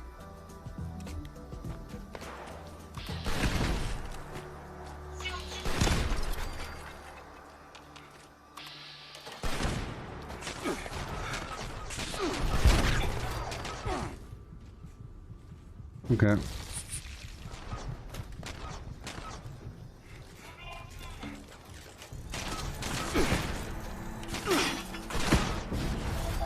Okay. Let me do something real quick.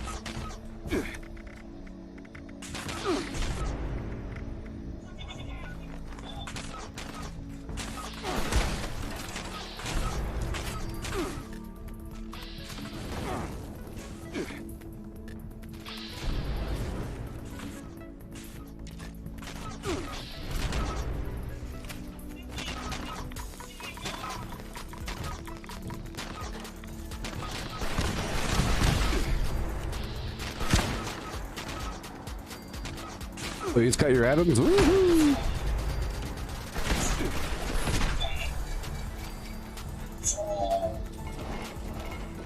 I'll check my side. Nope.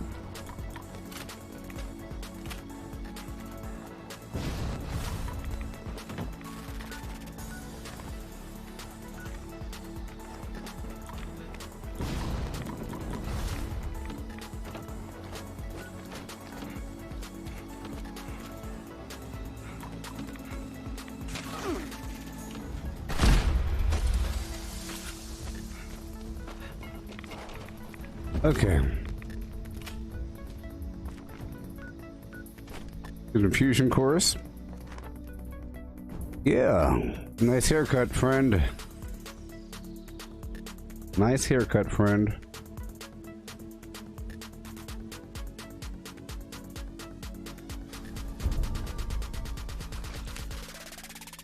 Yeah.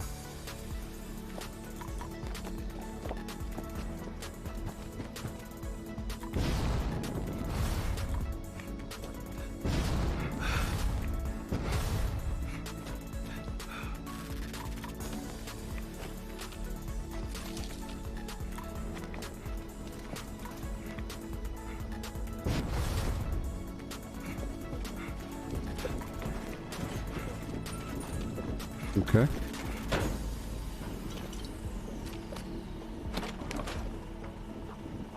Wonderful. There we are. Chris, yeah, the Brotherhood still needs wood, but I don't think it's right now. Let's check it out really quick. I don't... Fallout.bethesda.net/events-en/SP. Play now. She's still Project Alpha. Project Bravo. So right now, this is bonus challenge week, yeah, so there's bonus points. Not like it matters for me. Sucks. Sucks. Project Bravo starts on the 27th. So tomorrow is Project Bravo. So get your wood now. That'll be until the 31st. And then we have cloth after that. Oh yeah. And glass. Oh. We really have to deliver the 250 million glass for Meat Week. So start collecting glass now.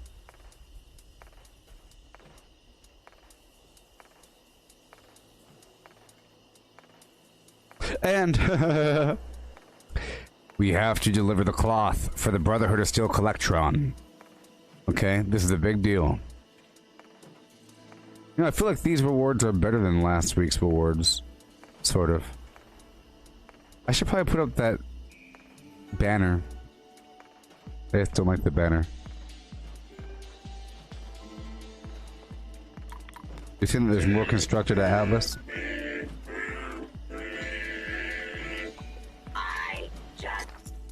Go check it out then. I gotta take a break right about now.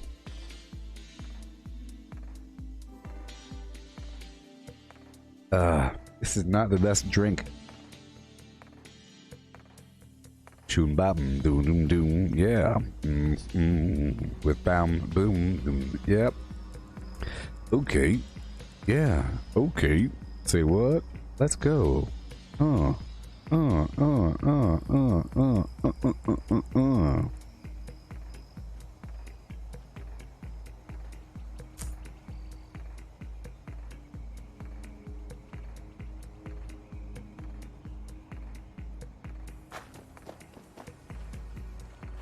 Welcome to the Brotherhood of Steel.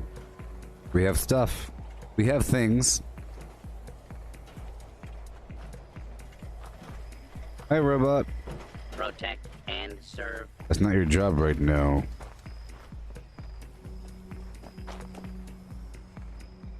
Hey. Protect and serve.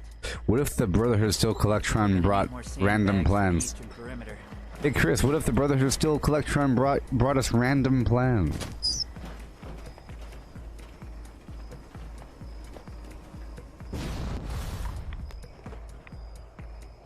Yeah, all that weird garbage over here has been removed. So everything over here has been removed. And they successfully built this area right in front, I guess. With all that wood we brought them. No. They need more wood. Yep.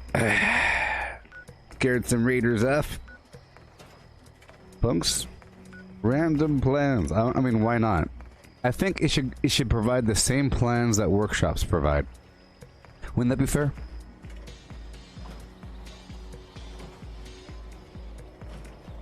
Because workshops give you plans all the time. Supplies are really starting to pile up. Yeah, steel. Brother of steel.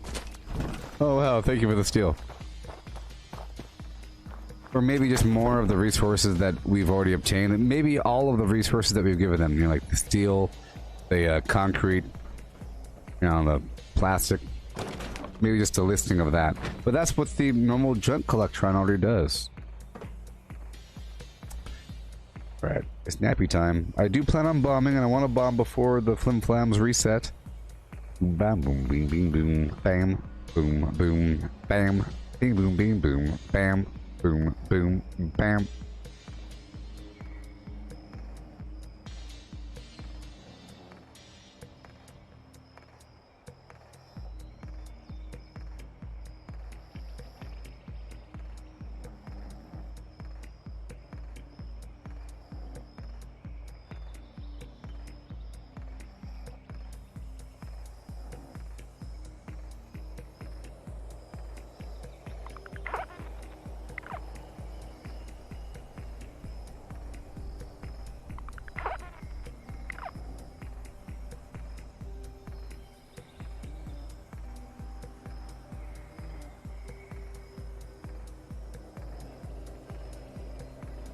Alright. Oh, you got the cushion leg mod for the legs. Is that the one that reduces the falling damage? I think it's pretty important to have if you have a jetpack.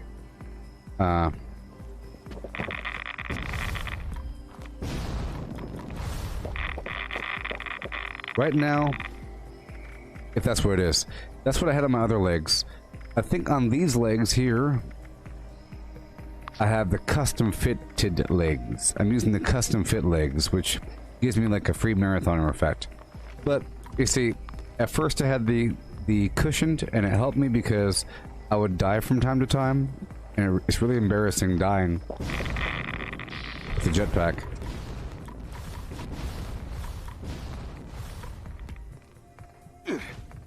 You see, but if I'm in a team, if I had less life and if I was higher, I would have died. But if I'm in a team, right? If I'm in a team, then I can go much higher because of bird bones. See how less life I took there? Or I lost less life right there? It's because bird bones gets amplified with strange in numbers to the point where I just take less damage when I fall. And you just gotta be more careful. You just get better at doing this. So you bought the legs, it's good, but in the long term you won't need it. So it's good, but in the long term you won't need it. If you first get a jetpack, you might want it, and then after a bit, you can take it off. And there's better options. I'll say the custom fitted legs are pretty good, so you have like the free marathoner effect, you know? So you could run longer. Or the, what's it called? Sleek makes you move faster while stealth, which stacks with the fixer's movement speed increase.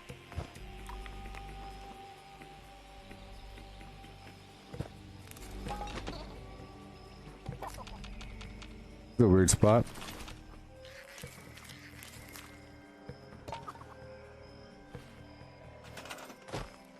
I could have sworn this would be a capturable location. Alright. Yes, I could jump higher and float down. Yeah, it's called strange in numbers. Positive mutation effects are 25% stronger, and carnivore gets boosted. So carnivore, marsupial, and bird bones. That I jump higher, and it's obvious to me. Whenever I'm not in a group, it's obvious. This is in a group, and this is out of a group.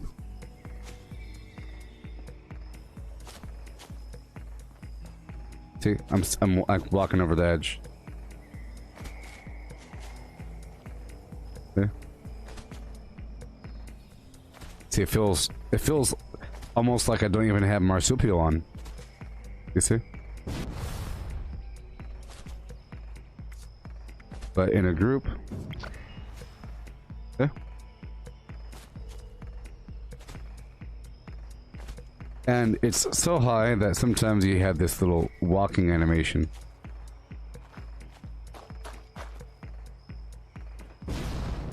And it's really good with jetpack afterwards. So if you jump really high, then use jetpack. If you have the AP. Maybe there's somebody else living over here somewhere.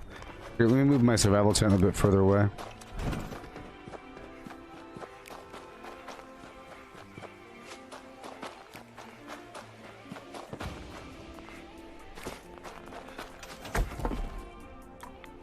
Oh, you finally used starch jeans, and now you have marsupial all the time.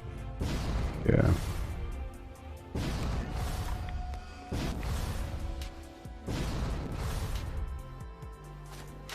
Alright. Alright. I think it was because my survival tent was too close. So, here we go.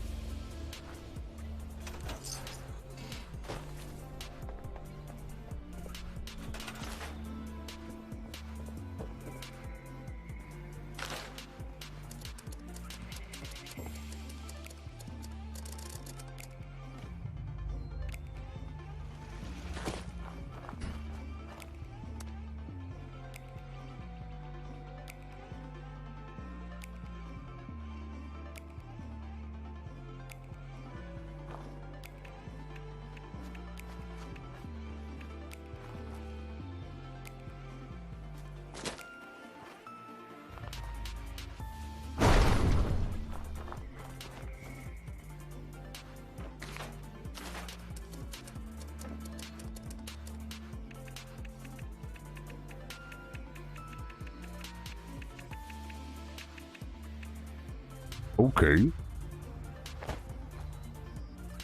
I can go through the roof or through the wall. I'll go through the roof. Yeah.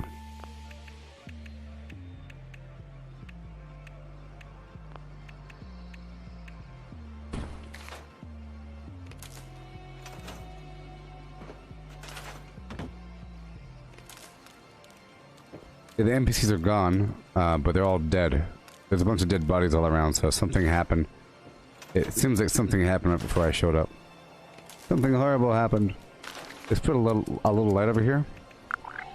This little light of mine, her hiding, hating, hooting. I'm gonna let her shine, yeah, yeah, yeah. This little light of mine, oh, oh, oh, yeah. I'm gonna let it shine, ooh, child. This little light of mine, you know that I'm gonna, ooh, high, let it shine. Done. Yep, come on into my shack. I got a vendor for you. I'll keep the light on for you.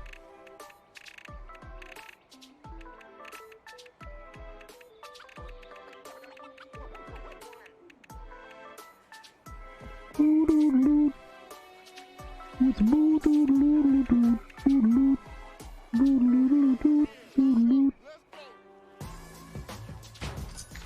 and welcome. Welcome to my Flim Flam. Make yourself comfortable.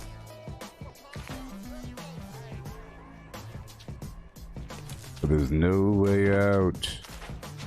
Let's start over here just to be safe. It's best to connect under ideal situations and then move. If you can't put something in, you could try.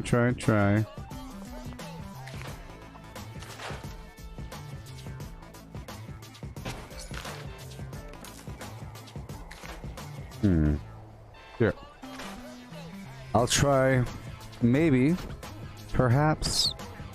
Maybe. I could cheat. Game says no. The game says no. No.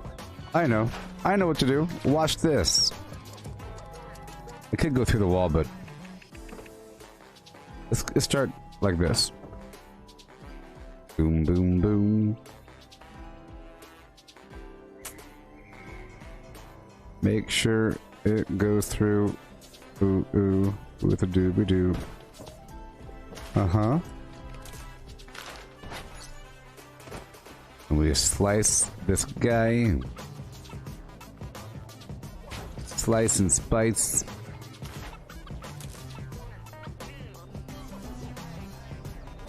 Oh my. Power connector. I'll just get it in if I could. And once it's in, I'll reposition.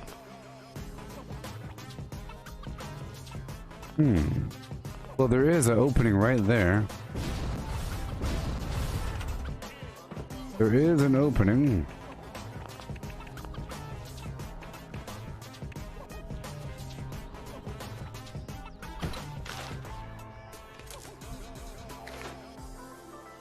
What if I connect this first and then bring it to the other side? There has to be a way. Hello. Okay, and then I'll bring this over here.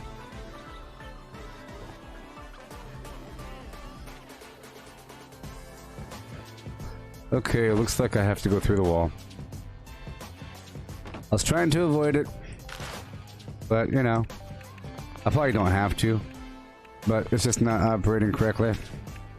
So, we do something like this. And we have other options, but I'm going to do this little motion right here. Facing up. Okay. There we go. Boom, boom, boom. Now we have to connect from this side over.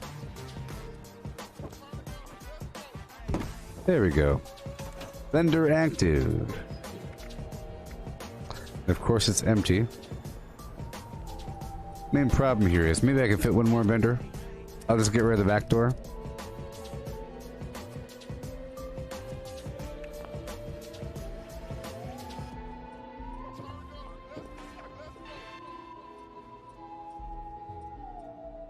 How like that?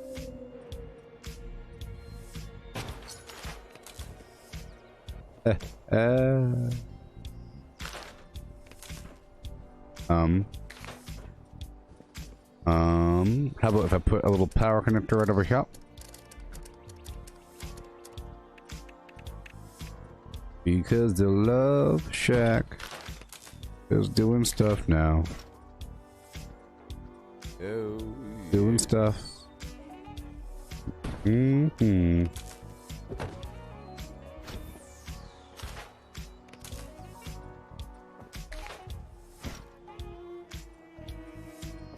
Where is my connector? In the ceiling? Oh my gosh, that's not good. There's nowhere to go.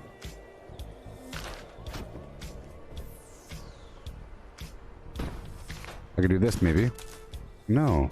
Oh, maybe once the wire is above the ceiling, you cannot connect it anywhere, even to itself. I think this is like a different area, like the if I can get right here, perhaps. Right here. I think this ceiling area is like a whole different compartment. That's why I can't grab it. Yeah, the ceiling compartment is different. So I have to slide it out somehow. It's just too tall.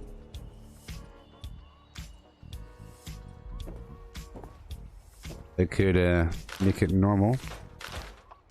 This isn't the best option. I'm just trying to get my vendor down, you know. I can sell a couple things. Here.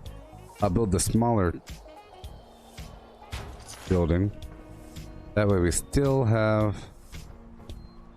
Nah. I'll just block off the entryway.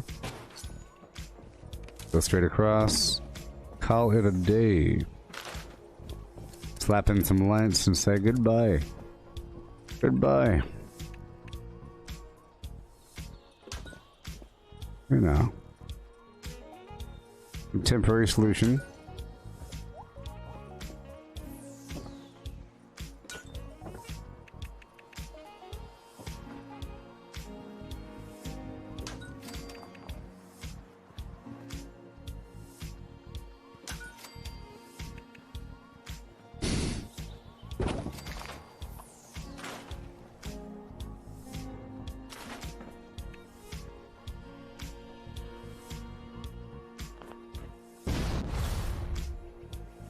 Yep.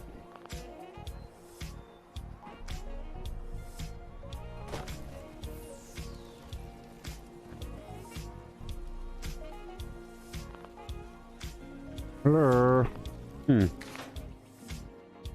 Okay, blah blah blah. I'll put a bunch of garbage in the corner. Floor decor. Let's get in my lights really quick.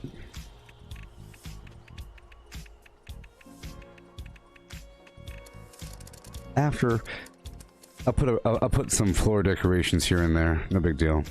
No big deal. Couple things. Oh my gosh.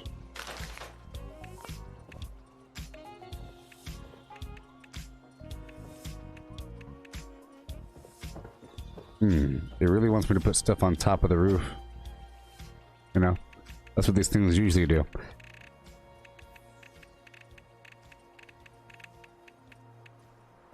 I can't even put something right there.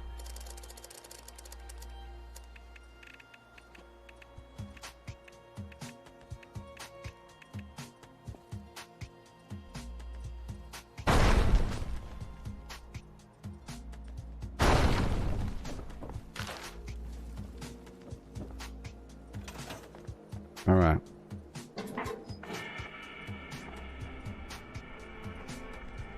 Okay, let's go sell some legendaries.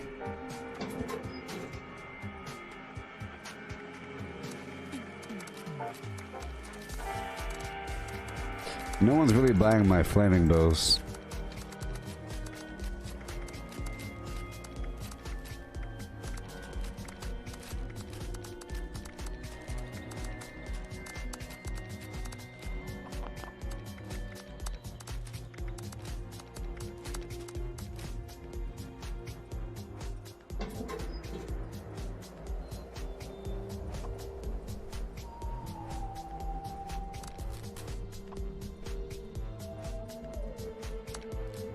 I'm gonna go default with a bunch of these weapons.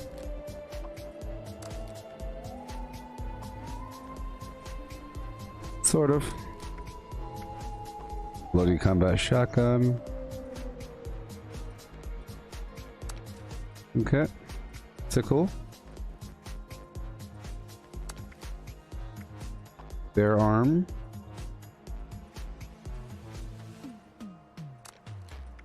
Black powder. Pitchfork. Furious Grognak axe with faster attack speed. Oh my gosh, that's worth 10,000. That's what I have to say. Especially, you know, I didn't want to sell that one. I want to turn this weapon here into my... Yeah, I'm keeping the axe. I'm going to turn the axe into the Greylock's staff. The sorceress, or the sorcerer. Available in the Atomic Shop. You could turn a Grognak accent to that weapon. Or, you know, it probably has a cool sound effect, maybe. I don't know. Blue Slayer compound bow. I should make it explosive.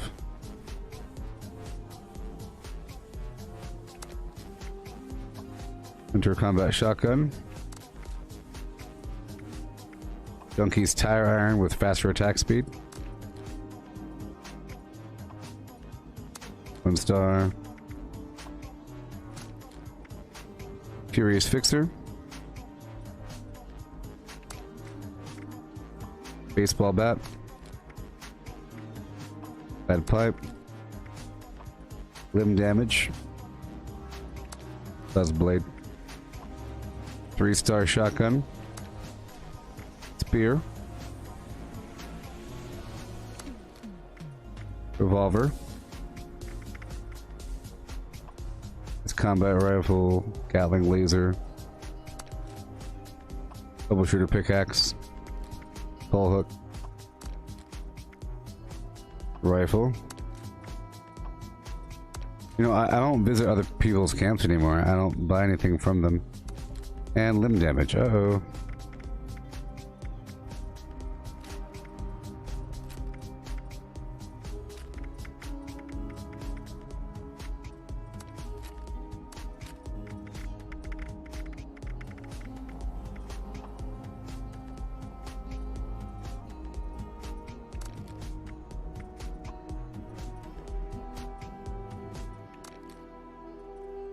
Cool. And then a bunch of plan, special plans, backpacks.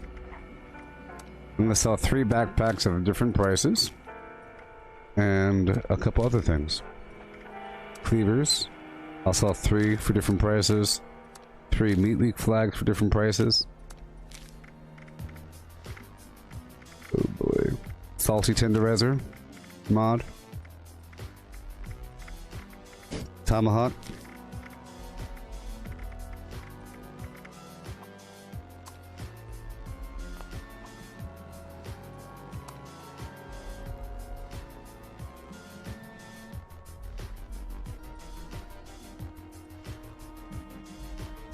So I'll do 10,000. Oh, yeah. And I'll do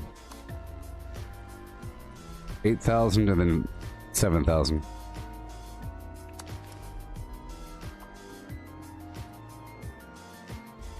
Spectrum of prices. Meat leaf flag. Oh boy. I'll just sell all 3 for 6,000. Salty tenderizer mod. That's gonna be 18,000.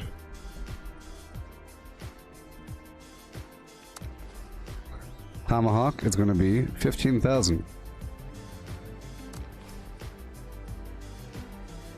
Get this backpack. First one's gonna be 20,000. The second one's gonna be 14,000. Third one's gonna be 10,000. Shepherd's Crypt. Alright. Then I have 2 more after that. I'll sell all these prime plans for default pricing.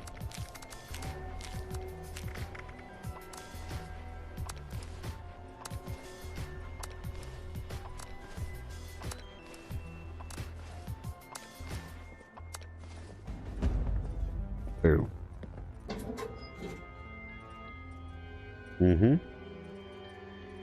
Same thing with this. Bunch of default.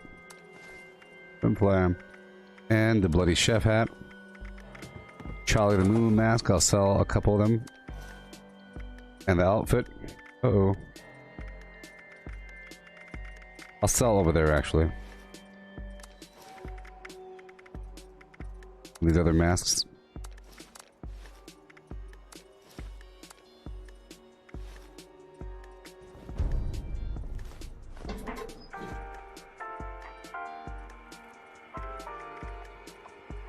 Okay. 20. 15-ish. 20. 10-ish.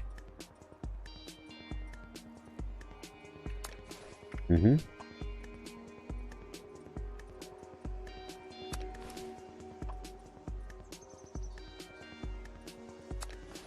I know these are very high prices, but that's what we're dealing with here. What the world is about. Very high prices.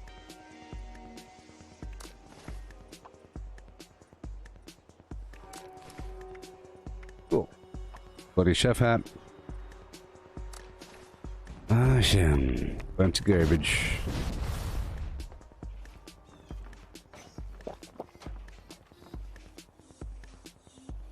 Break it all down.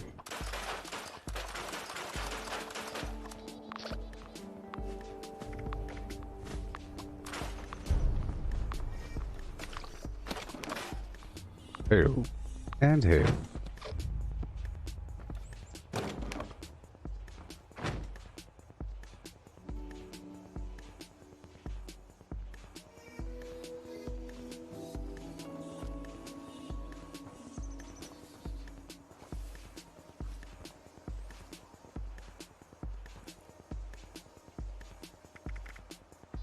If it bleeds, we can kill it.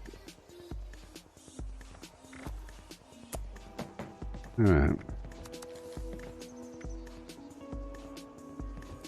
Oh boy.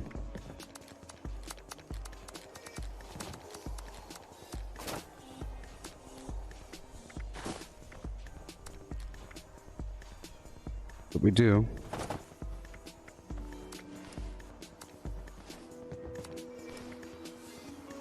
What we do.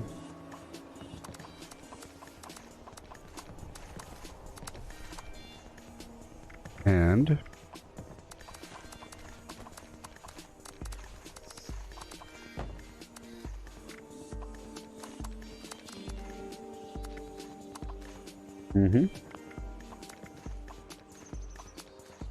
wonderful.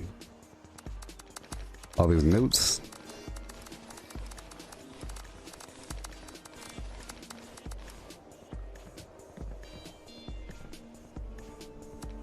Holotapes. Yes, anti-armor bows.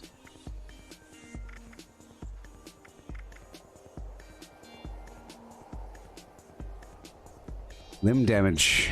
Awesome. Okay, let's go repair. Repair my armor.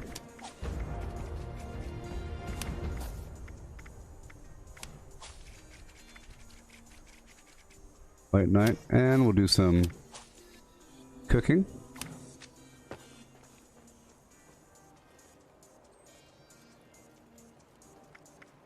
Yeah.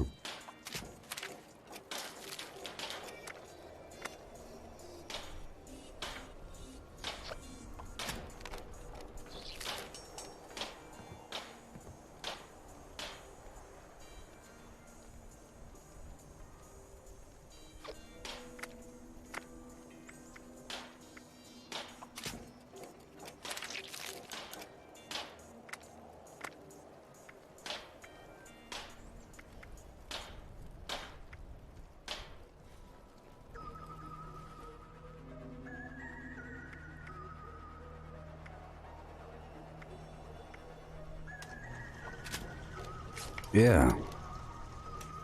Uh-oh. I repaired that weapon for no reason. I shouldn't have repaired that weapon. Especially that weapon. That's a weapon that breaks quickly, so I have to make sure to repair it up to 200%. 200% repairs with the Weapon Artisan and Fix It Good. I didn't put Weapon Artisan on, I just put Fix It Good on.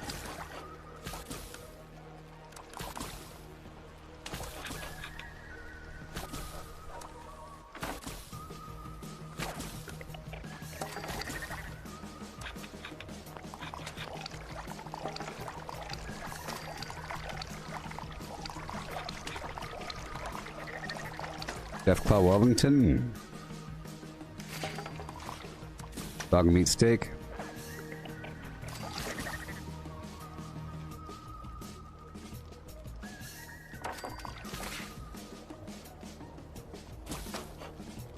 Okay. Dog, ground mole rat. No more pepper. Mutant hound stew. No more pepper. I plan on bombing, you know. It's the constant flim-flam thing. This is the last bomb before it resets, you know. We'll be resetting in the afternoon. It's all about prepping for that. We're still training.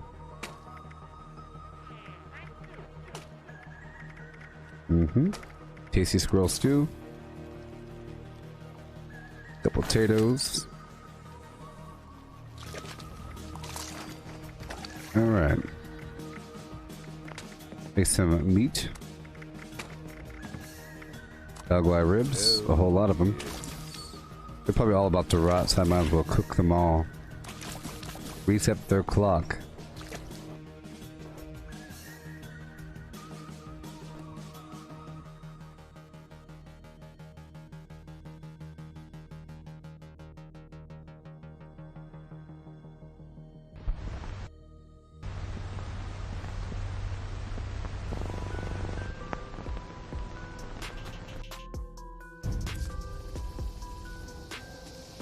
But just so you know, the mission is the same every day, but it's a complicated mission.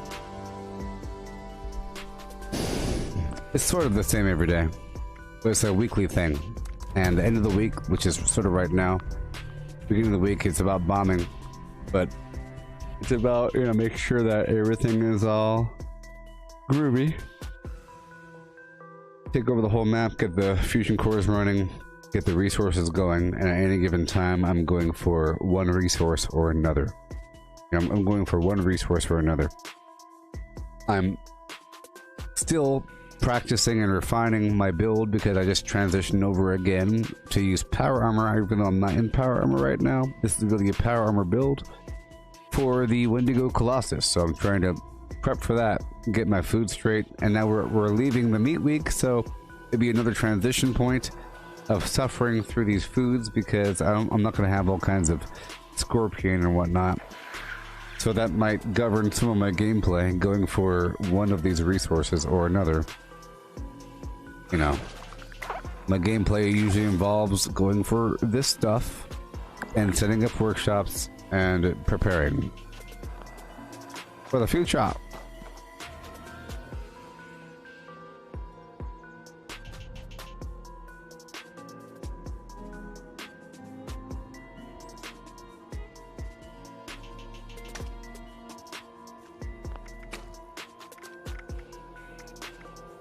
Dog meat steak.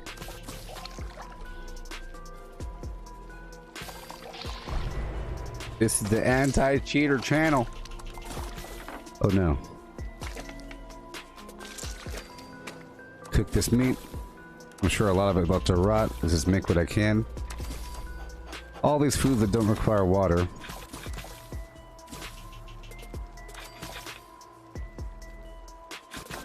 I do have super duper rum. Mole rat, nope. Mutant hound chops, push dingler for days. I'll make all of it. Make all of it.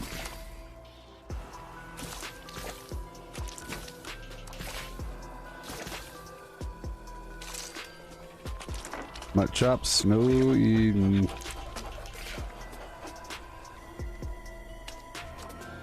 Mutton chops.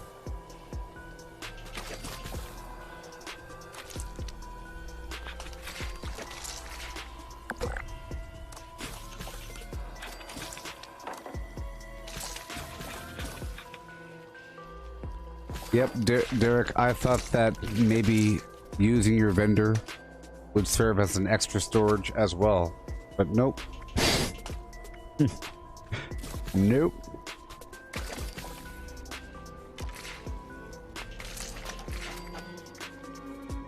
Oh boy. The steak. Squirrel on a stick. No, there's no food that provides more rifle damage. Or range damage in general but you can increase your perception, I guess. That would help you hit things, but there's things to increase your critical damage. Your critical damage, you know? There's no, like, ballistic damage foods. And there's no energy damage foods, but there's energy damage alcohol. There's ballistic Bach, which is 15% extra ballistic damage. It's alcohol.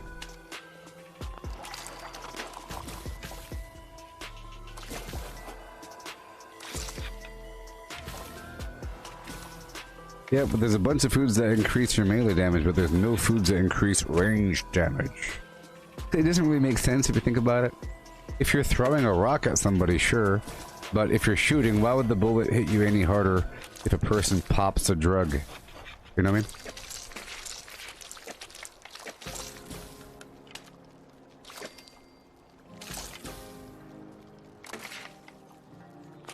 Yeah, I used to drink the high voltage Hefeweizen to increase my energy damage, but it also makes your weapon break down faster.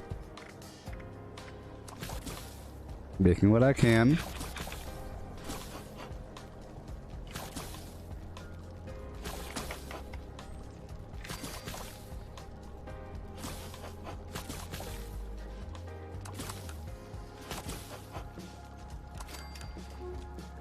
Mike, is your symbol on your icon there, like the Orbis, whatever it's called, the snake eating itself?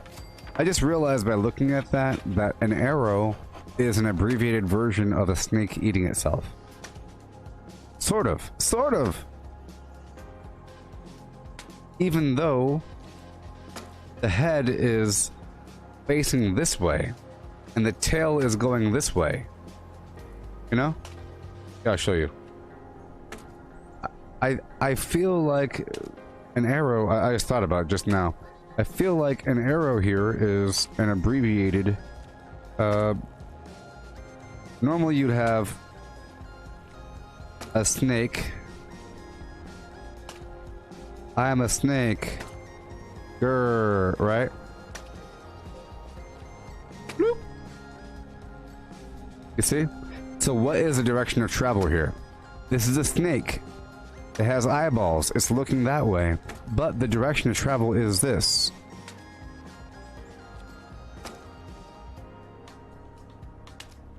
See? And then if you shorten this entire thing, you end up with this. You know? I feel like that's the origin of... Oh boy. I feel like this is a shortened... no, I'm looking at your icon there. Unless it's not what I'm looking at. It's really small, I can't really tell. Yeah, the icon for the snake eating itself, you know? That's your icon there for your profile picture. The snake eating itself. It's like it's an esoteric occult symbol.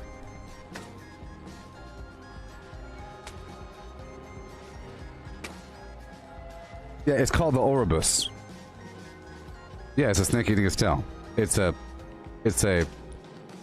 of those occult symbols. It's an ancient symbol and it's everywhere. It's an alchemic symbol. Well, it's a ancient symbol. It's been around forever, and it's a symbol that's been lasting forever. Beyond, it means a lot. It means a lot. It means so much more than we understand. It's one of those symbols you're supposed to ponder and ponder and ponder until you die. Seriously.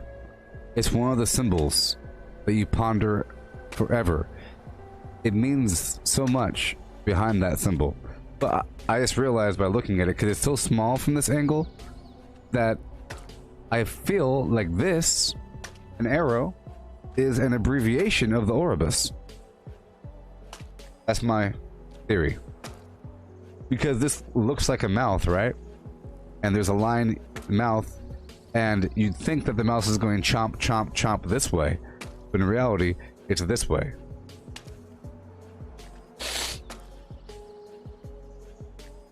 Yeah.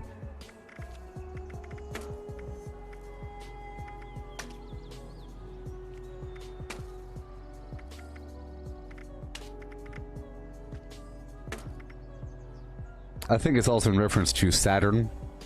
It's in reference, I think, to Saturn, to the zodiac. I'm saying it's an esoteric, deep symbol of reality. Just like all the other zodiac symbols are very important. It represents... So think of this. The symbol of the Grim Reaper, he is the one that plants the seed, but he also reaps the seed. So it's the birth and death in the same symbol. And that's what Saturn is. The whole idea of a cyclical system where the end is the beginning. And it's also the depiction for God, because I am the beginning, I am the end, I am everything. That symbol is, it's a snake eating itself, sort of. And it also implies that as it eats itself, it shrinks to nothing. And it also implies that the snake itself is infinitely large. So there's lots of depth here.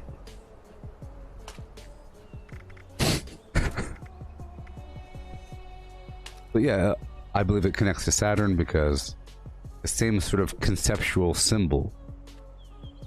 And it's also depicted as an old man eating a child. Here, I'll show you.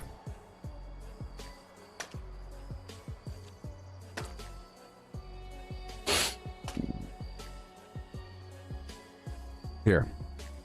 You might have seen this painting before. But this is very similar. Okay, this is a painting. Alright, this is a painting of Saturn devouring his son. Okay. It's the same sort of meaning behind this painting as in that symbol. You see? But that's why, see, Chronos, time, you know, that's why Captain Hook is the enemy to Peter Pan. That's why I mention it sometimes. Captain Hook, I think, in my opinion, I think Captain Hook is Saturn. And Peter Pan is clearly Pan, so Peter Pan is Mercury.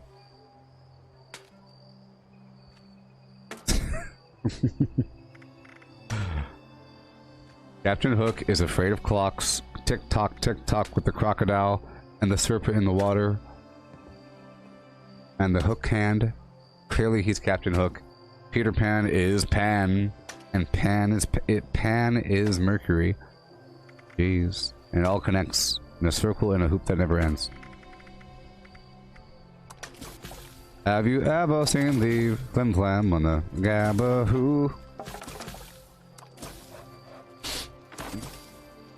Alright. I wanted to cook a long time ago, but I wasn't ready yet.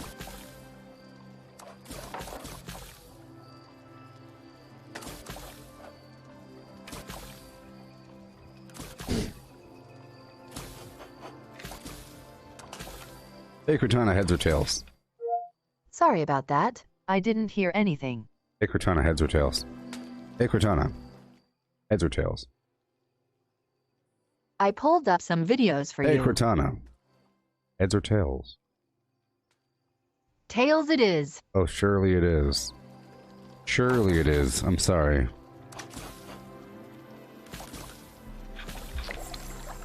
Hey Cortana, heads or tails? It's heads. Okay. I have to ask permission from the universe to talk about certain things. Now is not the time to talk about the... I was going to talk about the significance behind the symbols used in the zodiac, but now is not the time for that.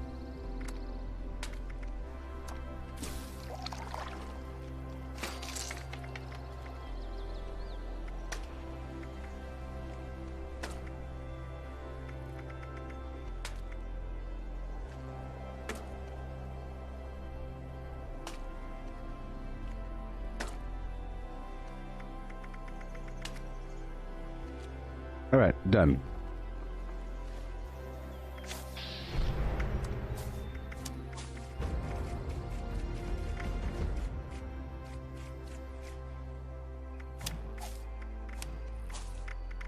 Okay, I'm getting ready for power armor use. So I have to put on through hacker. Okay. And I have to put on one gun army.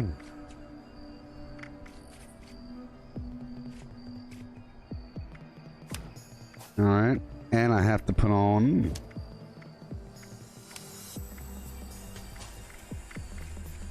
Inside's ore. And bandolier.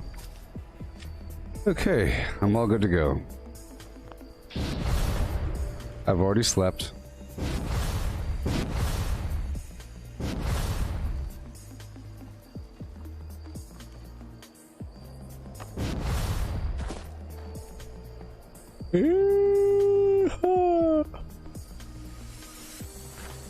Okay. Yeah.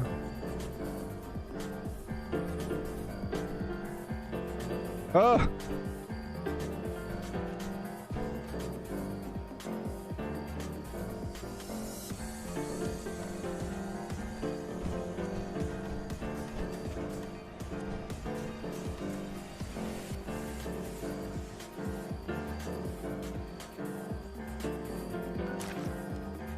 Alright, I'll be right back. And I'm gonna try to bomb.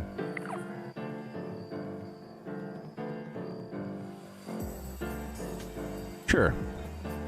Oh boy. Now that I know that the main reason why you want to bomb the Wendigo Colossus is for the weapon at the end. You get like a really cool, weird weapon. A shovel or a pickaxe or something else. And that's the cool thing. I think that is really important. Somebody mentioned, do I think they should have better weapons? No, that it should be those weird things. Not whatever you think is good. The goal is to make the weird stuff good. The unused stuff used. Alright. I'll be right back. Oh, yes. Hey there, Dylan. Yeah.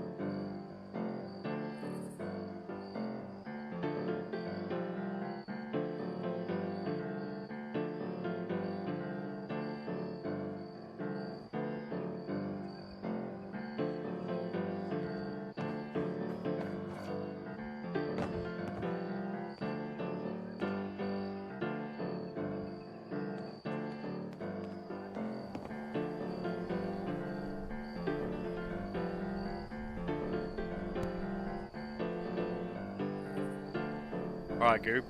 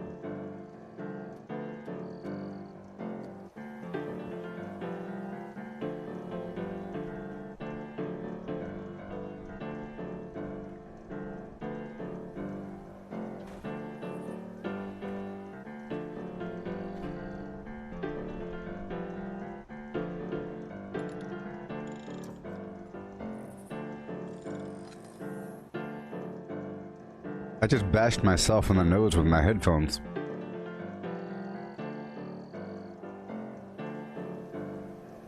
I don't know if this is the best font. I just printed out this right here. This font is kind of hard to read. It looks cool, but it's all small.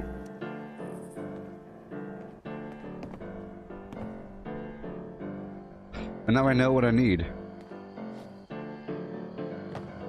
Oh, I do. I'll put this over here somewhere. I'll put this right over here.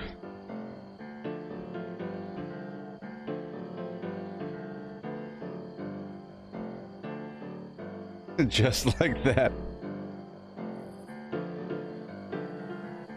That works.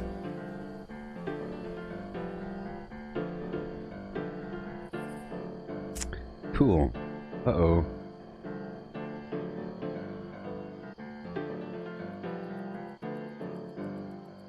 Alright. So it's time to bomb. And last time I didn't really have to use my other weapon. So, how much ammo do I have? 1,000 ain't gonna cut it. Let's make a bunch more ammo. No, I really do make a big build-up, a big deal surrounding bombing. And, I mean, beyond the whole non-cheating thing, I just don't want to be unprepared when I go in there.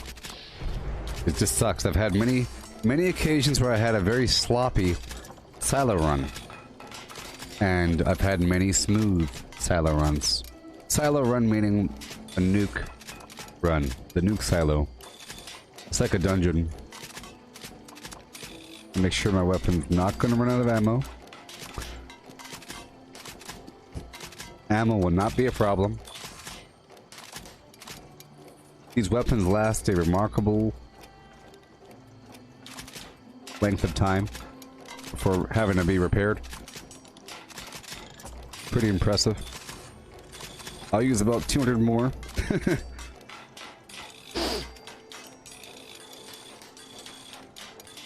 $200 more.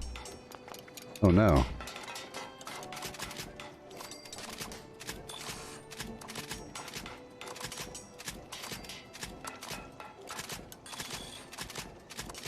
Oh, so Elon Musk, I believe tomorrow, is going to be giving the Neuralink presentation on the current state of the device, and even talk about human trials.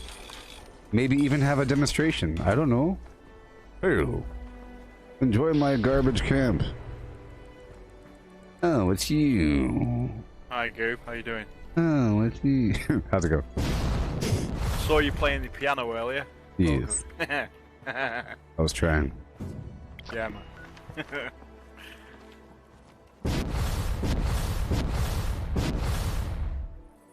Yep.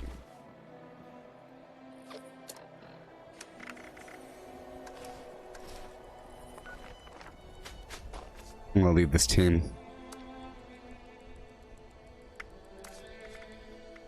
Huh. You know what? There's a leave world button over there. I've never used that button to leave the world. Leave world? Well, I gotta leave world anyways. I have to leave the world. I have to go do some stuff. Look. What?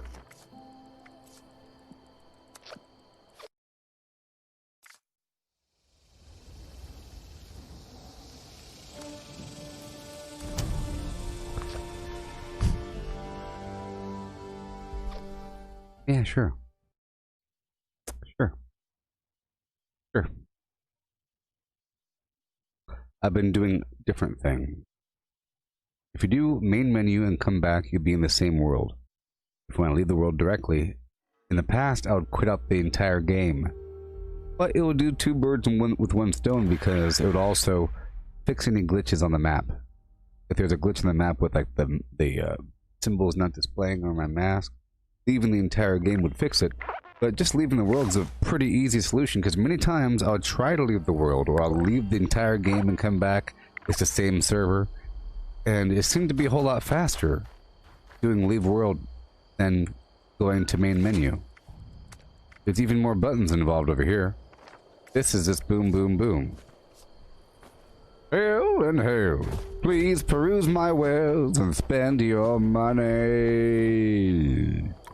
Ah! Alright.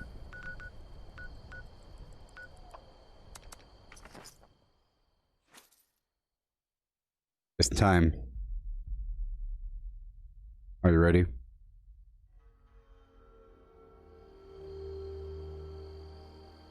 It's almost time. I have to get the key card and my power armor.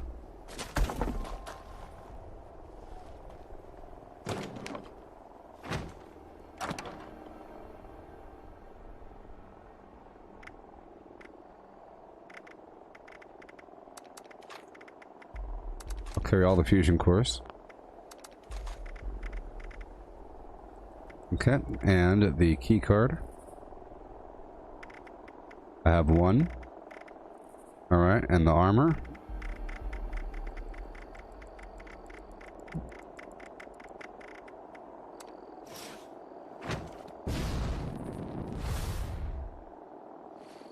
Here we go.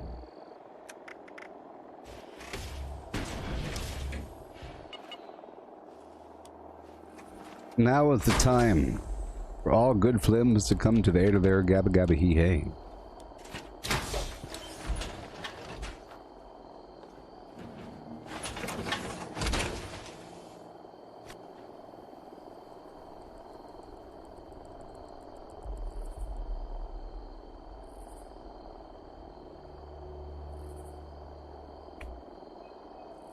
That's a good point there, Steve. It says it's more powerful, but what if the cursed...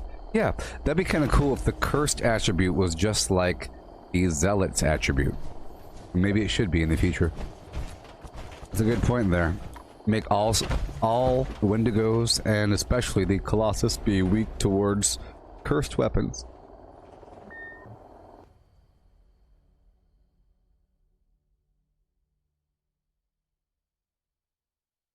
Alright. Time.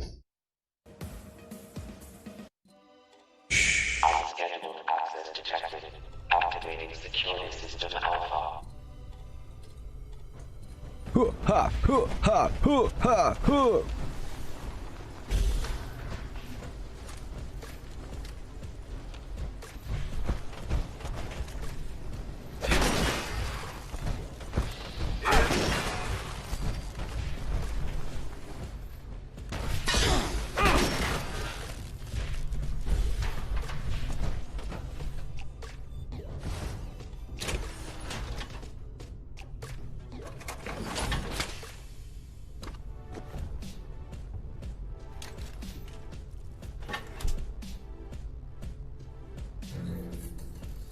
Analyzing sample. The residential sector.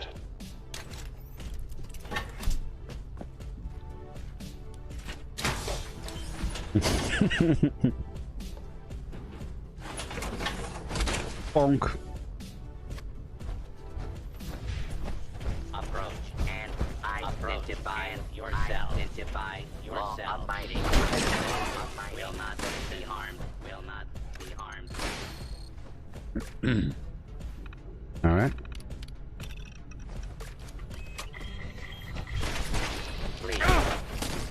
Sometimes the tourists are not here. And we're done. Registration complete. Security incident resolved. Standing by. Welcome, General. Scanning. Keycard detected. Proceed to the control room with your nuclear keycard and launch code to initiate the launch. I realized I didn't really eat anything. I should probably eat some stuff right now. We're about to rock and roll.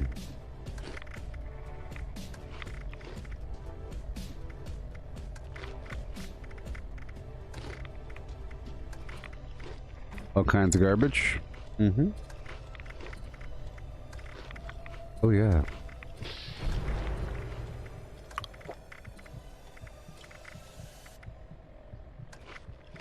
Thank you for the energy resistance there. That helps so much.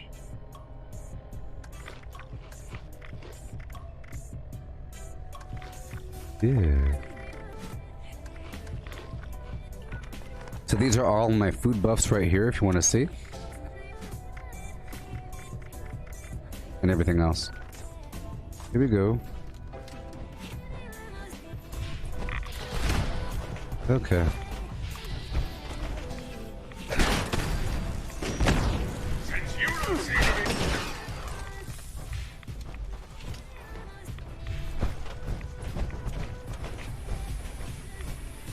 Uh-oh, it's party time. Warning. Reactor breach detected. Secure lockdown initiated. All doors exposed to prevent contamination. Proceed to the reactor control station to initiate repairs.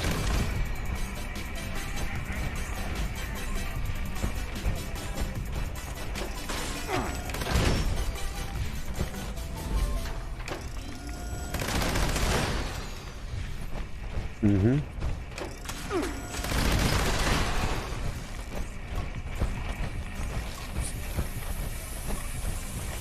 Okay. Yeah, there's no turret this time. That's okay. There's an assaultron here. Shut down. And back out.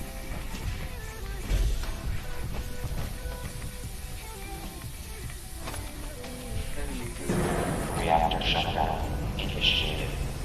Verifying engineering credentials. Failed. Please stand by for security inspection. Security incident in the reactor area.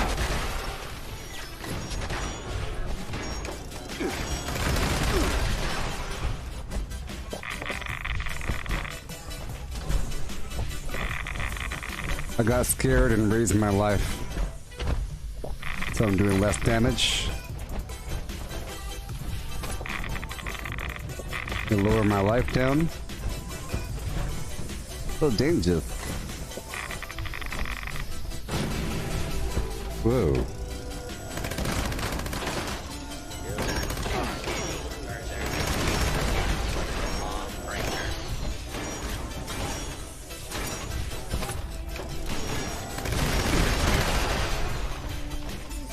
Mm-hmm.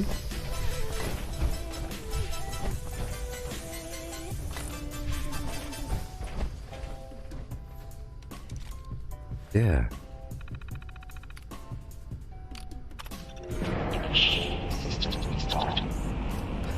Done. Successful. Reactor system integrity restored. Terminating security lockdown.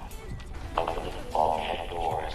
See, it only does a lot of damage if I am about to die.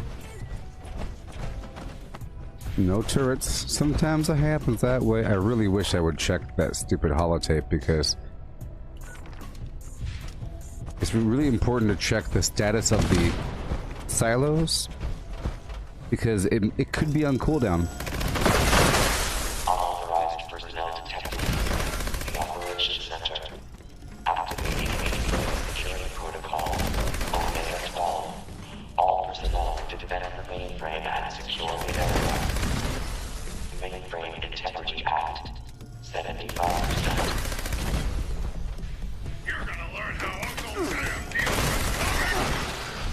I do have the emergency protocols on. It's the most important thing ever for a bloodied build. Power armor. With emergency protocols, you become more powerful than a non-power armored person. In terms of defense. It's so scary though.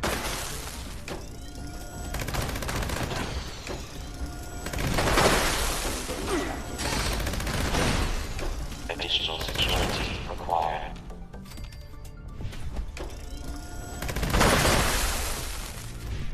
Main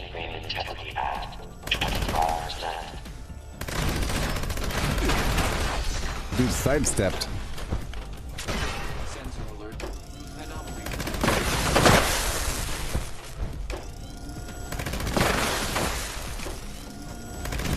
Mainframe integrity compromised. All right. Aborting security protocol.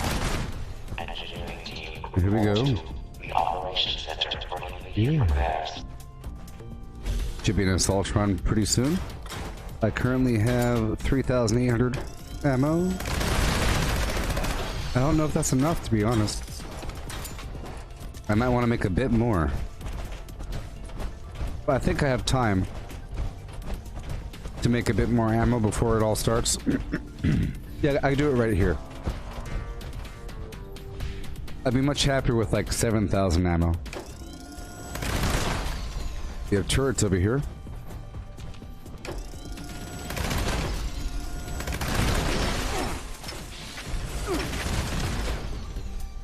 Unidentified intruder detected. Beginning.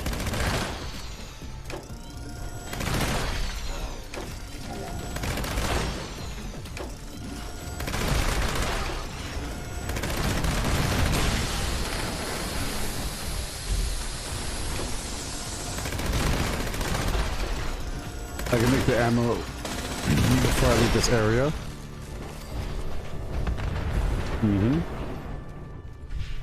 Real quick like.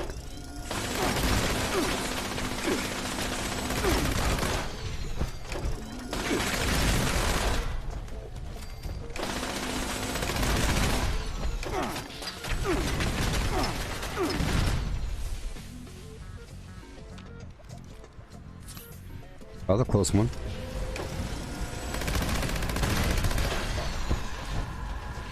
That was a close one. If I didn't have the emergency protocol on, I would die. And if I didn't have that energy resistance, I would have probably died as well. Oh no.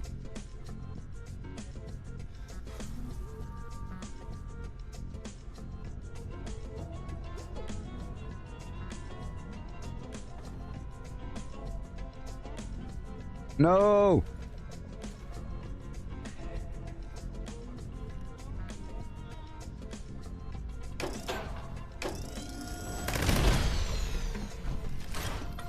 Okay. Be careful. Unscheduled maintenance activity in the storage area. Requesting security response. Security incident in the storage area. Alright, I'll be making some ammo pretty soon.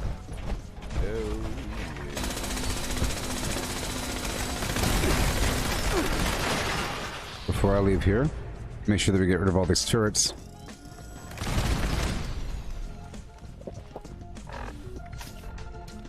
Whoa! I still had the perks on. Whoa! Whoa! Okay, cool. That's good.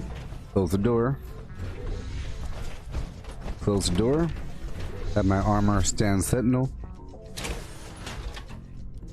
Wouldn't it be cool if you could have your armor go have like a drone module and have your armor just have AI take over? Wouldn't that be cool? And maybe you could have multiple power armors like following you in drone mode. Wouldn't that be cool? In 3 years, it's going to happen. Mark my words. Drone mode activated. Kind of like in Iron Man. He could turn his armors into external protectors. Okay.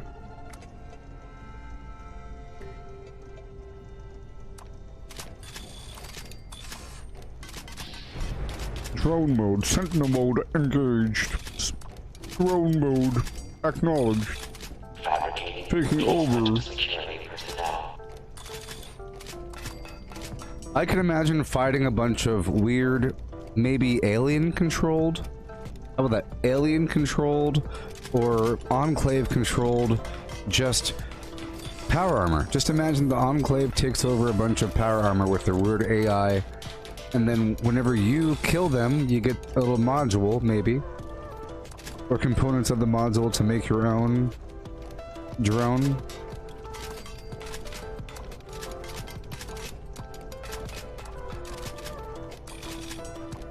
Maybe that could set up for the whole companion thing.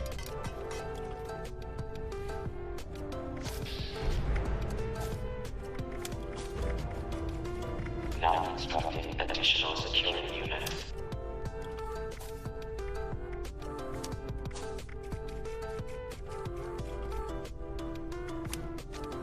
Now I have 5,000. That's enough, right? I could just use up all of my lead. Oh.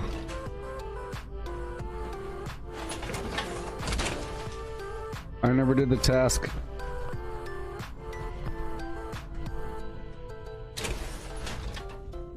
Sorry. I'm sorry. It's all meant to be then. I never actually made the implants. Hurry up. We are still in a hurry, of course. Oh my gosh. We don't want somebody else bombing before us.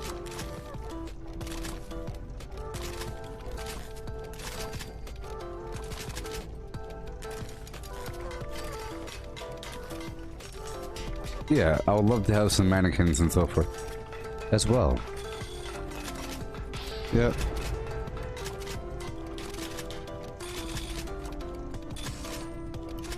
Yeah, I'd like to have those mannequins serve as a point I could walk up to and then change my build out. Change your build? I would like to have the quick perk swap feature to also include your equipped items and your cosmetics and your favorite wheel. Everything. Because everything should change a little bit, like your backpack and everything. And it'd be cool to pose those mannequins with the with all the poses that we have in photo mode. You should be able to pose the mannequins in that manner. And in that manner, I've mentioned this before. In that manner, they could take on certain roles. This is the champion. This is the defender. I'm the medic. You know.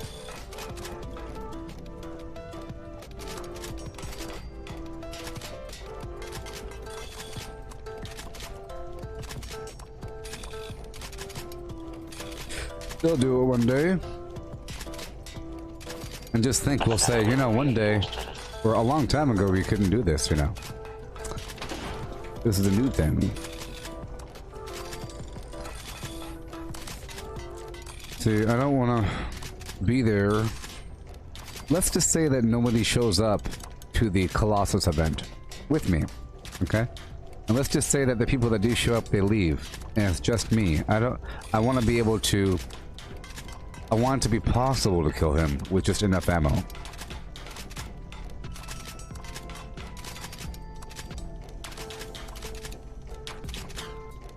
There it is. All my lead gone.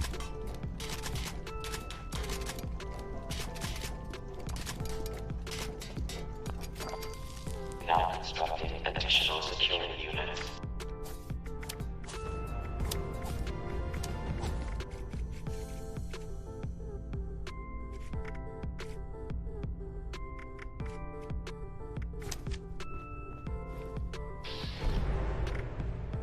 I feel like there's gonna be 10 million enemies outside.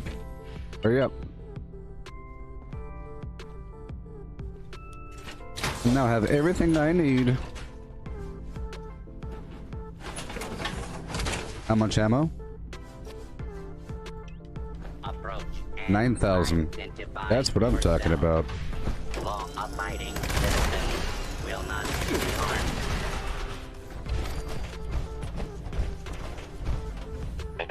Pause.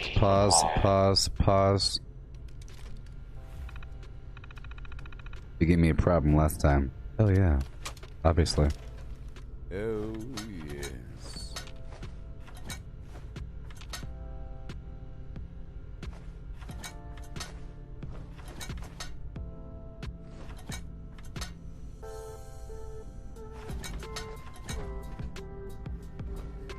Is that someone who needs me to kick their ass? I am doing the big fight, yes, Chris. That's all I'm doing now. That's pretty much all I'm doing with my bombs now. Before I'll do it for resources, but now it's that. One dingo, Sven. With a dingo, Sven.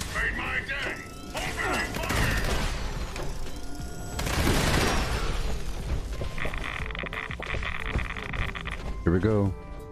Scanners detecting sentry. Active. Proceed to the launch control terminal to initiate the launch prep sequence.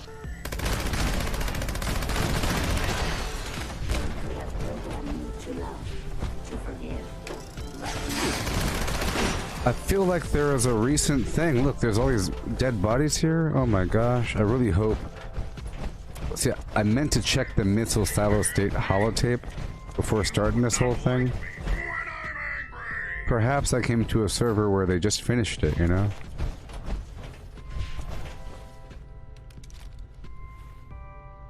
Yeah, it's best to... Look, it's best to go in with more ammo than you need. As long as you can carry it. Alright? Because you'll need ammo afterwards. All personnel, take your stations. All personnel to stations. Assembling launch crew chiefs. Launch control chief. Active. Proceeding to station. Unsanctioned launch in progress. Security teams to the control room. Security teams to the control room. Boom, boom, boom, and boom with James Bond. Boom, boom, boom, boom. It's a James Bond song. No, it's not. Boom, boom, boom, boom, boom, and a boom, boom. I cut you down.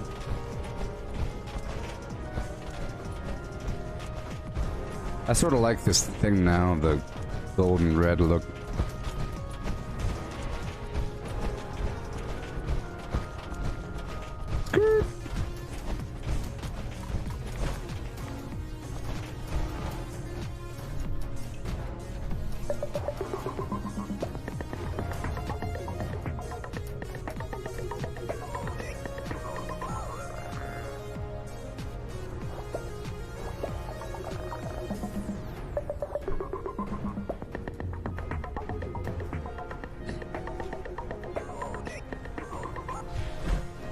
Even though I do like the Captain Cosmos look quite a bit. It's evolution. Telemetry officer.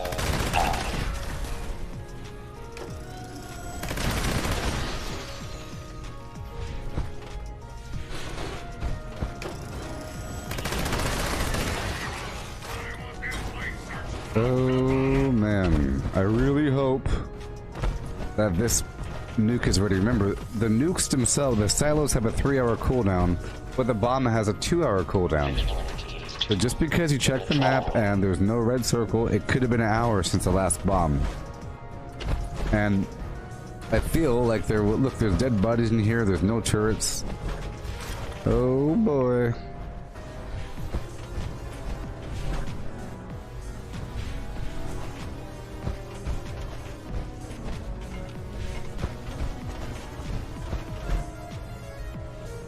Oh yeah, there's no jetpack on this.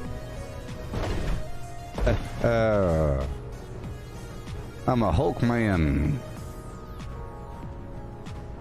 Yeah, well, as far as I know, the bomb zone lasts for 2 hours, and the timer for the nuke lockout is 3 hours, and your personal and silo lockout are like an hour longer than the nuke zone.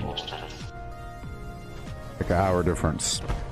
But because there's 3 nukes, there's 3 silos, you know, and there's a bunch of different players. Active. Chief targeting officer active. Yeah, it's per map and per player, per silo. So if I nuke from this one, I can't just go to another server and hope to do the same silo, because I'll be locked out from doing it. And it's gameplay hours, it's not just time, so you can't just log out after your last bomb and then log in tomorrow because it's only, like, no time has passed. Pretty sure. Fabricating replacement security.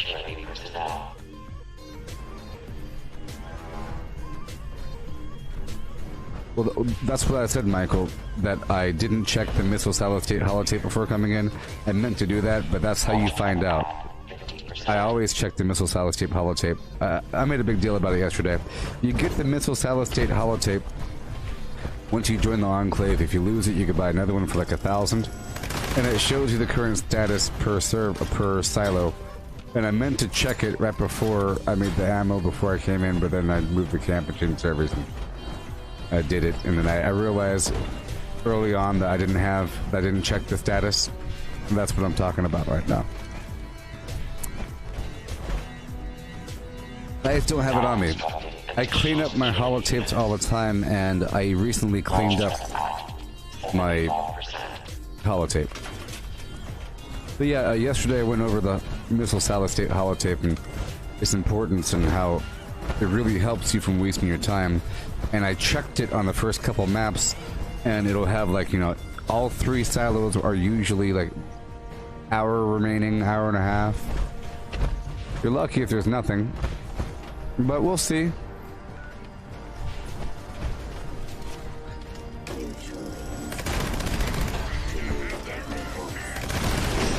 We'll see. I don't have it on me. But either way, it's good training. Launch track complete. All systems nominal. Here we go. Stand by for mobile authorization. Accepted. User credentials expired. Please enter new launch code.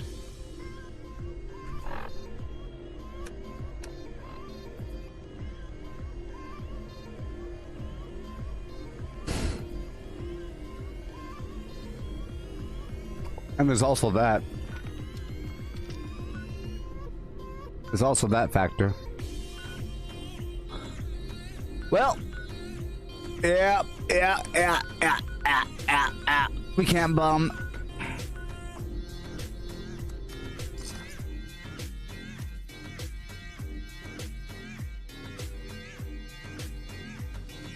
This is the anti-cheater channel, and we can't bomb right now. Teachers, race to find the monster mask. I'm sorry, After people. you get it, run from the students. As you flee, candy will fall from holes in the mask. Now is not Be the sure to collect time. as much as possible. The more candy you collect, the more supplies you will be awarded from next year's discretionary Now is budget. not the time. There are also stashes of candy hidden around the school. Find them and refill the mask.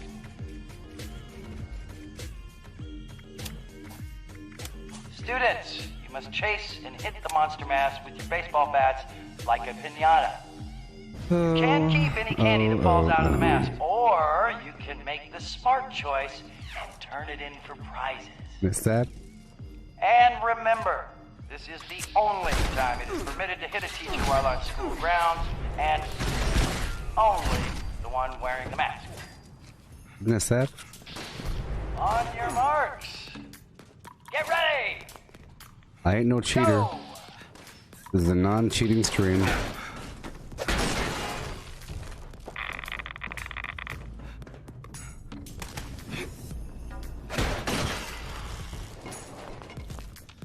So the problem is the code's reset. Probably at 9 a.m. The code's reset. People. The code's reset. You see? Normally you can't get rid of them. They're under notes. But they reset. So you can't bomb. Means that we can't bomb until probably next Thursday. Or this Thursday. Which means if you see anybody bomb between now, like now, tomorrow, and probably the next day, they're cheaters. So do not go into a nuke zone. And if any of you tell me, man, I just left a nuke zone, those blah, blah, blah, blah, blah, I'm going to condemn you to the bowels of Flim Flam. Okay?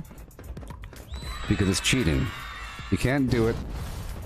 You can't do it. Look, I wasted all that time, all that ammo, and I can't look up the code. You're not supposed to bomb right now. There's no keyword. The code just reset. The game has a weekly cycle. You're not supposed to bomb until the weekend. And now it's Tuesday afternoon or something.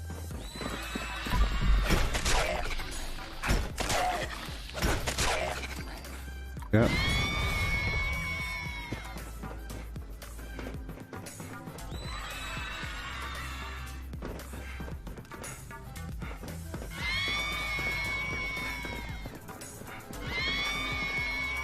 I sort of like this event. It's sort of a test of your AP. It's an AP test. There's a lot of XP in it, and of course you're getting that sweet, sweet, literal sweet candy.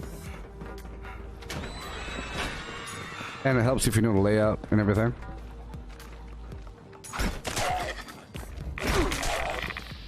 And it's sort of a melee test.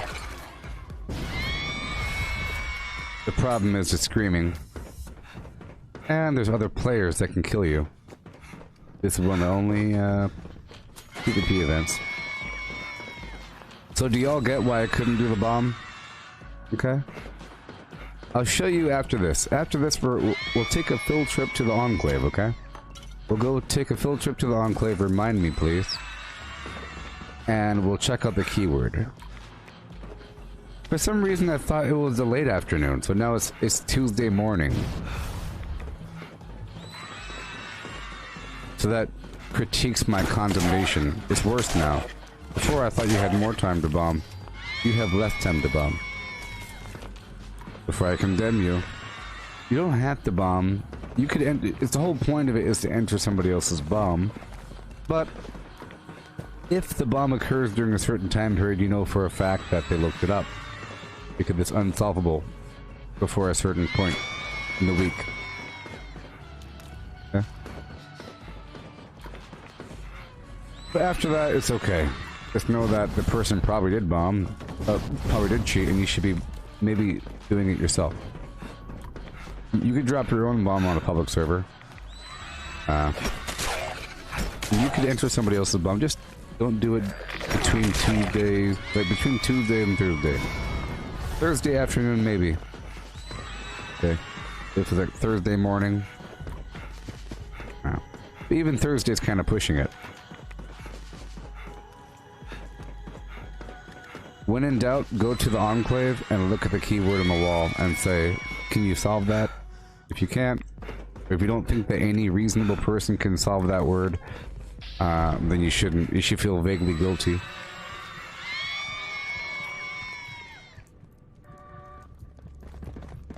Oh, it is Wednesday. Well, there you go. You're right, Chris.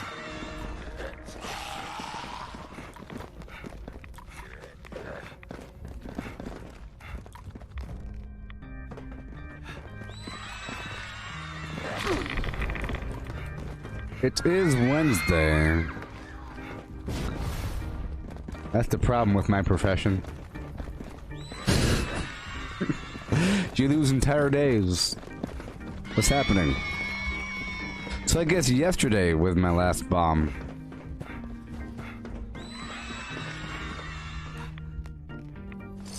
So I guess I was able to bomb right before it shut down. Yeah, it's Wednesday. But still. If you have candy from the previous round, you can turn it in at the smart right now, vending machine if I go, for prizes. so here's the thing. Make the So here's the thing. choice. I don't have to go back and critique my Grab the mask. criticism. You will collect candy falling out of the mask. And you should find buckets The of word, candy hidden the around keywords reset yesterday, probably, right? Yesterday afternoon. the monster mask like a pinata Right. and collect candy that Which flies means out. that the word should still be blank. It's been a whole day. Okay, still. It's Wednesday. You shouldn't be doing bombs on Wednesday. You can do bombs on late Tuesday or early Tuesday, like up to late Tuesday, but not Wednesday. Wednesday bombs are cheater bombs. Thursday bombs are sort of cheater bombs too. Ooh. We'll still go down to the Enclave and you'll see that all the keywords are blank, even though a whole day has passed, or almost a whole day, you know?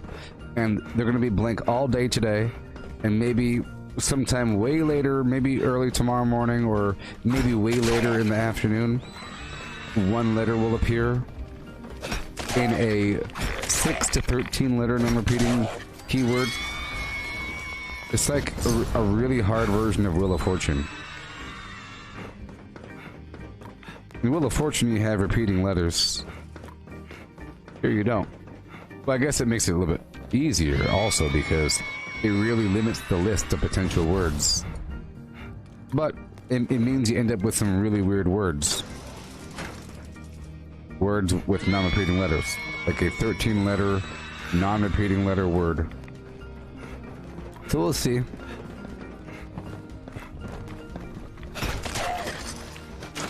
Yeah. But hey, that was good training. That was good training, and I still got credit for the silo run, you know? Even though I didn't drop a bomb, it's still an event. Going into a silo triggers an event. And you get credit for it. You can do it 3 times on a server. You know? And you get credit at the end. The light turns red, it says, good job, you win. And it's a pretty fun farm. The problem is the enemies don't drop all that much XP, but the enemies do drop loot. The enemies in the silo run, they drop, like, you know, steel and lead and circuits and all that garbage. And there's a bunch of loot everywhere all around and a bunch of ballistic fiber. So it's good for that purpose. You could totally run the silo all throughout the week for training and for loot, and it's, you know, it really takes the pressure off to just go into the silo and do it, right? I used to do that all the time, just to take the pressure off. I might do it again. Just run the silo throughout the week for farming purposes, for training purposes. The zero pressure.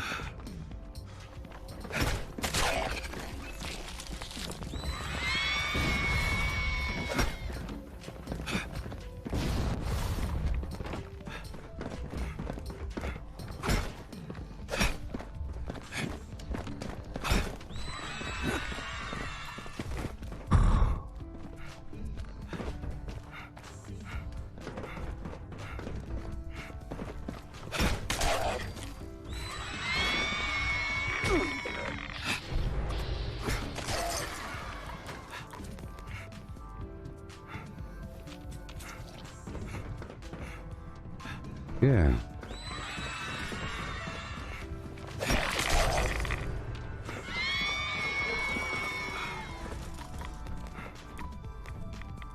Wonderful. Yeah.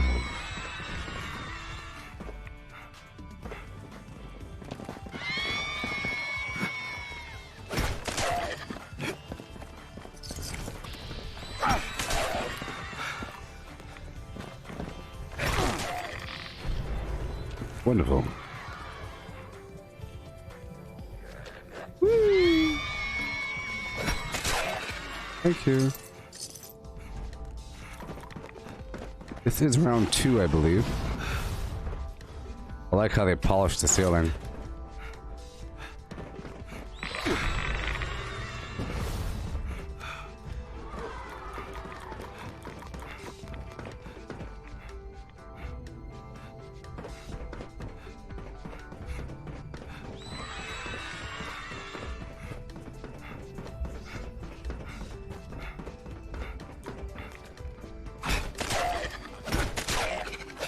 Yeah.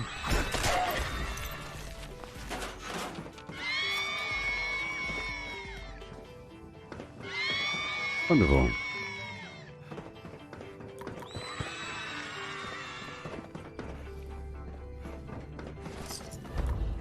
Yeah. Please gather in the commons and wait for the next round of the Monster Mash to begin. Wonderful.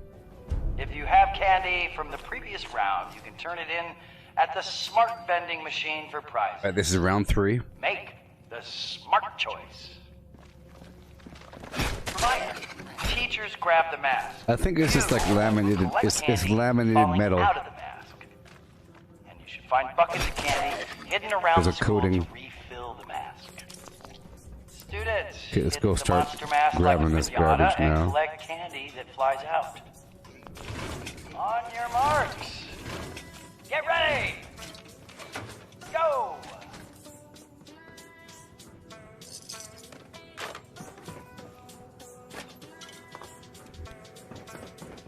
Alright, round 3. I have to kill myself. I need to get more toxic goo after this. Okay. So I'll be going to West Tech.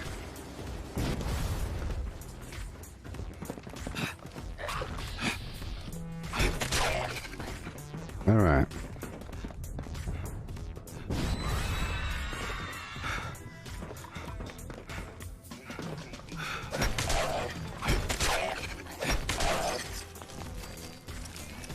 Thank you.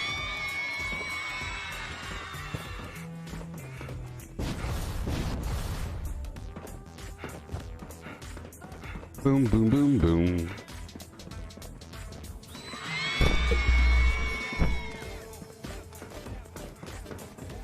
There we go. I was kind of far back. There. So this next paycheck, I'll be building. I'll be purchasing components to build another computer, a streaming computer, and then I'll be getting a capture card.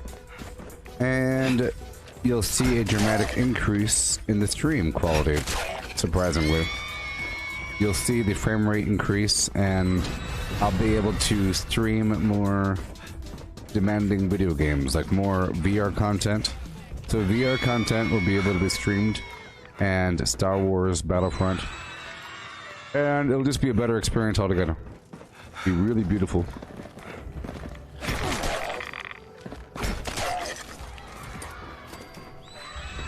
Yeah.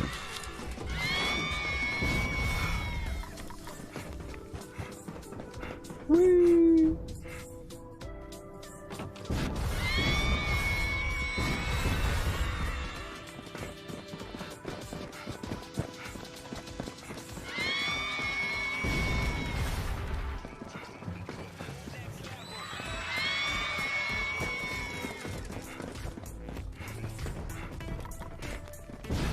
What happened to Silo?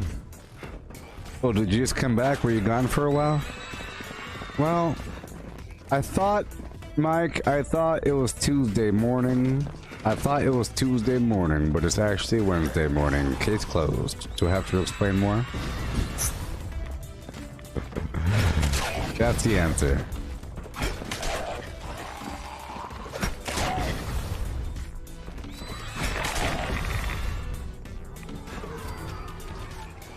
Yes, exactly. Oh. Well, what happened was, Mike, I was at the last area, you know, the last round with the room with the robots, and we're talking about whether or not this silo has reset, you know, because there's dead bodies around and blah blah blah. And I was talking about the missile solid state holotape, and I was crossing my fingers, and I used a nuclear key card, and it said, player credentials not verified, or whatever. Credentials not verified. Whatever. Basically, the code reset. I checked my inventory. It says you must re-enter the code. And I was like, oh. I checked notes, and there's no code pieces. It's Wednesday. Because someone's like, you know it's Wednesday, right? I was like, oh yeah, well. Yeah. Yeah, sucks. But hey, I think that had to happen. I really think that, you know, this video is titled Anti-Cheat Channel, and I went through the entire darn silo, wasting my time, using all kinds of ammo, blah blah blah. Got to the very end, wasting a key card, and I realized, oh no, I reset. Well, time for something else. And I came here. I came here right afterwards. I have to kill myself very soon. Yeah, it's Wednesday, which means the word reset yesterday. I thought, you know, the keyword reset's like Tuesday afternoon, Tuesday night, whatever. And I thought it was Tuesday. So I'm going to the Enclave next, and then to West Tech. Kill myself, boom.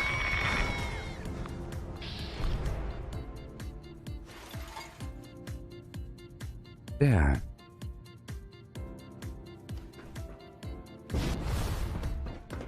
Done. That concludes the Monster Mash. thank you to our teachers, students, and volunteers who made the event possible. And remember to make the smart choice this year and turn in your candy for healthy and wholesome gifts and surprises. Have a safe and pleasant Halloween, everybody.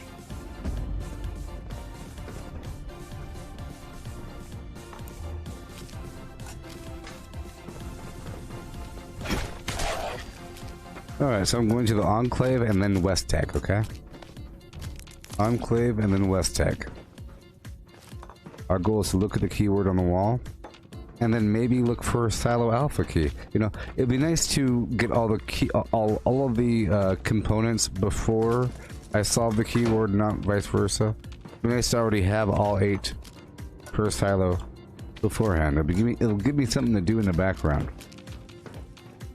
So I'll do that, and then I'll go down to West Tech and get some toxic goo.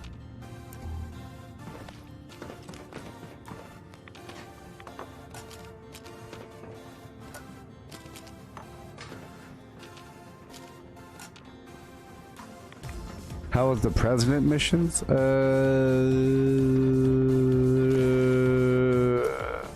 Not quite sure what you're talking about. The president missions? Ah.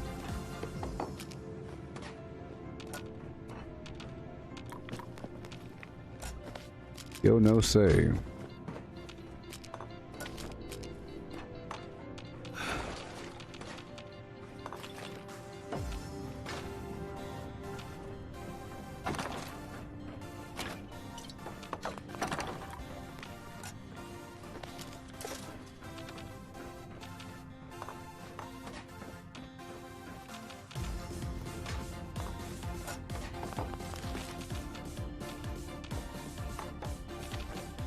Okay.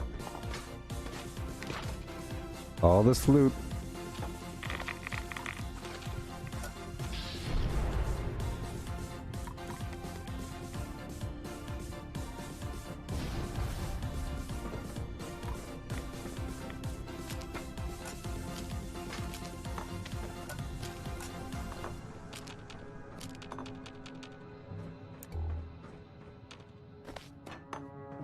There's a long time ago, man.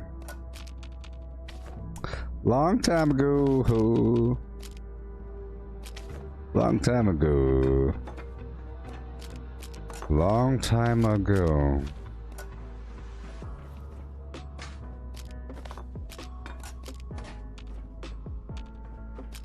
Well, the way that I got into the Enclave was by eventually. Spoiler alert, spoiler alert, spoiler alert. Senator Blackwell was hiding in a bunker somewhere. I found his bunker, rummaged through his garbage, and I found an invitation to the Enclave. He was invited to the Enclave because he was... It's like for the continuation of the government and because of the nuclear program. So I took his invitation and I went there. But there's many roads that lead towards that destination, so it's sort of like a choose your own personal narrative situation. You know what I mean? That's why it helps if you don't know, otherwise you're just copying somebody else's narrative. It's sort of a... There's many paths that lead towards that end state. And I took my plan route. Oh no, yeah, I did what I had to do now. Okay. Break it all down. Okay, going to the Enclave, marking one of the silos. Or one of the silo code pieces for Alpha, I guess. We'll look at the word, we'll see it has nothing there. There's nothing. So you can't bomb. Don't enter somebody else's bomb. Resist the urge, people. Alright. Enclave time. Oh, no, now you now know. If you didn't know, now you know. If you didn't know what you didn't know before you knew you didn't know, no. What you don't know, now you now know. If you didn't know, now you know, now you know, now you know, now you know. Yeah. If you don't know, now you know. If you didn't know, now you know. If you didn't know what you didn't know, before you knew you didn't know. No.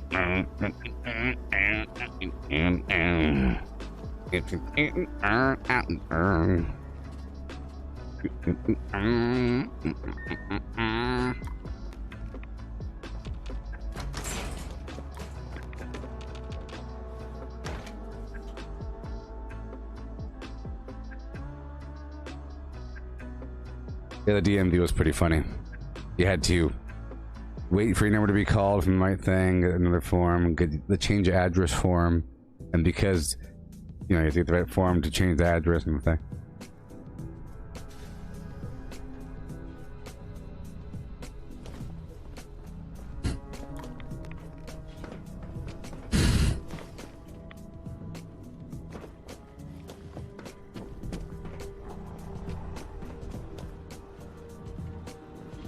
I actually like those lyrics a lot. You didn't know what you didn't know before you knew you didn't know. You don't know, now you now know. If you didn't know, now you know. You didn't know what you didn't know before you didn't know. It's like you don't know the scope of your knowledge. You don't even know the scope of your knowledge. You don't even know what you don't know. You get it? You don't even know what you don't know. But now you know.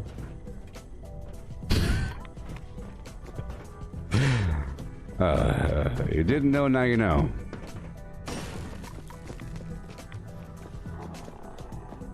Okay.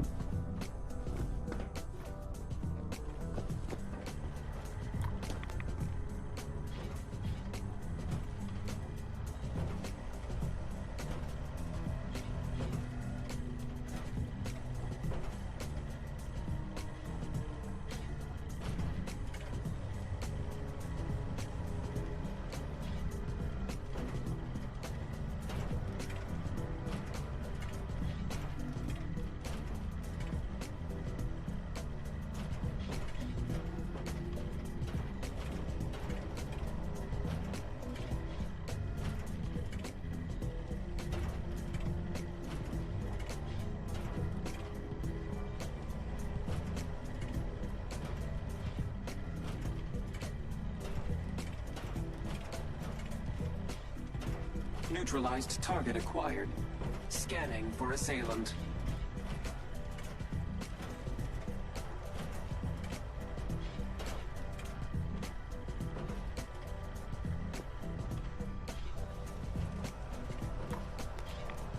Alright, you see, there's no keywords, so if you enter a bomb zone now, you are scum. Shower drain scum. Public sink scum. Door handle scum. Your best friend's telephone scum. Somebody else's towel. Your uncle's love seat.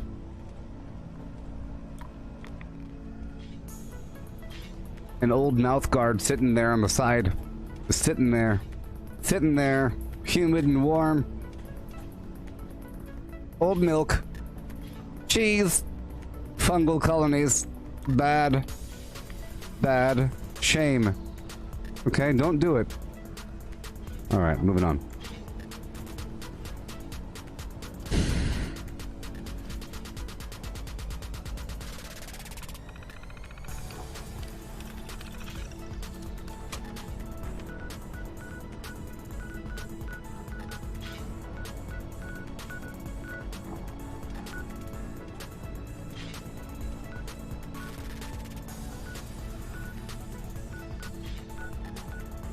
Gotcha.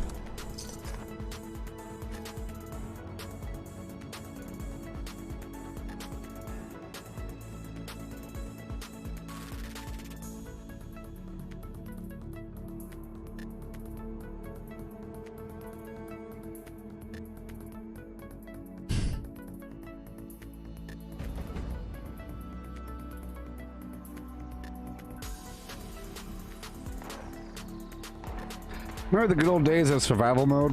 Where you could just put your camp there and anybody can destroy it? But then it's game on, right?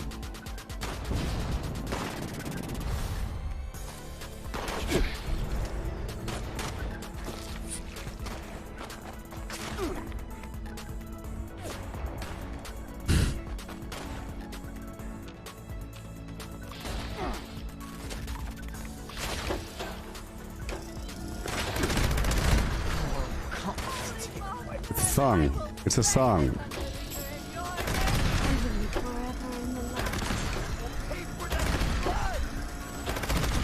Go to the fight.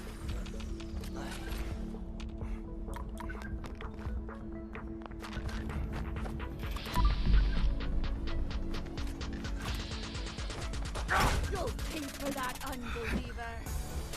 I will live forever. Night.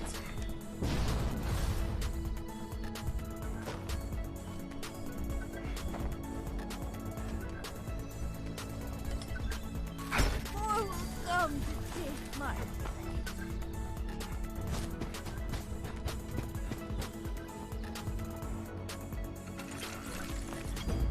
Yeah. Yeah, with the yeah, and yeah, okay. Okay, let's go take over the Grafton Steel Yard. I plan on getting these code pieces, you know, and resources, and oh boy. It's gonna be a lot harder being a carnivore now, during the week, or now that meat week is over. They don't just throw certain kinds of meat at you. You know, you don't have a million reliable spots for Red Scorpion. I know where to get them. Toxic Valley area. Liver. Grafton Lake Ridge. A couple spots.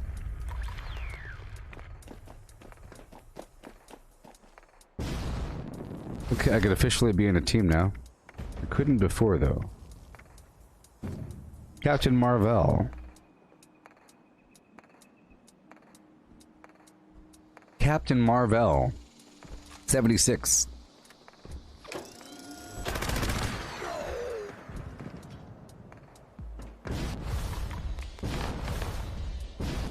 Oh,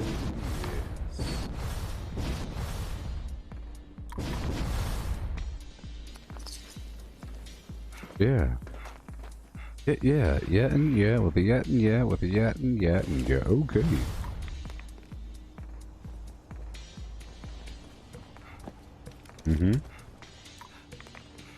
I'll build what I have to without moving. You know what?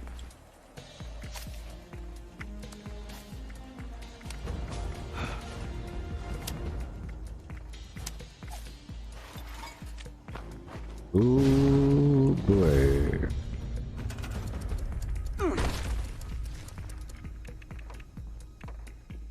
All blurry.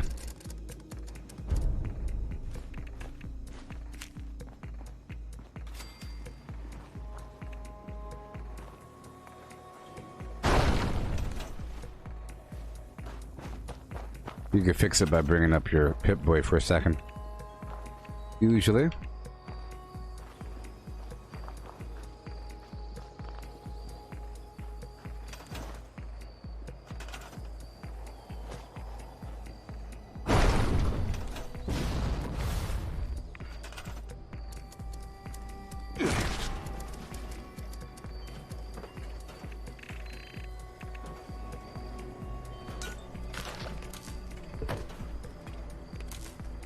This gig sure is a downgrade from killing people for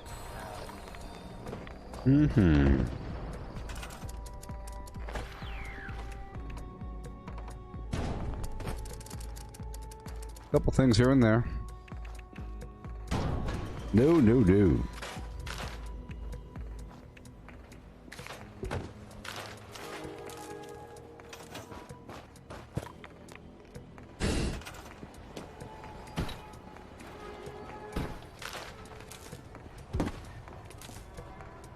Yoo-hoo. Okay. Come on now. Come on, people now. Sometimes Sometimes I think about burning this camp down. What'd you say? I heard you. You talking to yourself, robot?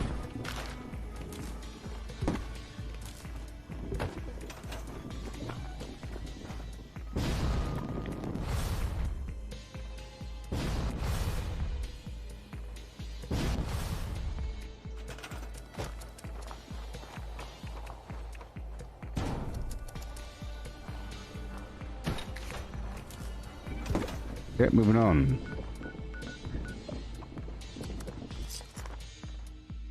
I got the Salo Alpha code piece. About to get another one. That's what I'm doing throughout the week right now. Getting the code pieces. Over time. Along with my eternal listing of foods I have to go for.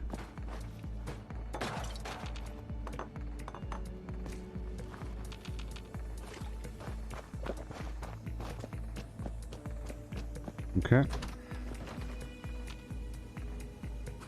I kind of missed the in-game radio, but copyright. I used to play that thing all the time.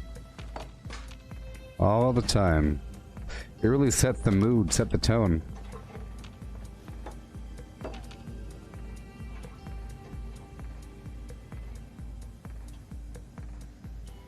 I have not received a free pie in a long time. Besides from the roof of West Tech. I mean, from the machine.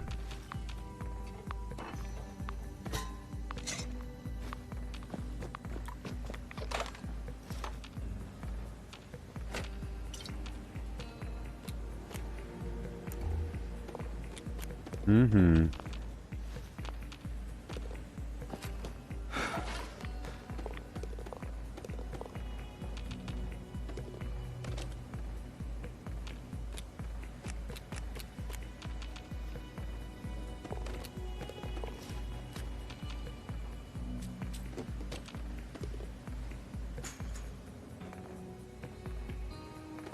Uh-huh.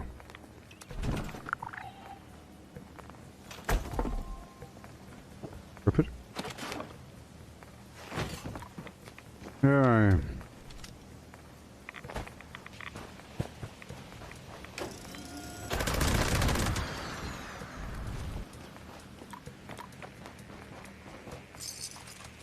Thank you.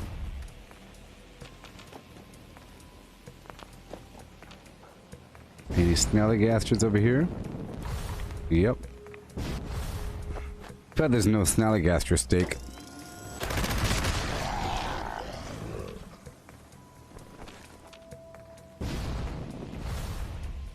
Okay, we're taking it over. I'll build what I have to and move on. And then we'll go down to West Tech, like I said. But I think I'll go back to the Enclave in between and get another code piece. And how much more toxic goo do I have? Well, I have 140. It's not too bad.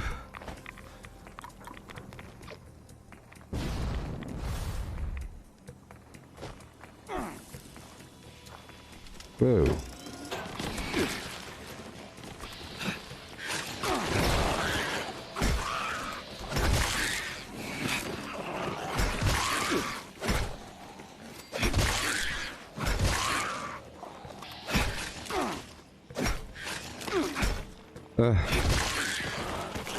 Mole rat gives you agility,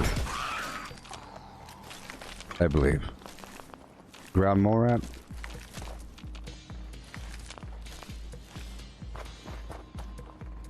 Yes, 3 by default, 5 with carnivore, and it goes up to 8 if you are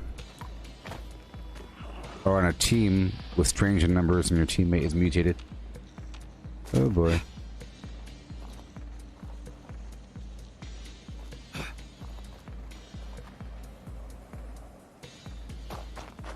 That's so annoying.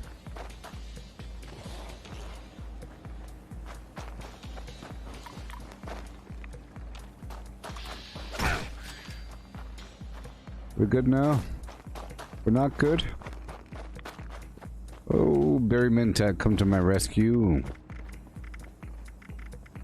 If I have any, which I don't. Hey, there you go, buddy. Thank you. Perfect. I mean, the game knows where I am. They could totally move the enemies to my location. Just like that. They could stagger them out as long as, you know, the last one does appear. I just don't want it to be glitched where it never appears. And it doesn't let me capture. If it doesn't let me capture the workshop for some reason because there's one mole miner, there's one mole rat way up in the boonies, then that's just weird. Doesn't make sense. So let that be the rule only if it always works. It doesn't really make sense.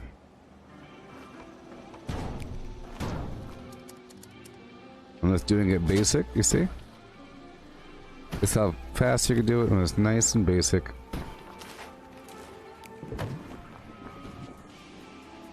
Long-term acid growth, fast traveling across the map. No big deal. I'll put down my Collectron unit. Can't wait to get that Brotherhood of Steel unit. Come on. And... pull home.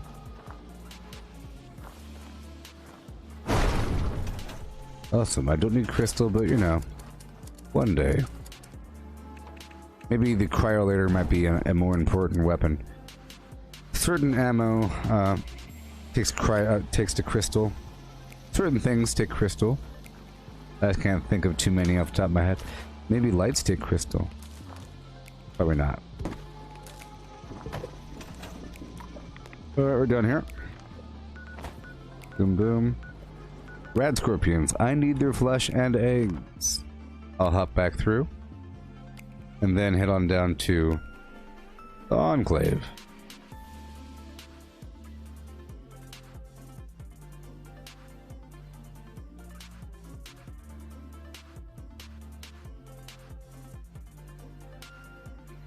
There's a bunch of movies coming out in the future.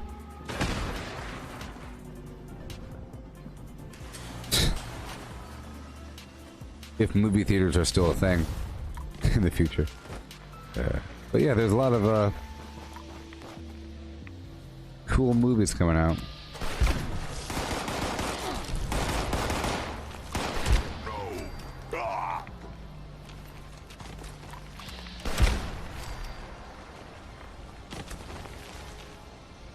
Come on.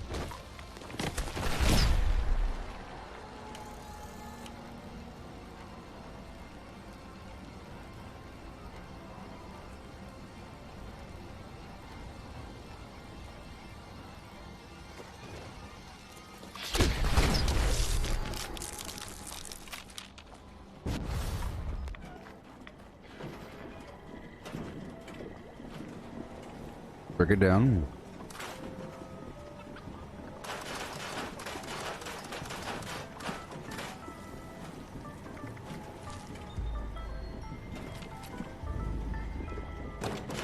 I know where you sleep at night.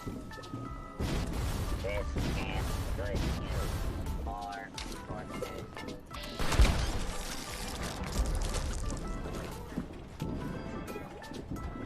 I mean, a lot of TV shows are already pretty much theater quality, but these shows are found on subscription-based networks. Usually like Game of Thrones or whatever. I think a lot of Mandalorian, a good example of what's going to be happening to movies. I think movies are going to become, I don't know, you'll probably have your movie, but I think the new form might be just a bunch of shows. Let's dump off some more of this ammo. I have 9,599 ammo. That's a lot.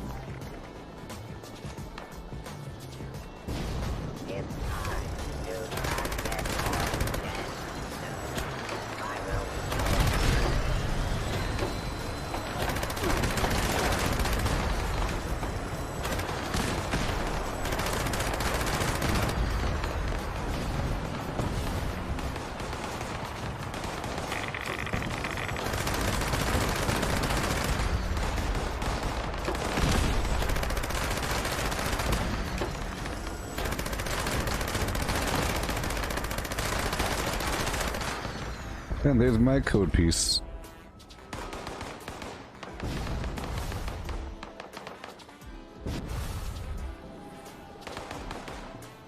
Alright, ammo. During the week I don't need my power armor on, I don't think.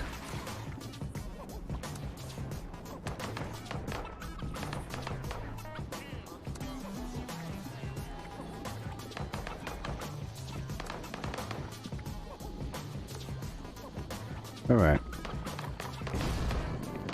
The Ranger's Apprentice. Oh, it's based upon some books. I haven't heard of it.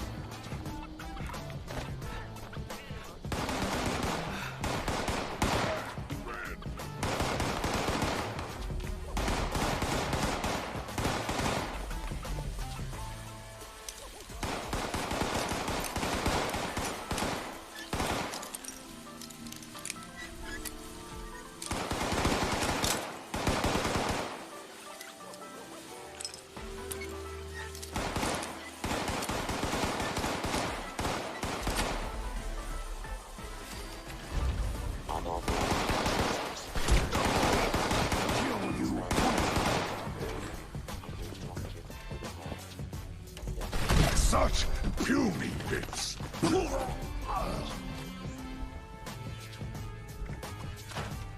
Yeah, so now I could totally... Oh boy, never mind.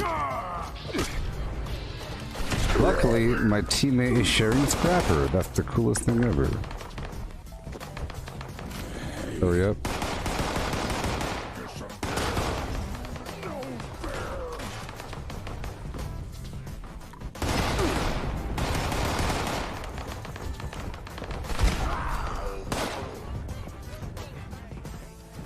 I'm not really trying to clear through here.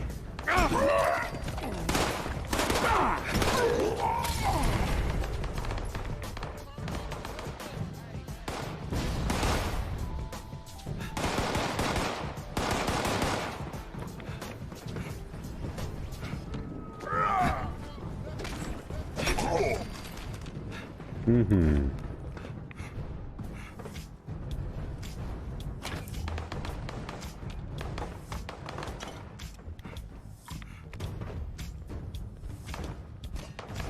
Yeah.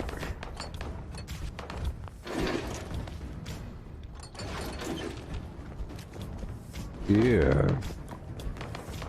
Wear your guts around my neck! Yeah. Yep. Movies are usually worse than the book counterpart. It's usually because, well, either there's not enough time for all the details, and there's a lot of parallel processing going on in books, I think. They set up the scene while they describe things to you, but they say, you know, in just a few words, they could give you tons of detail. But in a movie has to pick and choose how to present that. A book can just briefly describe a location and then talk about the characters and what they're doing, but your mind's filling in the details. You don't have to keep reminding the person, oh yeah, by the way, there's a sunset and there's mountains behind them and they're in the jungle, it's dark and everything's sticky and whatever the heck it is. But if it's a movie, they'll have to keep on reminding you about the context in their own little way. So they'll have characters say stuff that wasn't in the book to remind them, oh yeah, this forest sure is dark and sticky and scary. And a book reader can say, oh yeah, that was totally mentioned, but now the character's talking about it. Like the Harry Potter series is better. We could talk about that because it came out a while ago and we were all children. Not us. I wasn't a child when it came out. I was in the army when it came out. I was in basic training. I was in basic training / whatever when Harry Potter, the books came out. I don't know. I think part 1 and part 2 came out. Yeah, part 1 and part 2 came out, and I think the movie came out around that time as well. Or Fight Club came out around the time I was in basic training, AIT. All that garbage. Sort of. Let's just say it came out, yeah, around that time.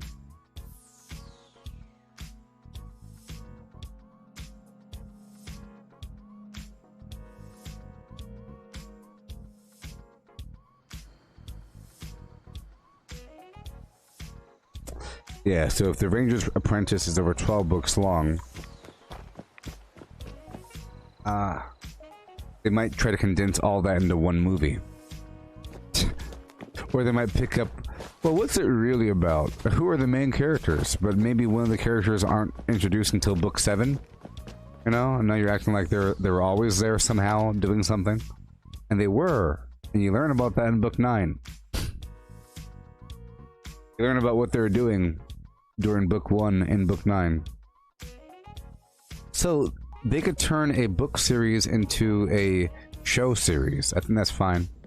Because sometimes the show series outstretches the books, like Game of Thrones. Sometimes there's more content, and then all of a sudden they're saying, hey, author, make more books. We're trying to stretch this thing out. But then they really just, you know, turn something into a little brief moment. At the end, we all hate the end. Everybody on planet Earth does not like how Game of Thrones ended.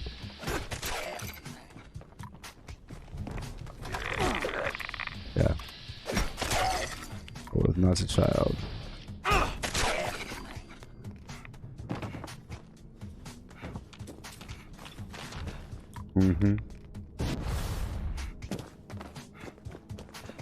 Do you think the movies did an okay job?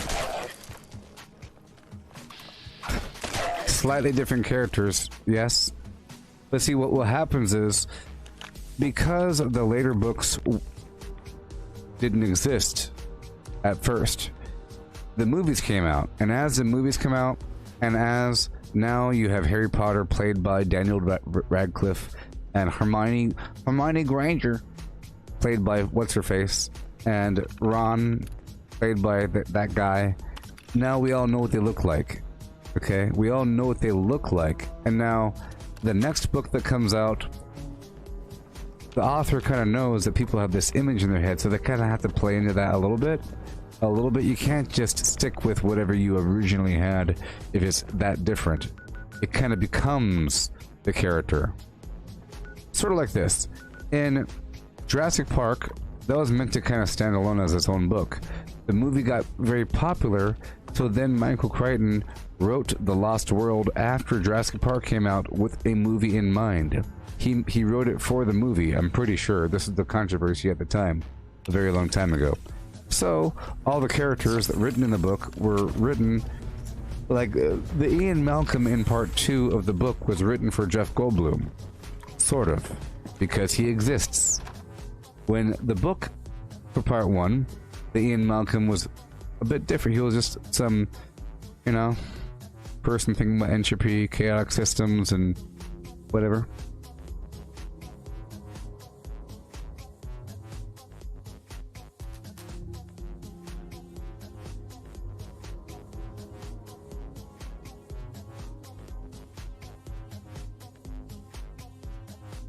Dumbledore is a bad character. When you end up having 85 million characters,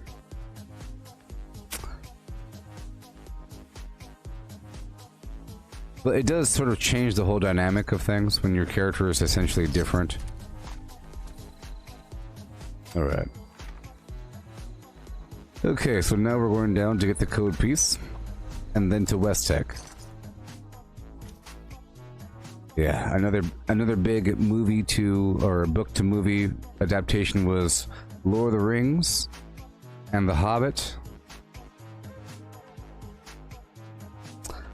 The movie for The Hobbit, was that a trilogy or a... There's more content in The Hobbit, the movie, than there is of the book. I think The Hobbit book is like short. So you might even say that the movie is better than the book. I don't know. I would have to really think about it. Because they had like the Battle of the Five Armies, all kinds of garbage. It was like, pretty sure that The Hobbit was like a, you know, pretty short book, right? It's like a little adventurous tale bunch of humorous dwarves show up with a wizard to go get some treasure from some dragon cave. Big whoop. Bump, bump.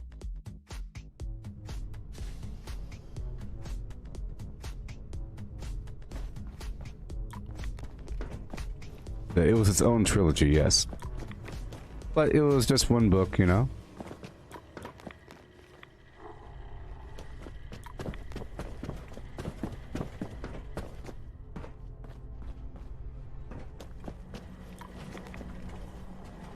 Mm-hmm. Okay. Code piece alpha.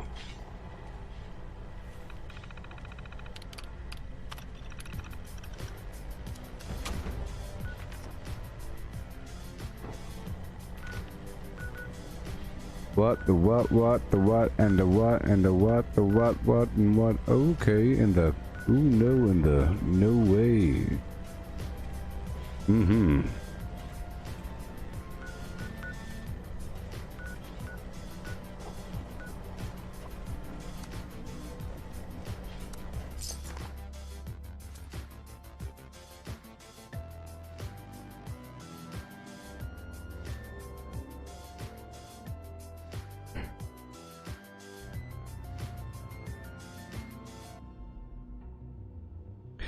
I'm sure there are several examples of movies that are better than the book. Those examples would include turning an incredibly short story into something more profound, perhaps. Or something that was kind of maybe a dramatic retelling of a traditional tale. But that's not really a book, it's like a short little thing. I'm sure there's a couple examples. Can you think of any examples where the movie was better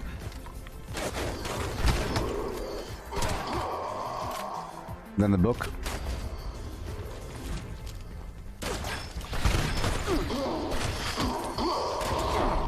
I don't know if you could say better, because it really is a different ball of wax here. Because it's sort of up to the reader to make a book better or worse. You know what I mean?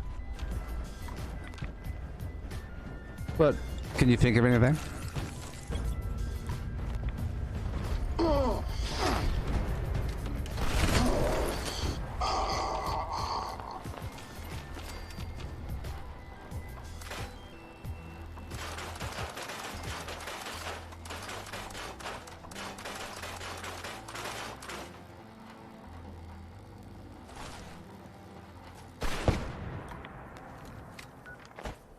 What about comics? Are there any comic characters that are better in the cinematic depiction versus the traditional comic graphic novel depiction? Yeah, because I don't think you can say that something's better. It'll be different. Like the Watchmen movie versus the Watchmen graphic novel. You know? The Watchmen movie is sort of a dramatic... They did the best that they could. You know? I'm pretty sure all the dialogue was there. I'm pretty sure everything was in there, but they changed it. So, they changed it in the movie. Okay? So I think the change in the movie was better. Perhaps for Watchmen.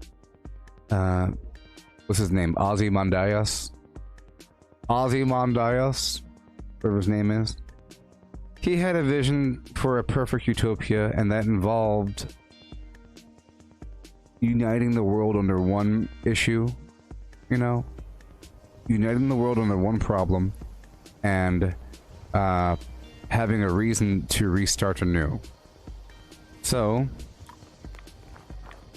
in the movie, it was, oh no, Dr. Manhattan blew up the city because he's crazy and emotionless. It's his signature. They used the signature of Dr. Manhattan. He blew it up. He's a big threat. The whole world's in danger. We must unite against the threat of Dr. Manhattan. Good thing this city was destroyed. I'll now build a utopia. Goodbye, Dr. Manhattan. You go to Mars. That was the movie for Watchmen, you know? And they revealed the secret, blah blah blah, the secret plan, you know? In the graphic novel, it was a weird space octopus that showed up and melted people's brains. because it was so horrifying and weird to look at. And that's just weird.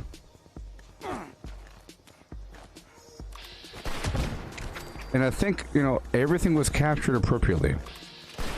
I really think that everything was appropriately captured in, because they used, it was dramatic, and they used this darker color tone and slow motion a lot and weird, you know. I think The Watchmen probably might be better to watch than read. Even though we're talking about a graphic novel here, not like a book. Still. Just imagine if they took the Watchmen movie or graphic novel and turned it into something like Marvel-y, like humorous. If they made it like exciting. If they turned the Watchmen into a traditional action hero movie superhero thing, that would be bad. But they didn't do that. They kept it gritty and weird. Yeah, I looked at it afterwards, but you could look up the, you could look it up online for free. Just type in whatever you want to type in.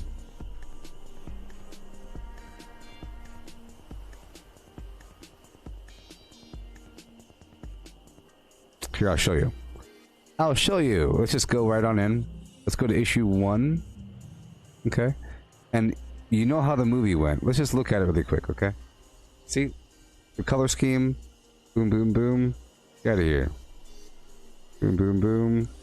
Bam. Oh my gosh. Watchmen. You see? The movie started off with a narrative of Rorschach. And it's panning through the city. And it's talking about the whatever. This is pretty much word for word that's in the movie. You know? The end is nigh. Things. All kinds of stuff. Blah, blah, blah. It's pretty much the same thing, is the point. And here it is, people are investigating what happened, and it's showing it. Remember the fight scene? You know? And how it was, and it was like all dramatic and slow motion and stuff like that. And it was the same thing. But here, you know... You can look it up online for free.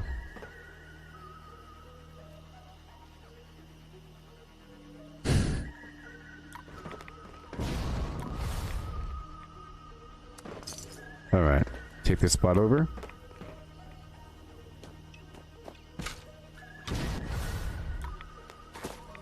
Yep, I'm going for the code pieces, getting some resources, taking over some workshops.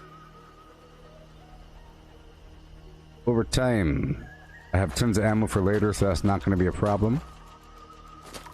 I have a lot of money. I have to rebuild my camp eventually. Waiting for my free atoms. Perhaps tomorrow.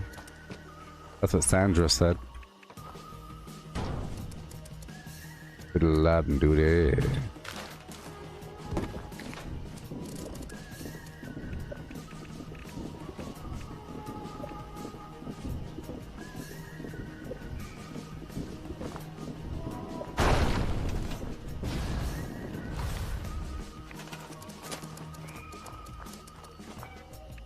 I'm just going to power it directly here. Yeah. If you didn't care for the... because it's sort of a weird... and it makes you kind of feel weird. So just know that if it makes you feel weird, the source material is a weirdo, big old pile of weird, okay? You saw the color scheme on that thing, right?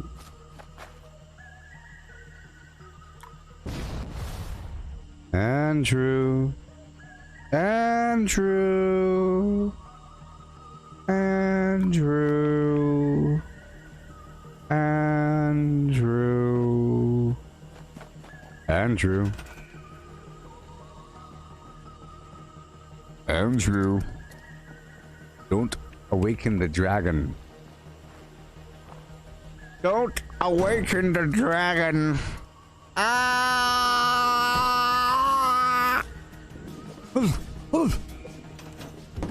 Yes!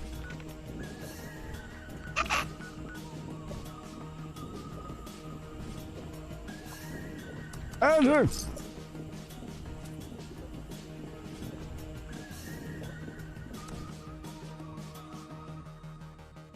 would you ask me? I would just... I cannot control it. It's like Dr. Jekyll, Mr. Hyde. My heart starts racing. And you become an object. No longer a person. A vessel for my hate. And you represent all others. You represent all others. I'm sorry. I'm sorry, Andrew, if I am mean to you in the future. I'm sorry if I say anything harsh to you. Just know that I'm not speaking to you. I'm talking to that part of you that is disgusting. See, it's already starting. Ah!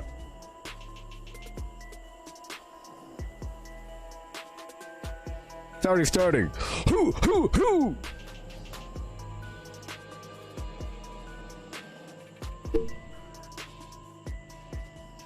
Andrew.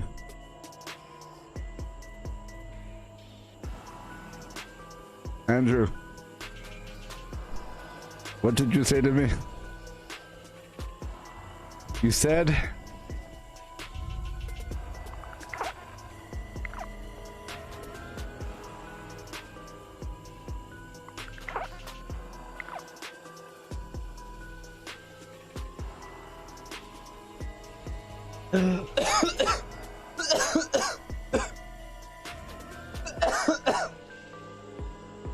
You said...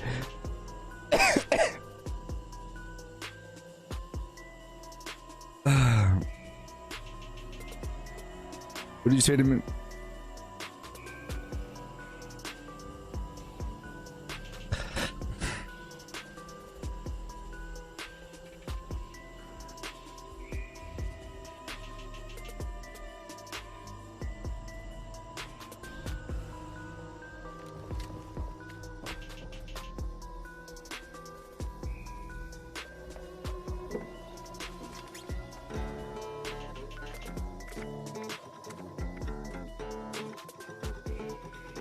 This is an anti-cheating stream. I'm gonna throw this chair across the room. Look, Andrew.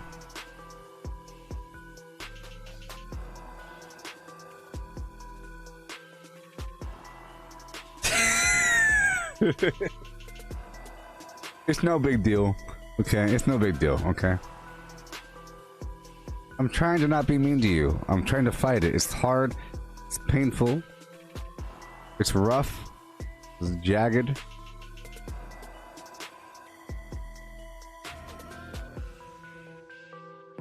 Okay. I'll break it down for you nice and carefully, okay? You said... Did I know that I can go on the internet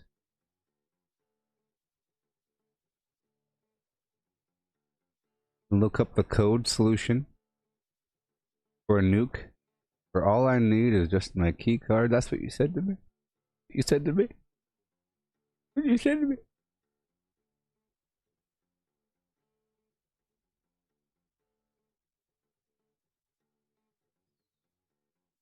Here, I'll show you what happens. I hope I don't get in trouble for this, okay? I hope I don't get in trouble for this. See here. I hope I don't get in too much trouble for this, but I have skill. I've been trained to make people talk, to make them shut up, dislocations and so forth. And this is a good example of, I'm going to show this to you really quick, okay? And I don't want you to get too freaked out. Torture and interrogation, Andrew.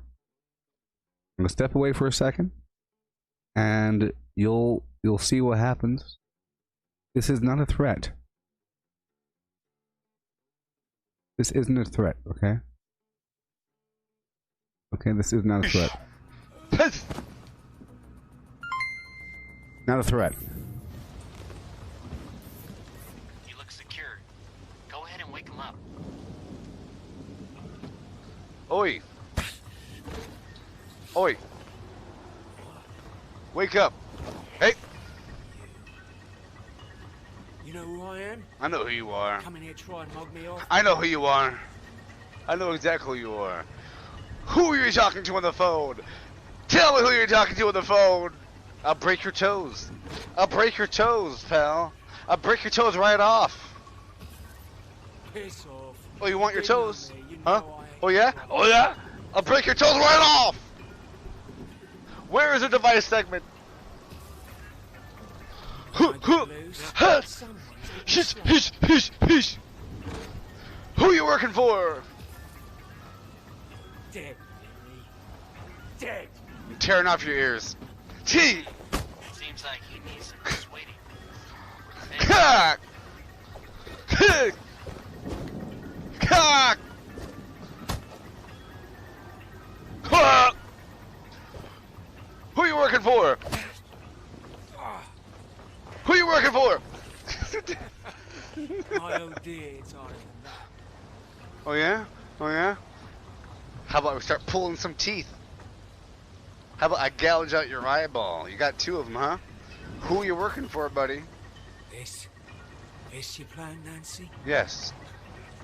Real bloody. Job on. Right in front of the window, buddy. Who are you talking to? You got no bloody clue, have you? Oh, bloody. That's the right word. You're losing your fingertips, buddy. I'm gonna flay your skin right off. You got no chance. Let me think. I ate it somewhere special. Up your arse. Rough him up some more. That should change his tune.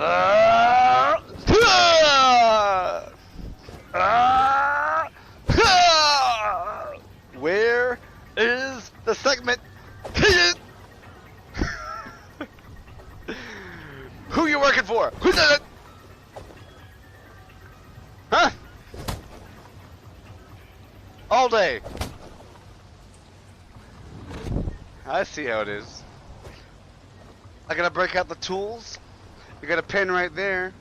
Put! Huh? Yeah. You keep trying, mate. Gonna get you nowhere. This is going nowhere. He'll pass out before Next Look level. around and see if there's anything you can use to intimidate him. Okay. Alright. Okay. Oh, look at this. You thirsty? You thirsty? Are you thirsty, huh, pal? Still not going to talk. Huh? Try something else. Huh? Oh, you want more? You want more? Huh? Oh, yeah. Want some more of this? Ah! Okay. Find something else? Uh-huh.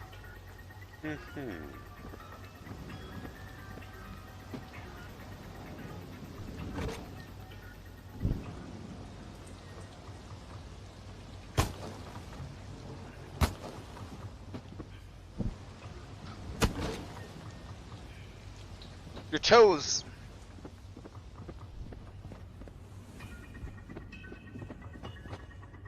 I gotta find some torture tools.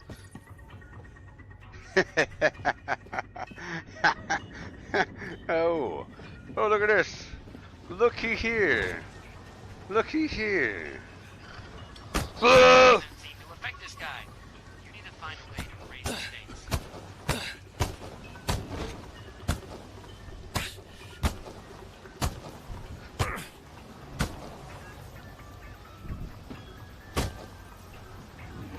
Who you working for?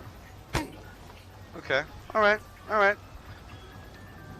You wanna talk? That's nice. That's nice. Keep breathing. Yeah, keep trying. Keep trying. Keep trying.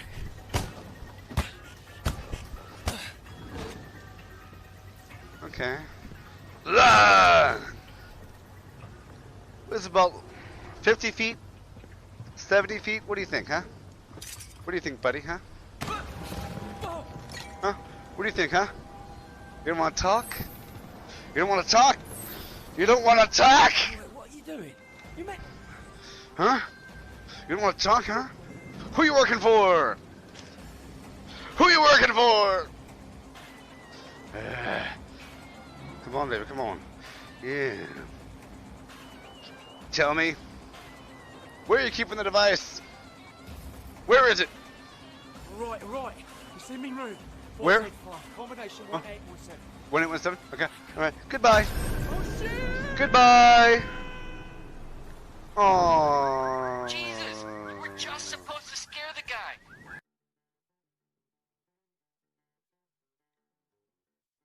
And that's what happens.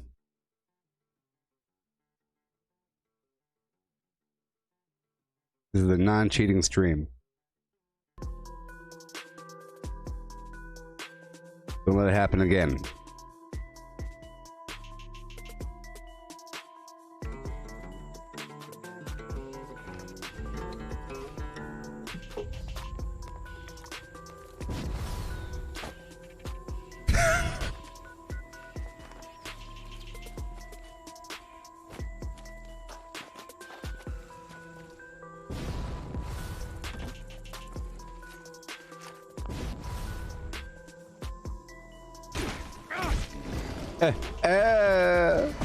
That was a power attack. Oh, well, sorry, Finny, you asked me what's the max number of fusion generators? I don't know, but I do have a blueprint I'll show you right now. And that blueprint has 2 fusion generators in it and a thing. I call it my Cirque du Parade. It's a circus trailer. But they eat up a certain chunk of your budget, though. Let's go find these enemies, clear them out, and take over this building.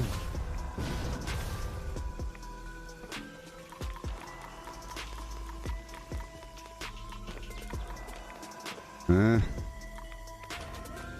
don't know the exact amount of fusion generators, but they eat up more budget than other generators. Here, let's go back to my camp and I'll show you.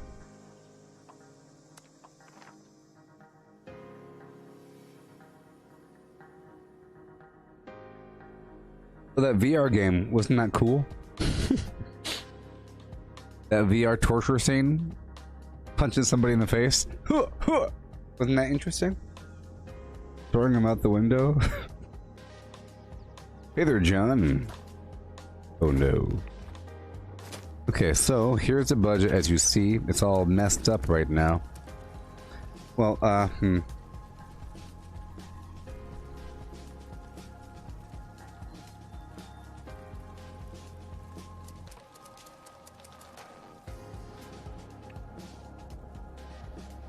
just watch the budget.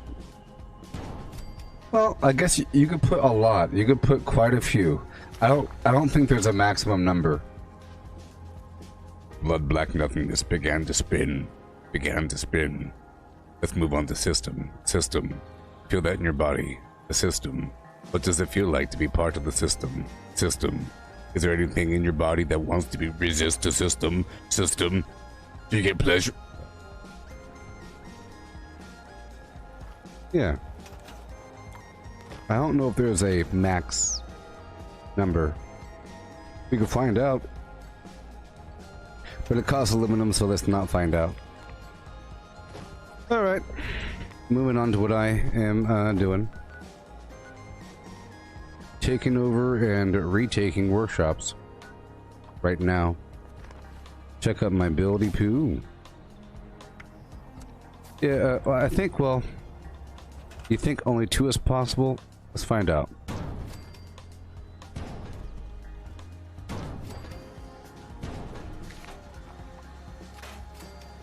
Now, I think it's as many as you want. Yay for wasting materials! Golly.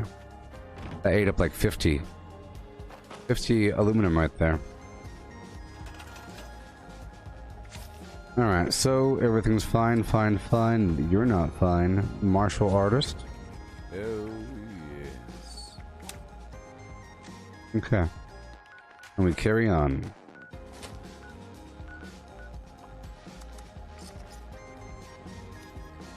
Oh, yes.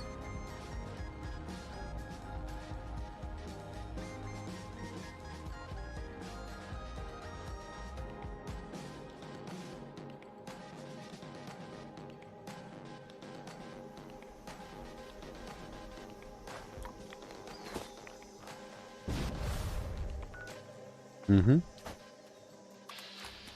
All right. Ooh, Deathclaw.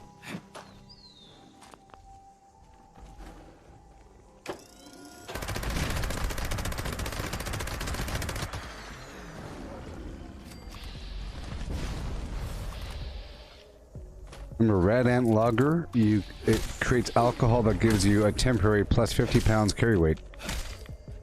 Pretty nice if you're in a pinch.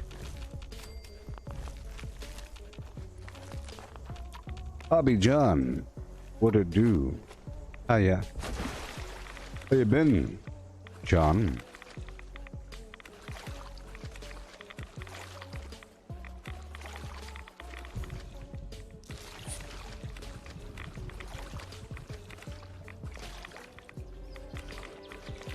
Yeah.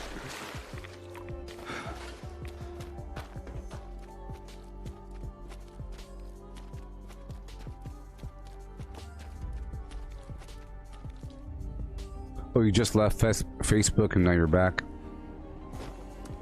With a boom and bay, here we go. Every day, ho hum. Stupid jetpack.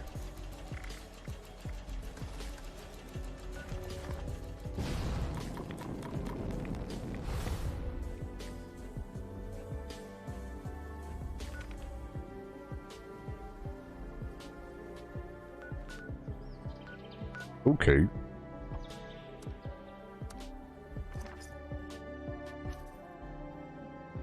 So after this defense sweep through, I'll head by West Tech, and then we'll go back down to the Enclave to get another code piece, and we'll keep on doing that until we get all the code pieces, and then we'll just get a bunch of nuclear key cards back to back, and that'll be our cycle.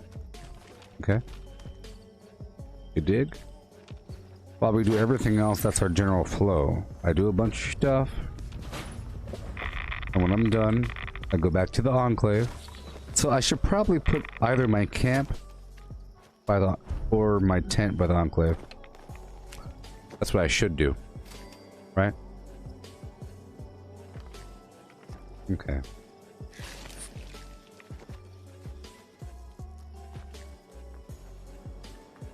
I'll move my camp by the Enclave entrance if if my whole plan is to swing through there all the time.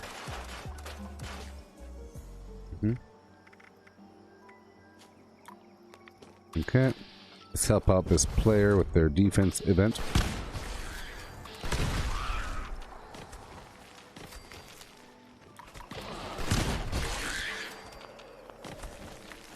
Three waves. And if I wanted to, I could totally take this over. But I'm not going to right now.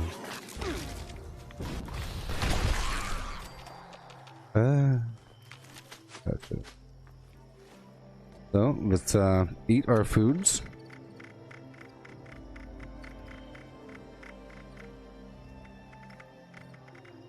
Very mentat. Okay. Deathclaw Wellington for 8 strength. Dog meat steak for 8 endurance. Blood meat steak for 25% extra melee damage.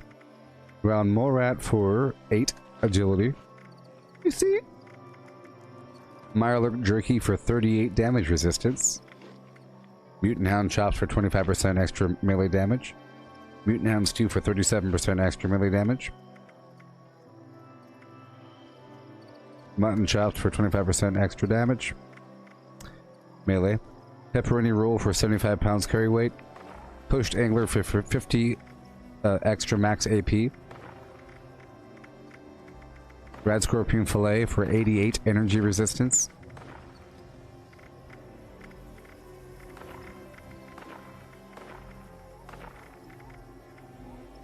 Sweet Potato Stew for 2.25 health regeneration.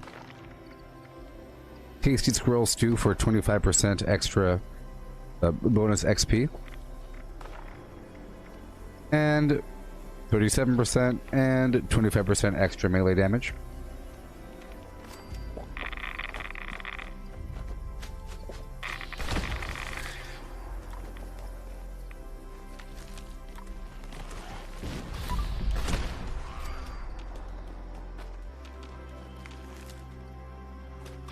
I wish there were a perk under endurance to make the food that you eat to have the buff last longer. You know? Not just to stay well fed longer or hydrated longer. I want the buff to last longer.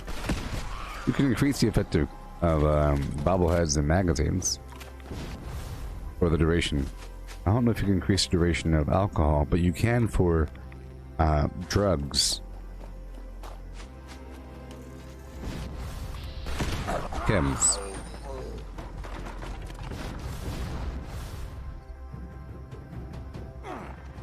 I had to clear through this town. You know, I still passively farm XP because I still need those extra points. Every 5 levels I get a pack of cards. Like just now I got a pack of cards.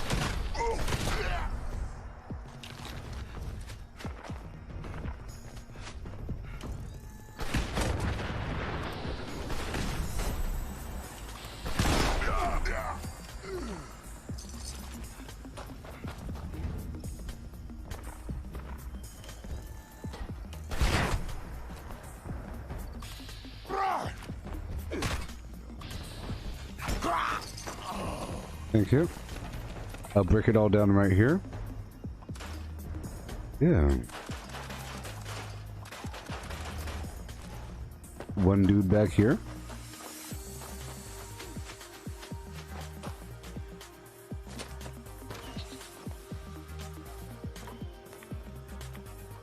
All right. Let me get these extra mole rats because we need that mole rat flesh over time.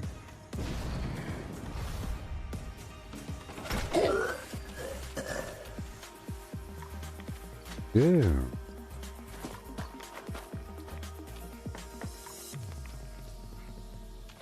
Entering a vet. Tick, tick, tick. Oh, it became a retake. It became a retake, but that's okay.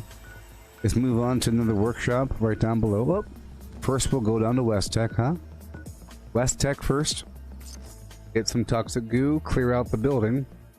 Testing out our build still. It's so much fun.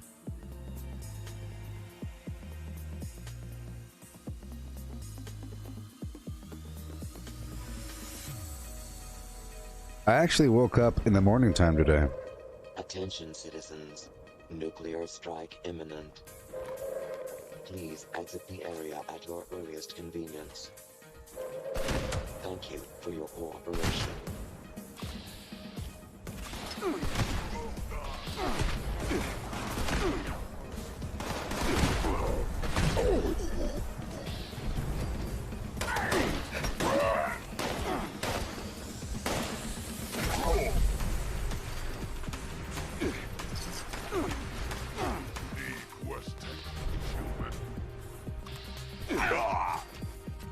I love this weapon. It's probably one of my favorite weapons now. Because I didn't even know that this sort of weapon even existed. I heard somebody mention cursed whatever. The whole cursed concept. But I didn't know what it was. I didn't want to ask.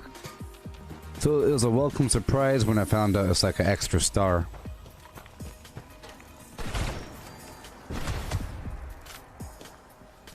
Giddy up. But I love it. It's sleek. It has extra attack speed built into it. It's bloodied. It has extra power attack damage. It has a bleed on there. It's like really awesome.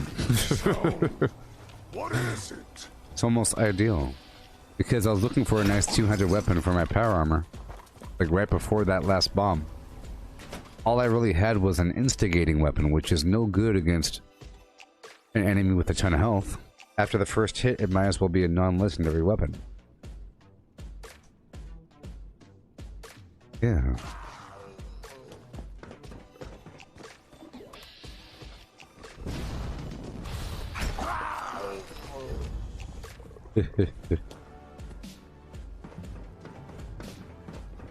Close the door.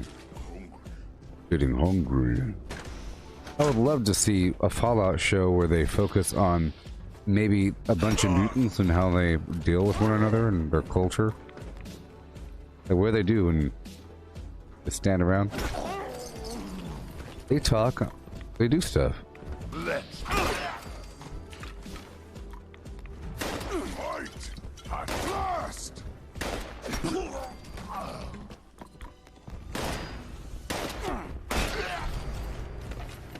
That's why I like whenever I see a mutant stirring some meat pot or whatever. That's cool. Or when you see them talking to each other. Or when you hear them talking to each other as well. When you see a cluster of them like all next to one another, that's a lot better than just having people messing around. Like that, having them talk is nice. What? Yeah. Graham and Charlie.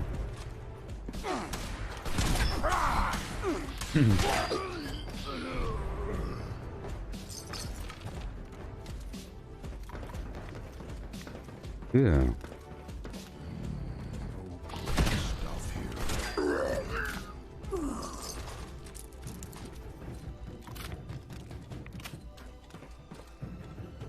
Mm-hmm.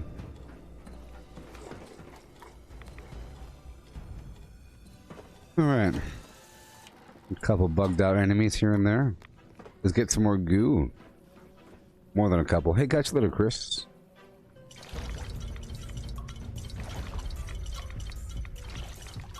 Cheater bomb.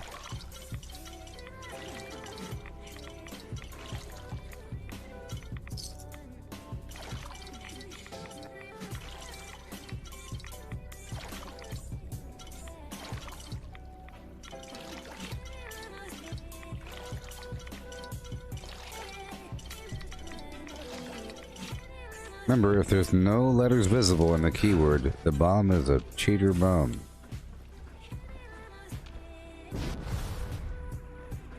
So, human, do not use the website to bomb. It's cheating. I will address it now. Don't do it. Bad.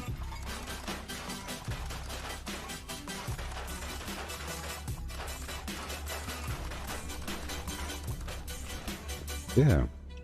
I'm up to 248. That's a good number. After here, I'll go back to the Enclave. Or I'll move my camp over. I'll move my camp over by the Enclave. I know.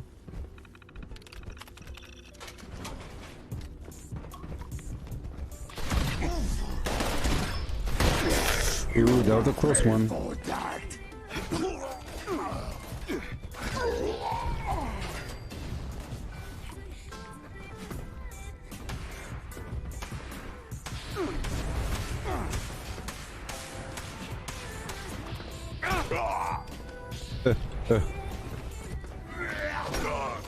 You'll pay for that.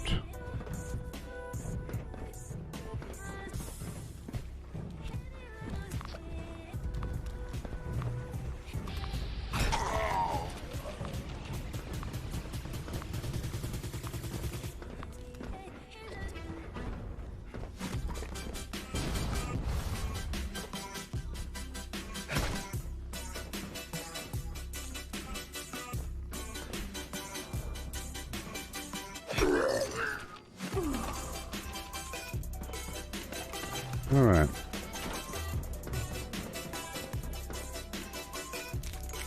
Moving on. Back to the Enclave.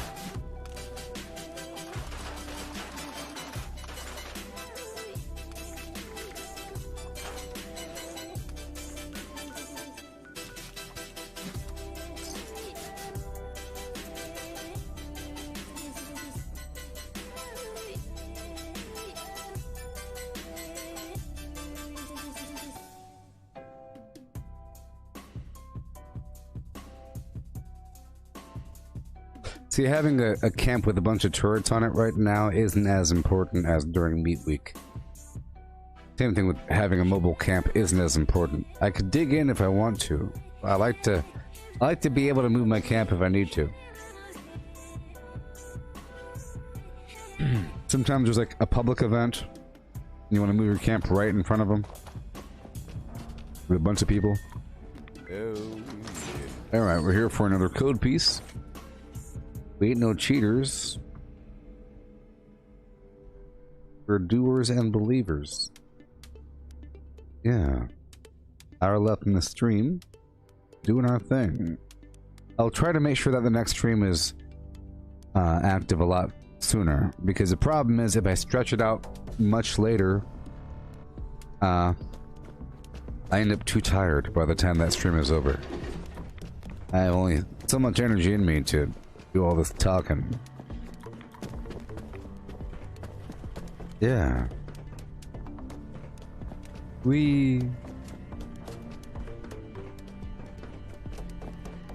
No letters visible.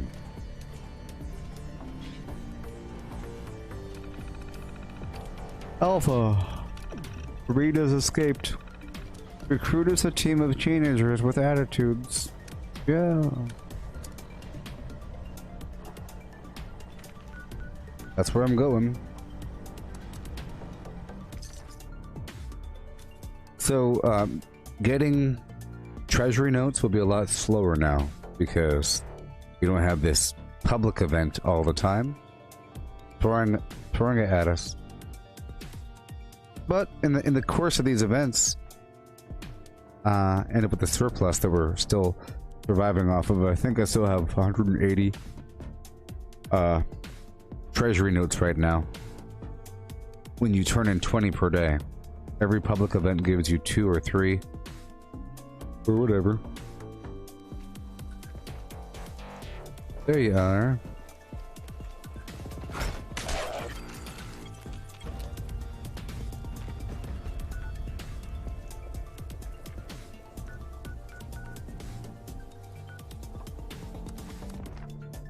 But we have a retake event over here, and normally the idea is to complete the retake events as soon as possible, because then that allows for more defense events. And part of the whole purpose of doing these workshops is to provide more activities for the other players by having these defense events pop up around the map.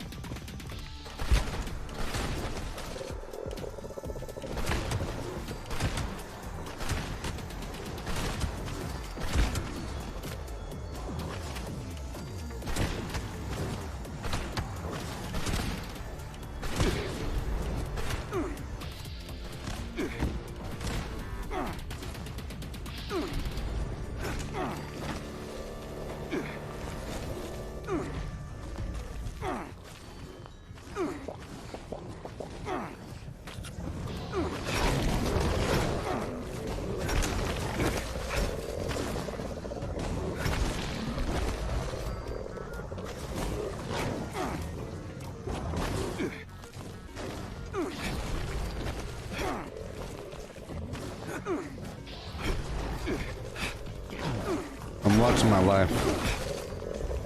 Ooh, that's a good weapon. Ooh!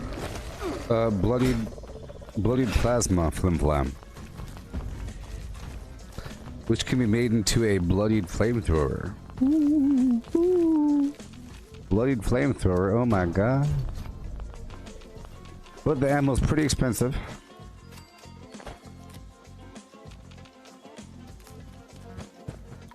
Let's do a full repair.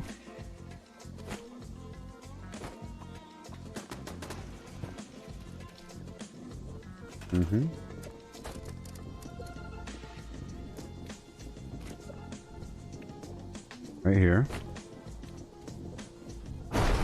There it is. Okay. Up and around. Okay, cool. I'm not doing that other event. Let's do it. Maybe somebody will join me, huh? I do have a shepherd's crook just for this purpose. This is an escort event where you have to escort these Brahmin down the road, and enemies will attack from different angles. Pretty dangerous, because you have to keep these cows alive. So luckily, I got myself a code piece. So bam, it's a win-win. Win-win situation. Put down my survival tent here. Pull out my weapon. The shepherd's crook. Boom. Okay. Let's just hope that I survive. Boom. I'll try to emote to my teammates to have them come on down and help me. And we'll do my thing. There we go. Gotta herd these Brahmin. Yeah.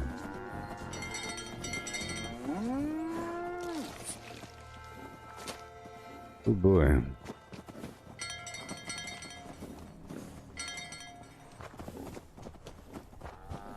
Sorry, we don't use the term food build around here. Even though you're not using it negatively, many people use that phrase, food build, as a form of slander.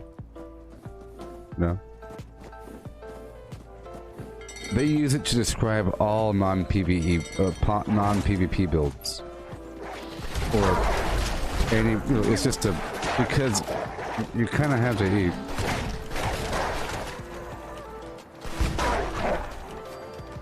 You see that? Look, a Brahmin is already dead. Already dead. Already dead.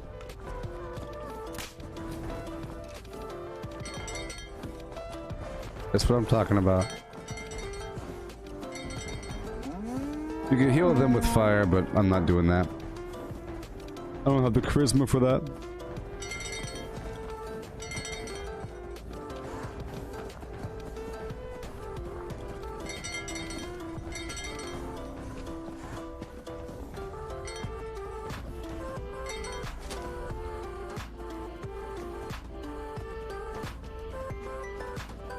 Let's clear out this road here.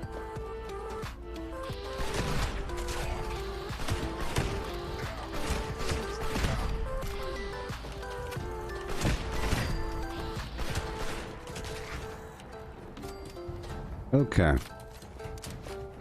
So I'll go down low first, then up high.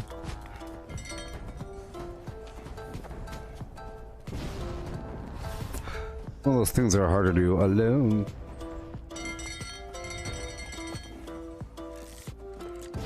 Yeah.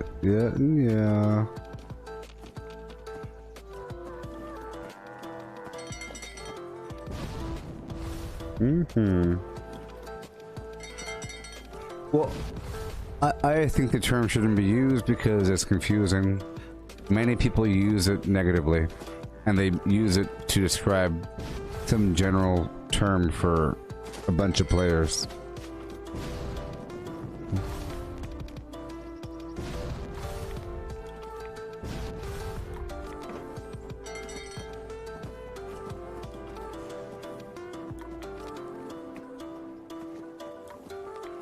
But yes, it's fun switching your build up, and it's fun being able to kill things quickly.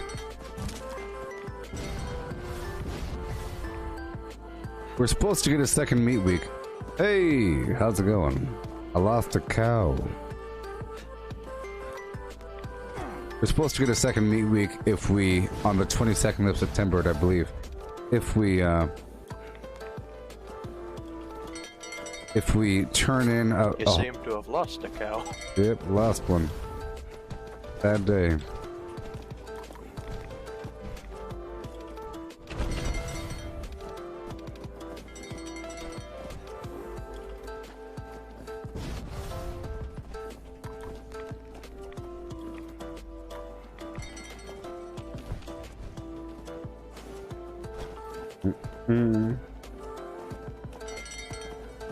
I'm the cow.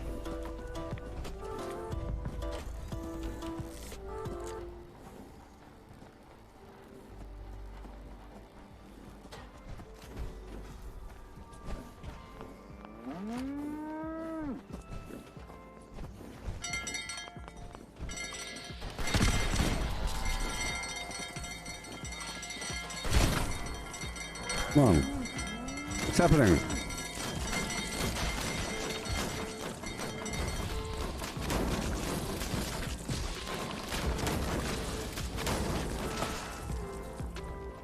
I was all bugged out there for a bit.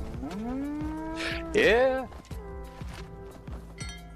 It had me still clanging away with the shepherd's crook, even though I had my other weapon out. Same.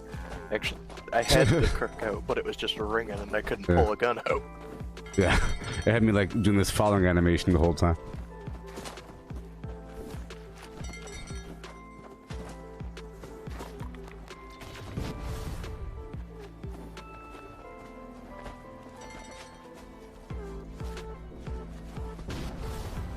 Now the players show up. I was all alone.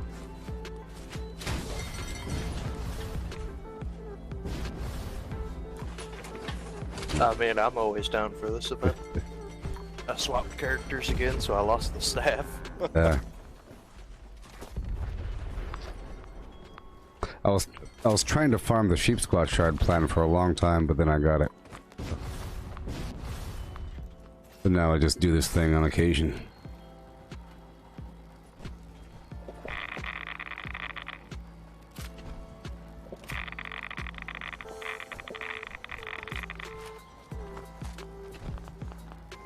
Yeah, and yeah.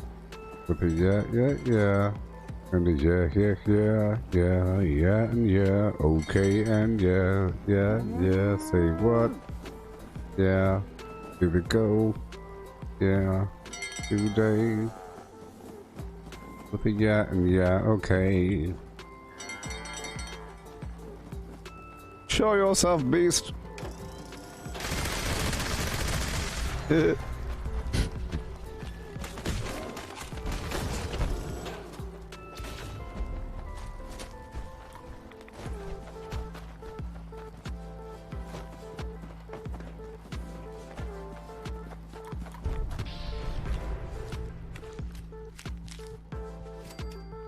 Cool. Super duper. Alrighty, and now, as they say, I have to swing on through to the Enclave. Get myself another code piece and to move my camp. Maybe I could run there. Is it too far? I think it's a little far, but it'd be a nice little run. Hail! Fare thee well. No!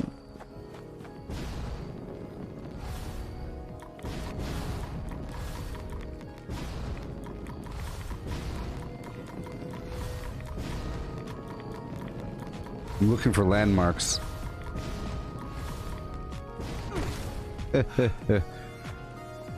Yeah.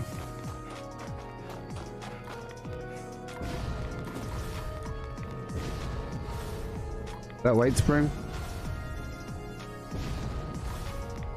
I feel like it might be. Yeah, I think it. Yep. Mm-hmm. I know where I am. Yep. Mm-hmm.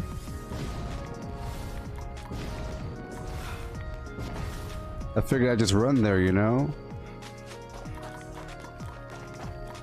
Whee! I should have jumped before leaving that edge, but that's okay.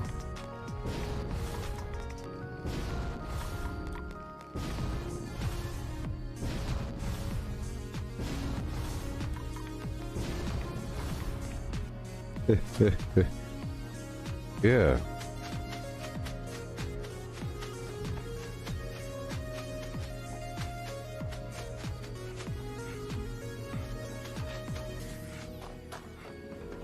I thought I heard a beep.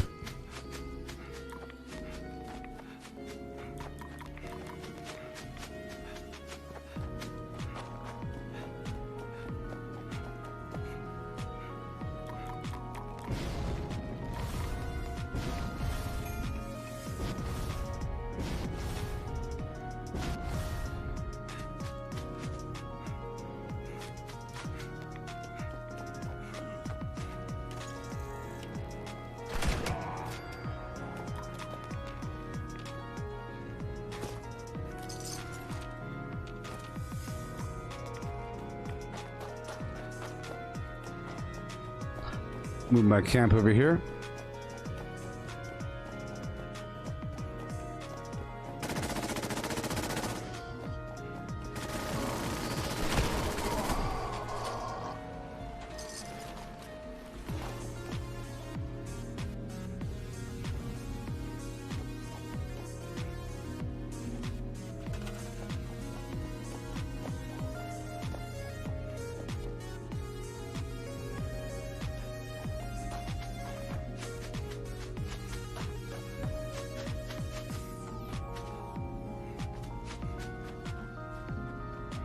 I'm gonna be pretty close.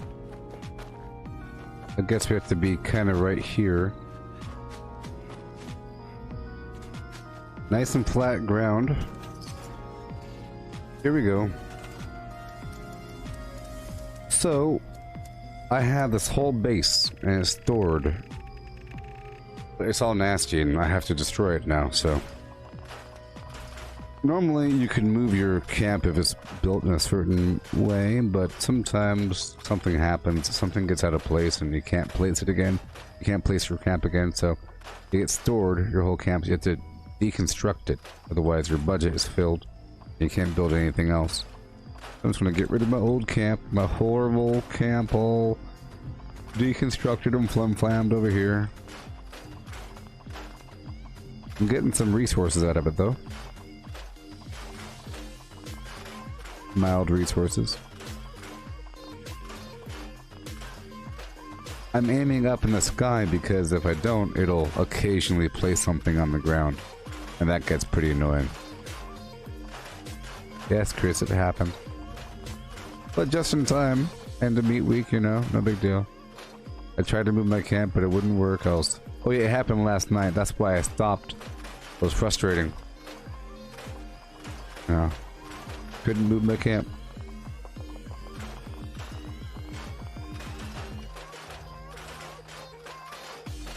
Good Lord. Hey there, Jaga.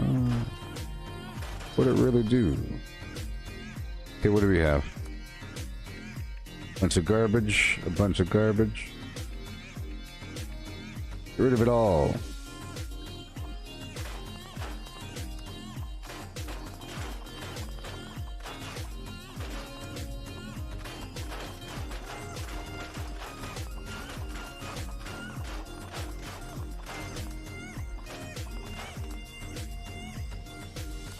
Okay.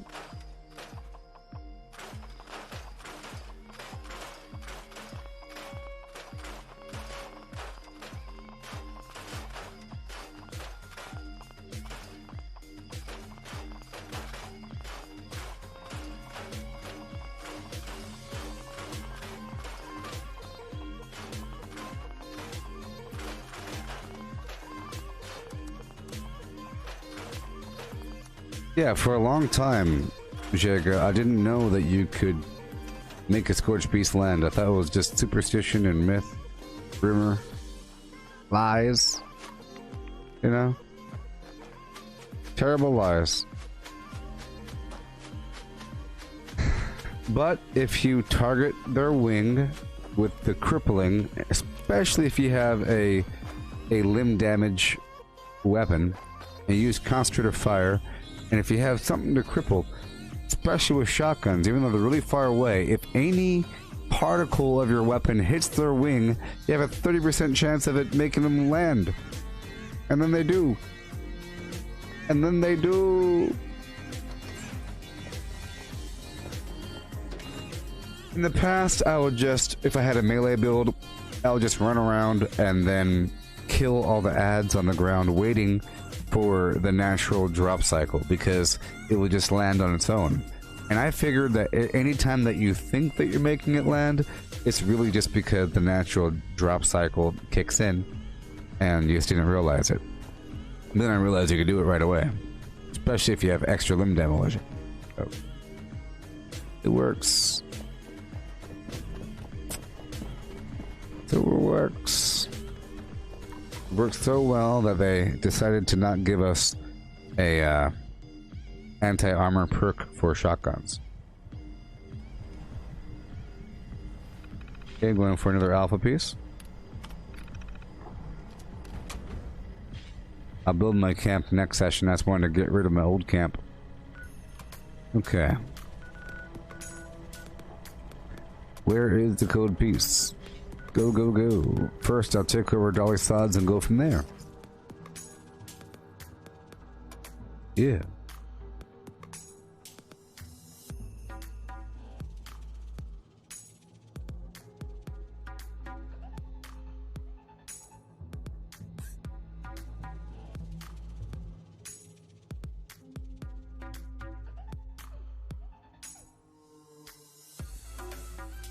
Yeah.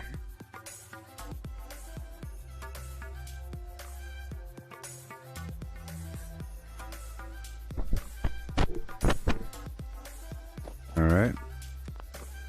Here we go.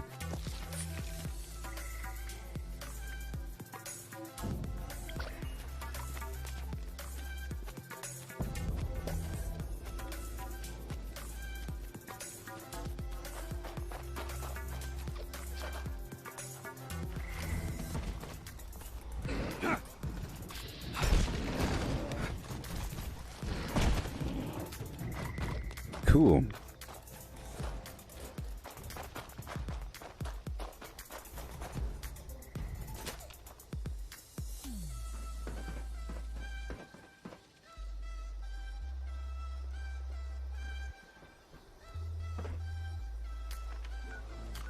Okay, I can't take it over. That's okay.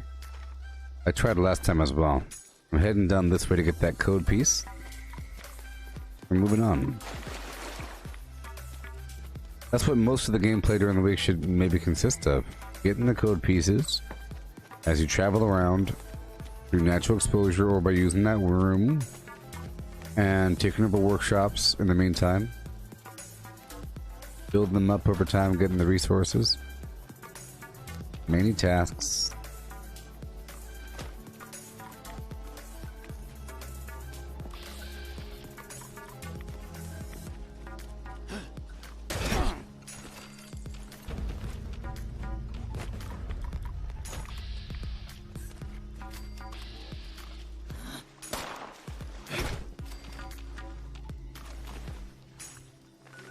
Get me out of here. Whoa.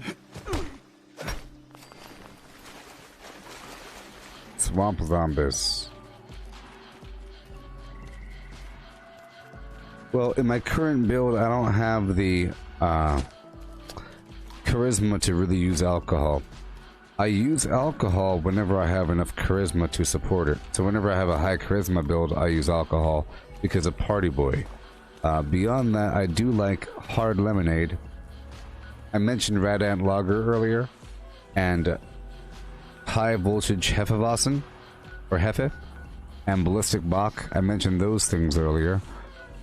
But beyond that, like wine is good, rum is good, whiskey is good, Nuka-Cola Darks are good. But right now, I only have one charisma, so, you know, if I don't have the extra buff, I don't even drink it at all. You know what I mean? If I don't get the double effect, I think it's not worth the effort to drink it. You know, but I do collect them. Right now I'm kind of selling my extras, but I don't sell some things. I don't sell the vodkas because I make the hard lemonade.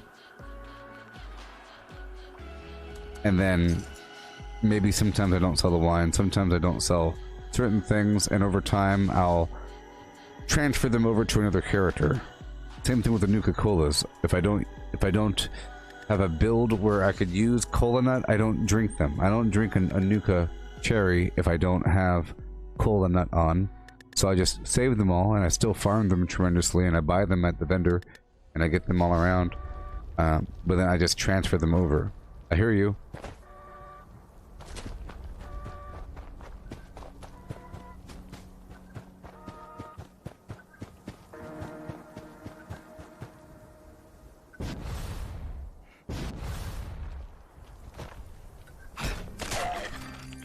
Yeah.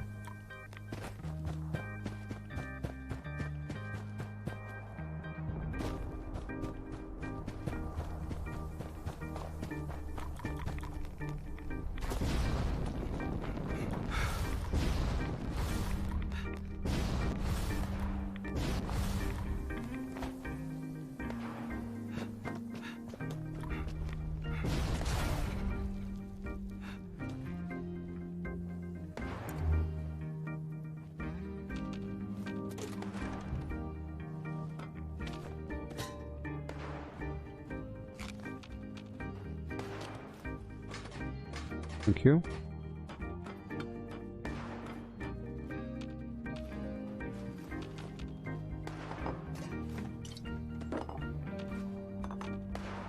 Wonderful.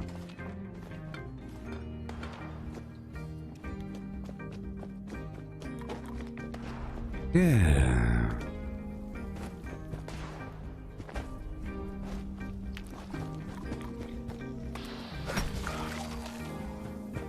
Thank you.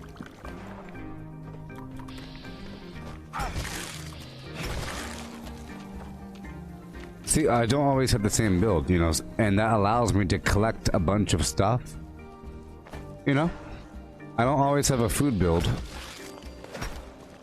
Or, oh sorry, not food build, but a build where I'm purposely eating a bunch of food. That's my definition. A build where like right now I'm eating a bunch of, I'm a carnivore, and I'm eating a selection of different foods that I cook using meat and other ingredients. And that defines my overall gameplay, because I have to go here and there and here and there. You know. But that's a good thing.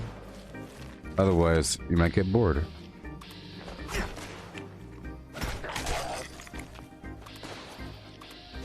So how about this? Maybe I should stream something else. Just for a little bit, right after this stream, I'll stream maybe Factorio. I'll make a new character. Anybody interested in seeing that? With my longer stream, well, Chris, I only do 8 hours because anything over 8 hours doesn't get saved. A long time ago, they restricted it to 4 hours, you know, but then they expanded it to 8 hours. But 8 hours is the key. But you could say streaming day. With my longest streaming day, I had some pretty long stream days in the past. Usually when a game first comes out or something or whatever, sometimes I'm doing a lot. Or if, like with Grounded, when I was playing Grounded, I did like an 8-hour stream of Fallout 76 and then 2 8-hour streams of Grounded, you know. And that's 24 hours or whatever. But the way it works is anything over 8 hours, or whatever, the video doesn't get saved. Or something. You know. And it becomes like an archived video on demand scenario, so I do under 8 hours.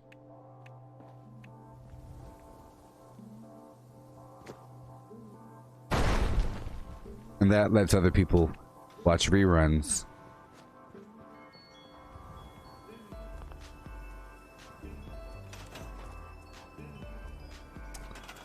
Silly me. Let's hurry up. I'll build the bare necessities.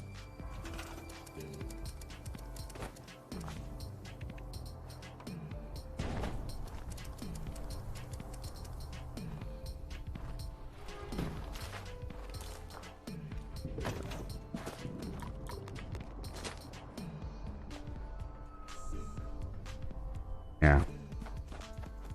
I'll tell you what, I take a very short break or whatever every 2 hours or so to stretch my legs so that my legs don't implode with the blood and so forth in the veins, and to get some coffee, use the restroom, eat a quick chicken nugget or something, you know.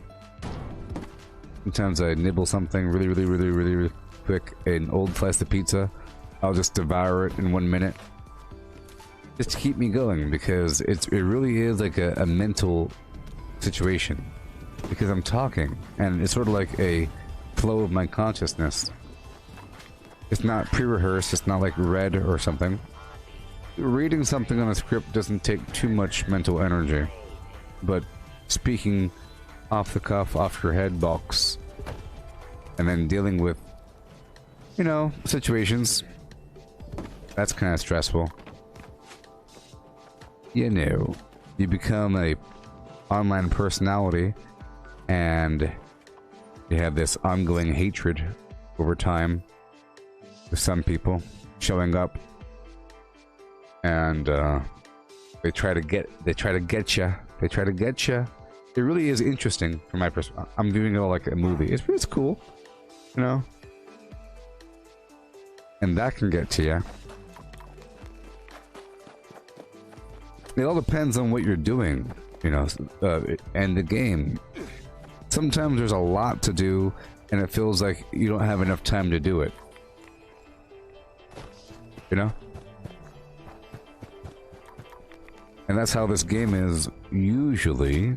It's just, if I'm playing, let's say I'm playing on a server, and I'm playing for a long time, and I build up a bunch of workshops, and then the game crashes or something around the 5-hour mark. The next server, I'm not as motivated to go take over a bunch more workshops, because I just did that. I'll end up focusing on doing a bunch of public events or some other thing, and then I start to run out of things to do, because whenever I think about what should I do next, you have options. You have your dailies, you have your, did you turn your script, did you go through the vendors, did you, you know, do whatever you gotta do. There's certain things you can do. There's always some other thing, but then you start to knock them all out within a certain day session. Like going through Lucky Hole Mine. How many times within the same day can you go through the burrows? You know, before it becomes weird. Within a given day session. But if I leave the stream and then come back, I feel like it's okay to go right back to the burrows. It sort of resets the universe. If you leave and come back and say, this is a new stream now, this stream has a different title. You know, it sort of compartmentalizes these episodes, or it, you know, versus just existing, you have a purpose. So just imagine if you have any online YouTube channel where people do stuff and, you know, they title a video, this is happening. What if it was just a live stream of their house and it had no title? It was just Flim Flam Jones's house. It's so cool here, things happen all the time. But it had no theme. No theme, it was just existence. Imagine like the Jack Black channel. I'm just gonna make this up, okay? I'm making it up. Imagine you have like the Jack Black channel on YouTube, and the video title, it's, and let's say he does a live stream or whatever the heck it is. It's going for the 3-pointer, baby. Practicing my my 3-pointer shots. I'm going for these epic throws at basketball. People have been telling me I can't play basketball. I'm gonna prove them wrong. Here we go. And he's dressed up funny. He has a headband on. And he's throwing the basketballs. And then 10 hours later, he's doing something else. And there's a barbecue, but you can still see the basketball court in the shot. And the stream is still titled "Going for the 3-pointer, baby."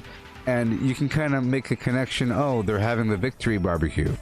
Or that's the relaxation nap after the basketball. But if you say, this is the coolest house in the world, fun things happen here, .com, check out the live stream.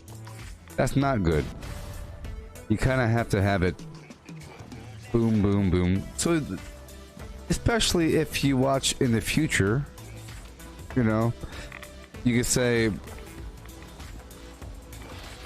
so if you have one stream that, let's say you have one stream that lasted 30 hours and one that lasts 50 hours, you left it on. That one is labeled, I'm level 1010. That one's labeled 1065 or something. Well, at least you have a frame of reference because the video is labeled. But if the stream is labeled level 1010 and you've been going on for 50 hours now and you found a way to never shut down the stream and now you're level 1030, well, that's just weird. Someone thinks that you forgot to update your title, you see? So you kind of have to have it broken down so that at this point it's about a level or two per stream, per 8-hour chunk. So tomorrow it'll be level 1011 for the stream title, you know? And you can look at the videos in order, and they're kind of labeled that way with this numerical sequence in 8-hour chunks with the occasional 4-hour chunk thrown in. And like I've been saying, I really feel like there is an... Why am I picking my own lock? I really feel like there is an 8-hour play cycle per server here. If you're in a server, it's about 8 hours. And if you've been on a server for 8 hours, you should expect for the server to be dying soon towards the end, or to be very sparsely populated, or whatever. But your work is done at that point. You should have... All the workshops should be in your name, everything should be controlled, built up, and just, you know, you controlled all the power plants, you have all the fusion cores being generated, everything's golden, and you learned something, and you're just going around getting all kinds. At that point, it's just sheer farming at that point.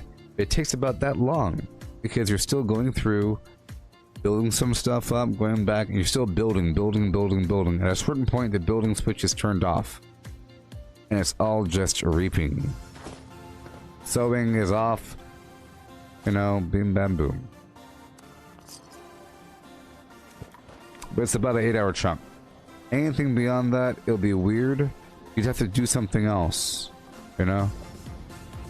Now, if... you're only doing a so if a person's doing nothing but Battlefield videos or like Call of Duty, Warzone, or Battle Royale, you know, then because the game session is a 20-minute session, it's not an 8-hour session. At that point, you'd assume that they're playing for many hours with no limit. You know, because you're doing the same very discrete tiny action of you're doing these games where you load in, you land, you get your weapons, you go to the middle, you die, you do it again for hours. So you could do like a 12-hour session because there is no overall theme. What's the theme for a bunch of tiny little sessions? But if you have an 8-hour session, you can say, what are you doing? I'm preparing for this event coming up. Gathering resources. But there's no... In a Battle Royale game, there is no overall picture. It's individual instanced games. There is no... You don't load into a world with your character and your stuff and your... inventory. It's different here. So, it's implied that you last a long time, but there is a limit. The server gets dead. Everything's already conquered. You know, here, I hopped to a different server, and almost all the workshops are conquered here, but there's still some room to grow. Eventually, you start to step on toes. It gets pretty exciting as you take over somebody else's workshop. So there's a lot of gameplay there, but it does end eventually. Yes. So let's go back over here and destroy these mutants. This other workshop. Like I said, when the retake event comes up, you want to do it right away, allowing for another defense event.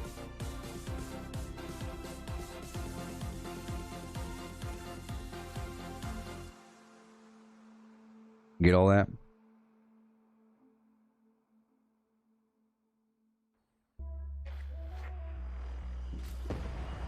Do you get all that? Do you understand the flurm that's coming out of my spout?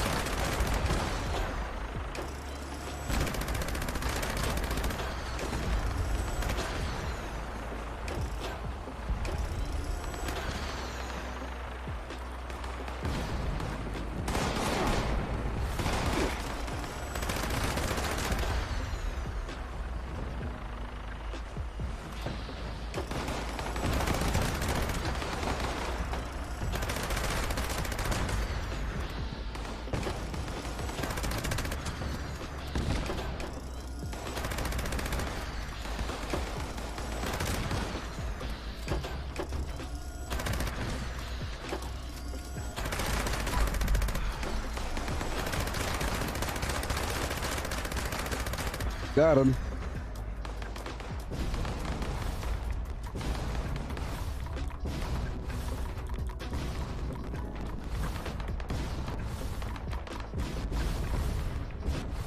Woo! Thank you for the key card, y'all. Am I looking forward to mods for this game? Absolutely not. I'm not a scumbag. This is the anti-cheater channel.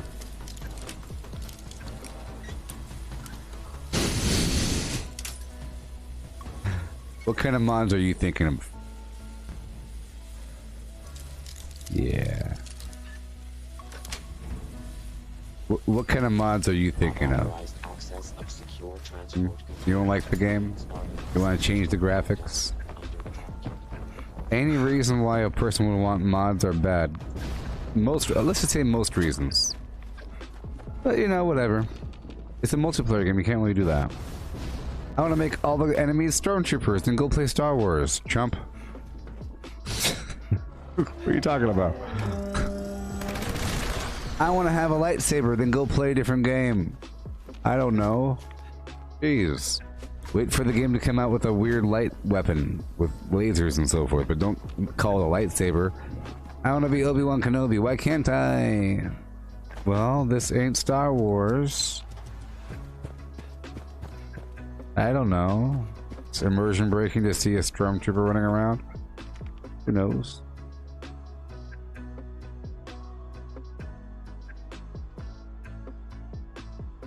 Well, here's the thing. I don't like... Look, if you... There's many people that really enjoy mods that add all kinds of content, like content mods. And there's many people that like those mods more, or if you want to call them mods, but they're really add-ons made by players, you know? With characters and stuff like that in the storyline. They say it's better than what Bethesda put out. And then they say that Bethesda relies on the modding community for all their best garbage, and blah blah blah. It's not real. It's not real. I'll tell you what, no matter how good the graphics are in a Star Wars fanfiction movie, it's not Star Wars. No matter how good, and if a person makes a Star Wars cartoon drawn expertly, it's not canon. It's not real Star Wars. No matter how good it looks, it's not real. Not real. Okay? No matter how good the storyline is in some fan-made, it's fan fiction. It's fan fiction. One day the game will come out with something better. Yeah.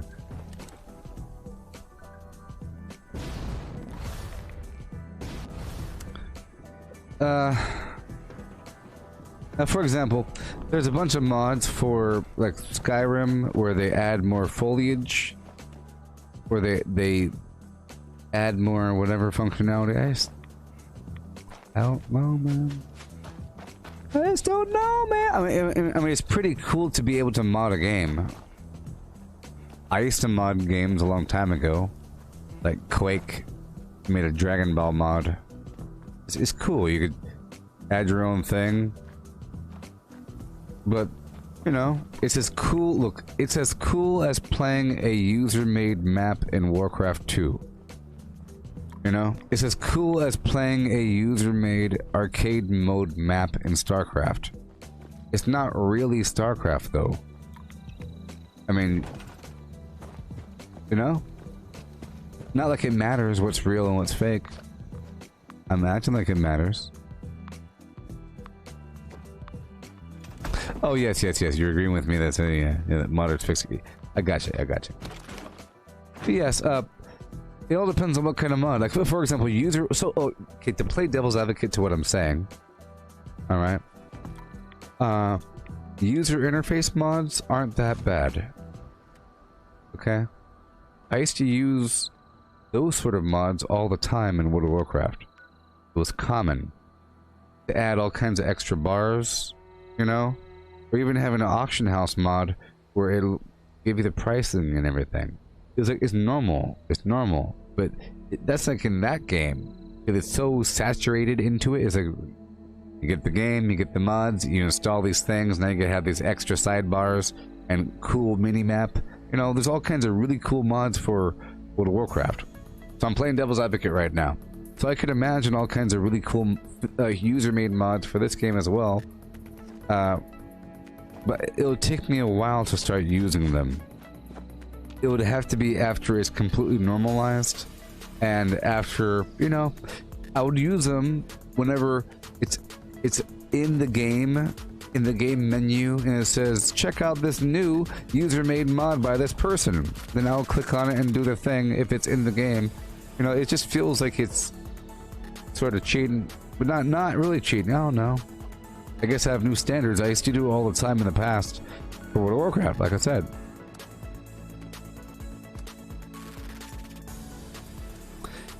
For example, I was talking about how it would be nice if they had, if you could sort your inventory by meat, vegetable, fruit, you know, that sort of thing.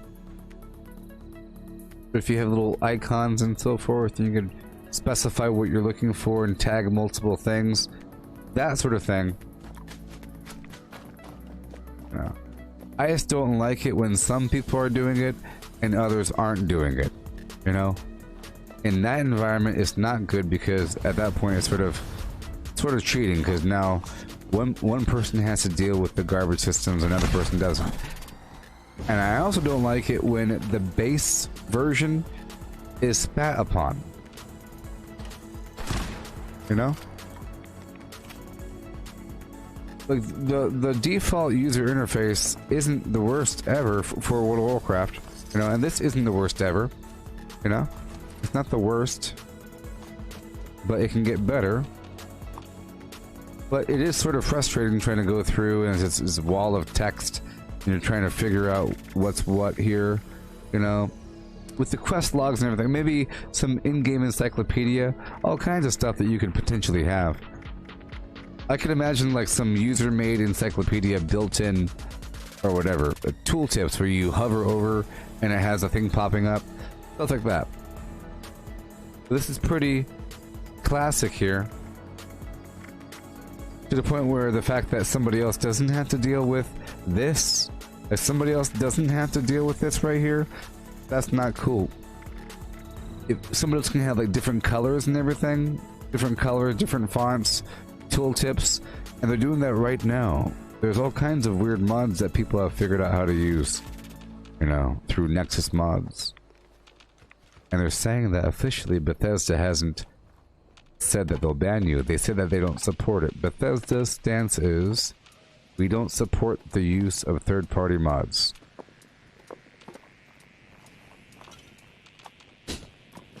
But go ahead and install it. Do it if you want to, but we don't support it. So if you have a problem, it's up to you. No refunds. You know, if you and you are liable to get banned at any time. But it's up to you. Because it's so ambiguous with their description.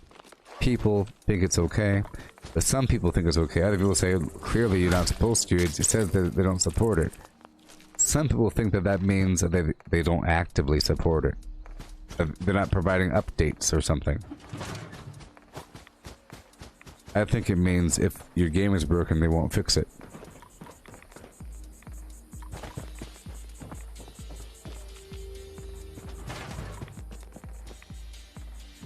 If you want an orange-colored Pip-Boy, yes, of course. So that's different now. If you want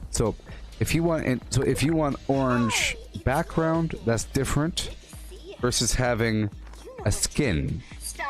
You know, if you want a skin, well, that's bad. So when you import content into the game that didn't exist before, and it was created by a player, that, in my opinion, is really immersion breaking. If I see some other player with some cosmetic, like if that guy had something that he made on him, you know, that it's bad. You might think that, well, Bethesda institutes the rule so you have to go through the atomic shop. Yeah. Look,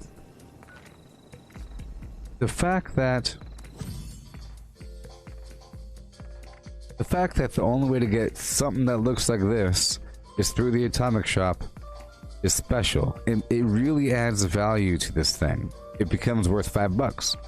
But if anybody could just import the file, copy it, whatever, modify it, make it any color you want, add special effects, it'll be a race to see how cool your thing is and how many cool special effects it has, to the point where there's many people trying to break other people's games with an overabundance of just special effects. And it'll look, I don't know. How many layers can you add?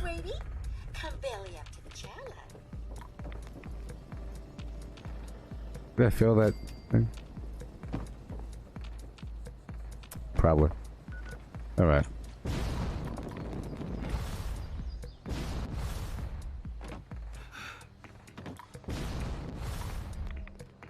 The people would try on purpose to break somebody else's stuff, and it removes all value from the thing. So the fact that, like, if why can't I make a blue version of this and give it a third horn? Well, all of a sudden it's no longer a Brahmin. It's something that you made. And it's just, I don't know, it's terrible. Even seeing it, it devalues what I have. Even if only you have it, you're walking around in my public world, and I can see it too. And do you really want these separate instances of private world doing weird private world things? And you have to really think about who is demanding these mods. A bunch of cheaters that don't care about this game to begin with, and they just want to treat it like it's Skyrim or Fallout 4 or New Vegas and just mod it to death and make their own version of it using this framework. That's not good. That's not a reason. No. Oh wait, I missed one cart.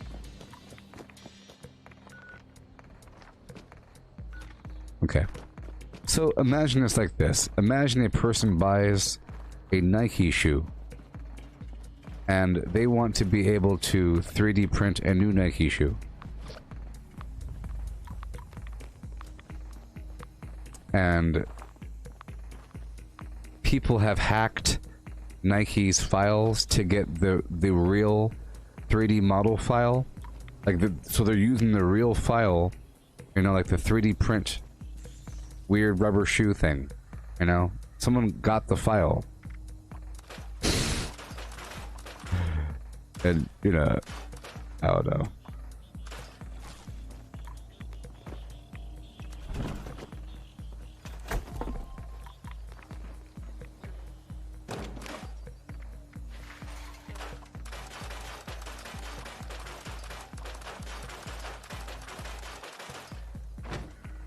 Okay, let's go turn this in. Oh no.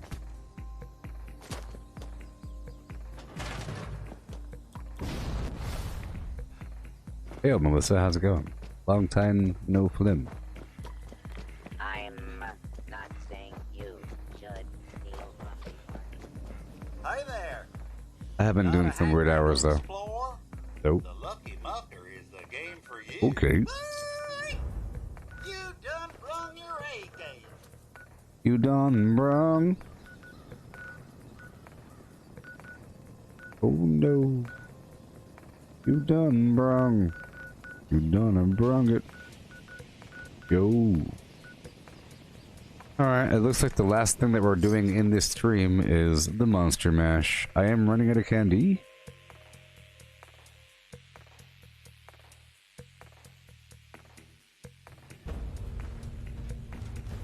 Teachers, race to find the monster mask. After you get it, run from the students. As you flee, candy will fall from holes in the mask.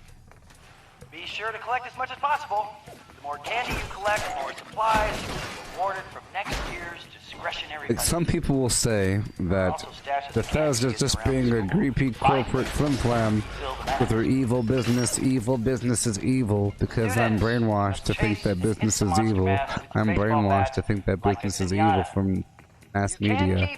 And Bethesda's an evil businessman, evil. And they have decided to want evil money because money is evil. And they want more money, so they are restricting my freedom to do whatever the heck I want to do, including messing with your game. They won't let me mess with your game. All because they want the evil money. It's so sad. My melee is broken. Shepherd's Crook. I'm gonna use a Shepherd's Crook. I'm gonna use this bloodied Shepherd's Crook right now. Okay. Yes. So, the fact that there are some weapons don't have skins yet, you know? That means that one day, when they eventually have a random skin for that random weapon, you're gonna buy it.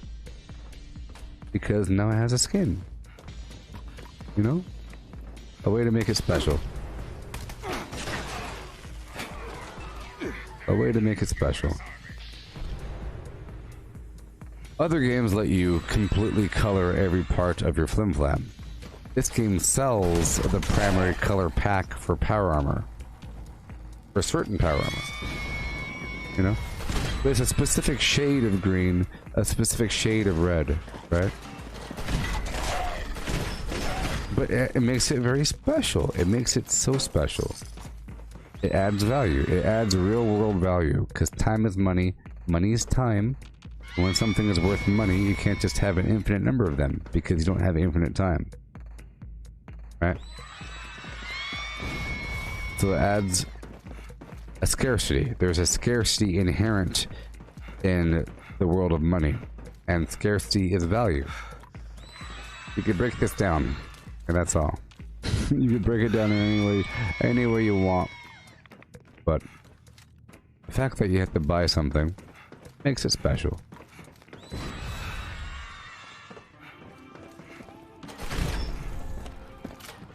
That's why certain restaurants say no outside food or drink, perhaps. Because if you really are thirsty, well, you know, that's not why. Part of the reason why. Part.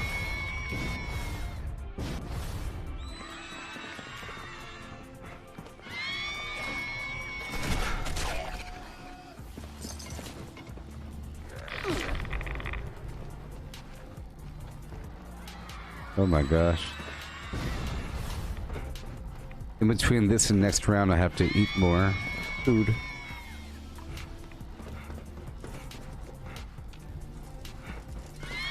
I think it's funny that I'm using the Shepherd's Crook.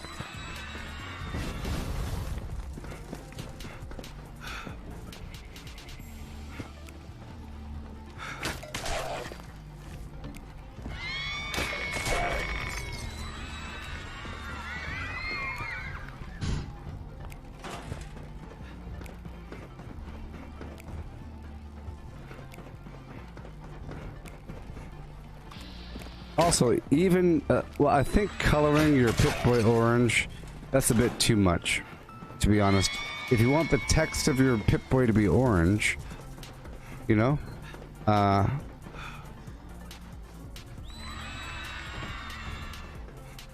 you see, when I look at my Pip-Boy here, only I see these details. Somebody else has to get real, but this is really for me, the fact that when I look at my Pip-Boy, the border is red here, white and red. I know that you're talking about this right here, but there's certain details that only you can see. And you know they're special because it's really close up and special, and somebody else has to look really close, but you know.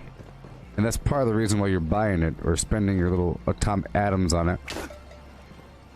But I don't think having it color to be special. Maybe only, so, how about this? It's green like this, but if you go to view, this changes. You could change, I could imagine changing this view here, but not this view. Compromise, set, done. Get it? Yay. That's good enough? That makes perfect sense. You change the view, you know, not this one, but this one, because look, it's yellow. But this one, look, it's yellow. Not supposed to be yellow. You can make that red or any other color you want. Any font you want.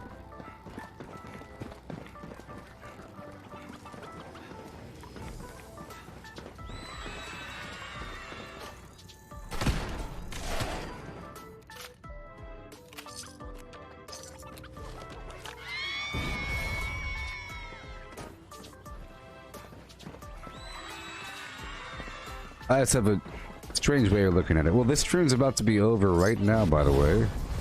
Please gather in the commons and wait for the next There's round no of the time for a Monster third Mash round. to begin. Or whatever. We're done right now. If you have candy from the previous round, you can turn it in. We're at the 8-hour the mark, so smart vending I'll machine. be back in just a bit. Right now it's 3 p.m. I'll be back at, let's say, soon enough with something else. Maybe I'll do a new game of Factorio. I'll do a new Factorio game with what I've learned. I'll try to do a much better origin, and I'll do it relatively soon. So let's say at 4 or whatever. I have an hour. So at 4 p.m. Right now it's 3 p.m. Right now it's 3:01 p.m. for me. So at 4 in an hour from now, I'll be live with Factorio, a funky little game, or Grounded. If I'll check out and see if there's been an update for Grounded. If there's been an update, I'll do Grounded, but not. I'll do Factorio. New game. Do some stuff. I'll catch y'all later, and goodbye. Goodbye. And goodbye, everybody. Goodbye. Goodbye.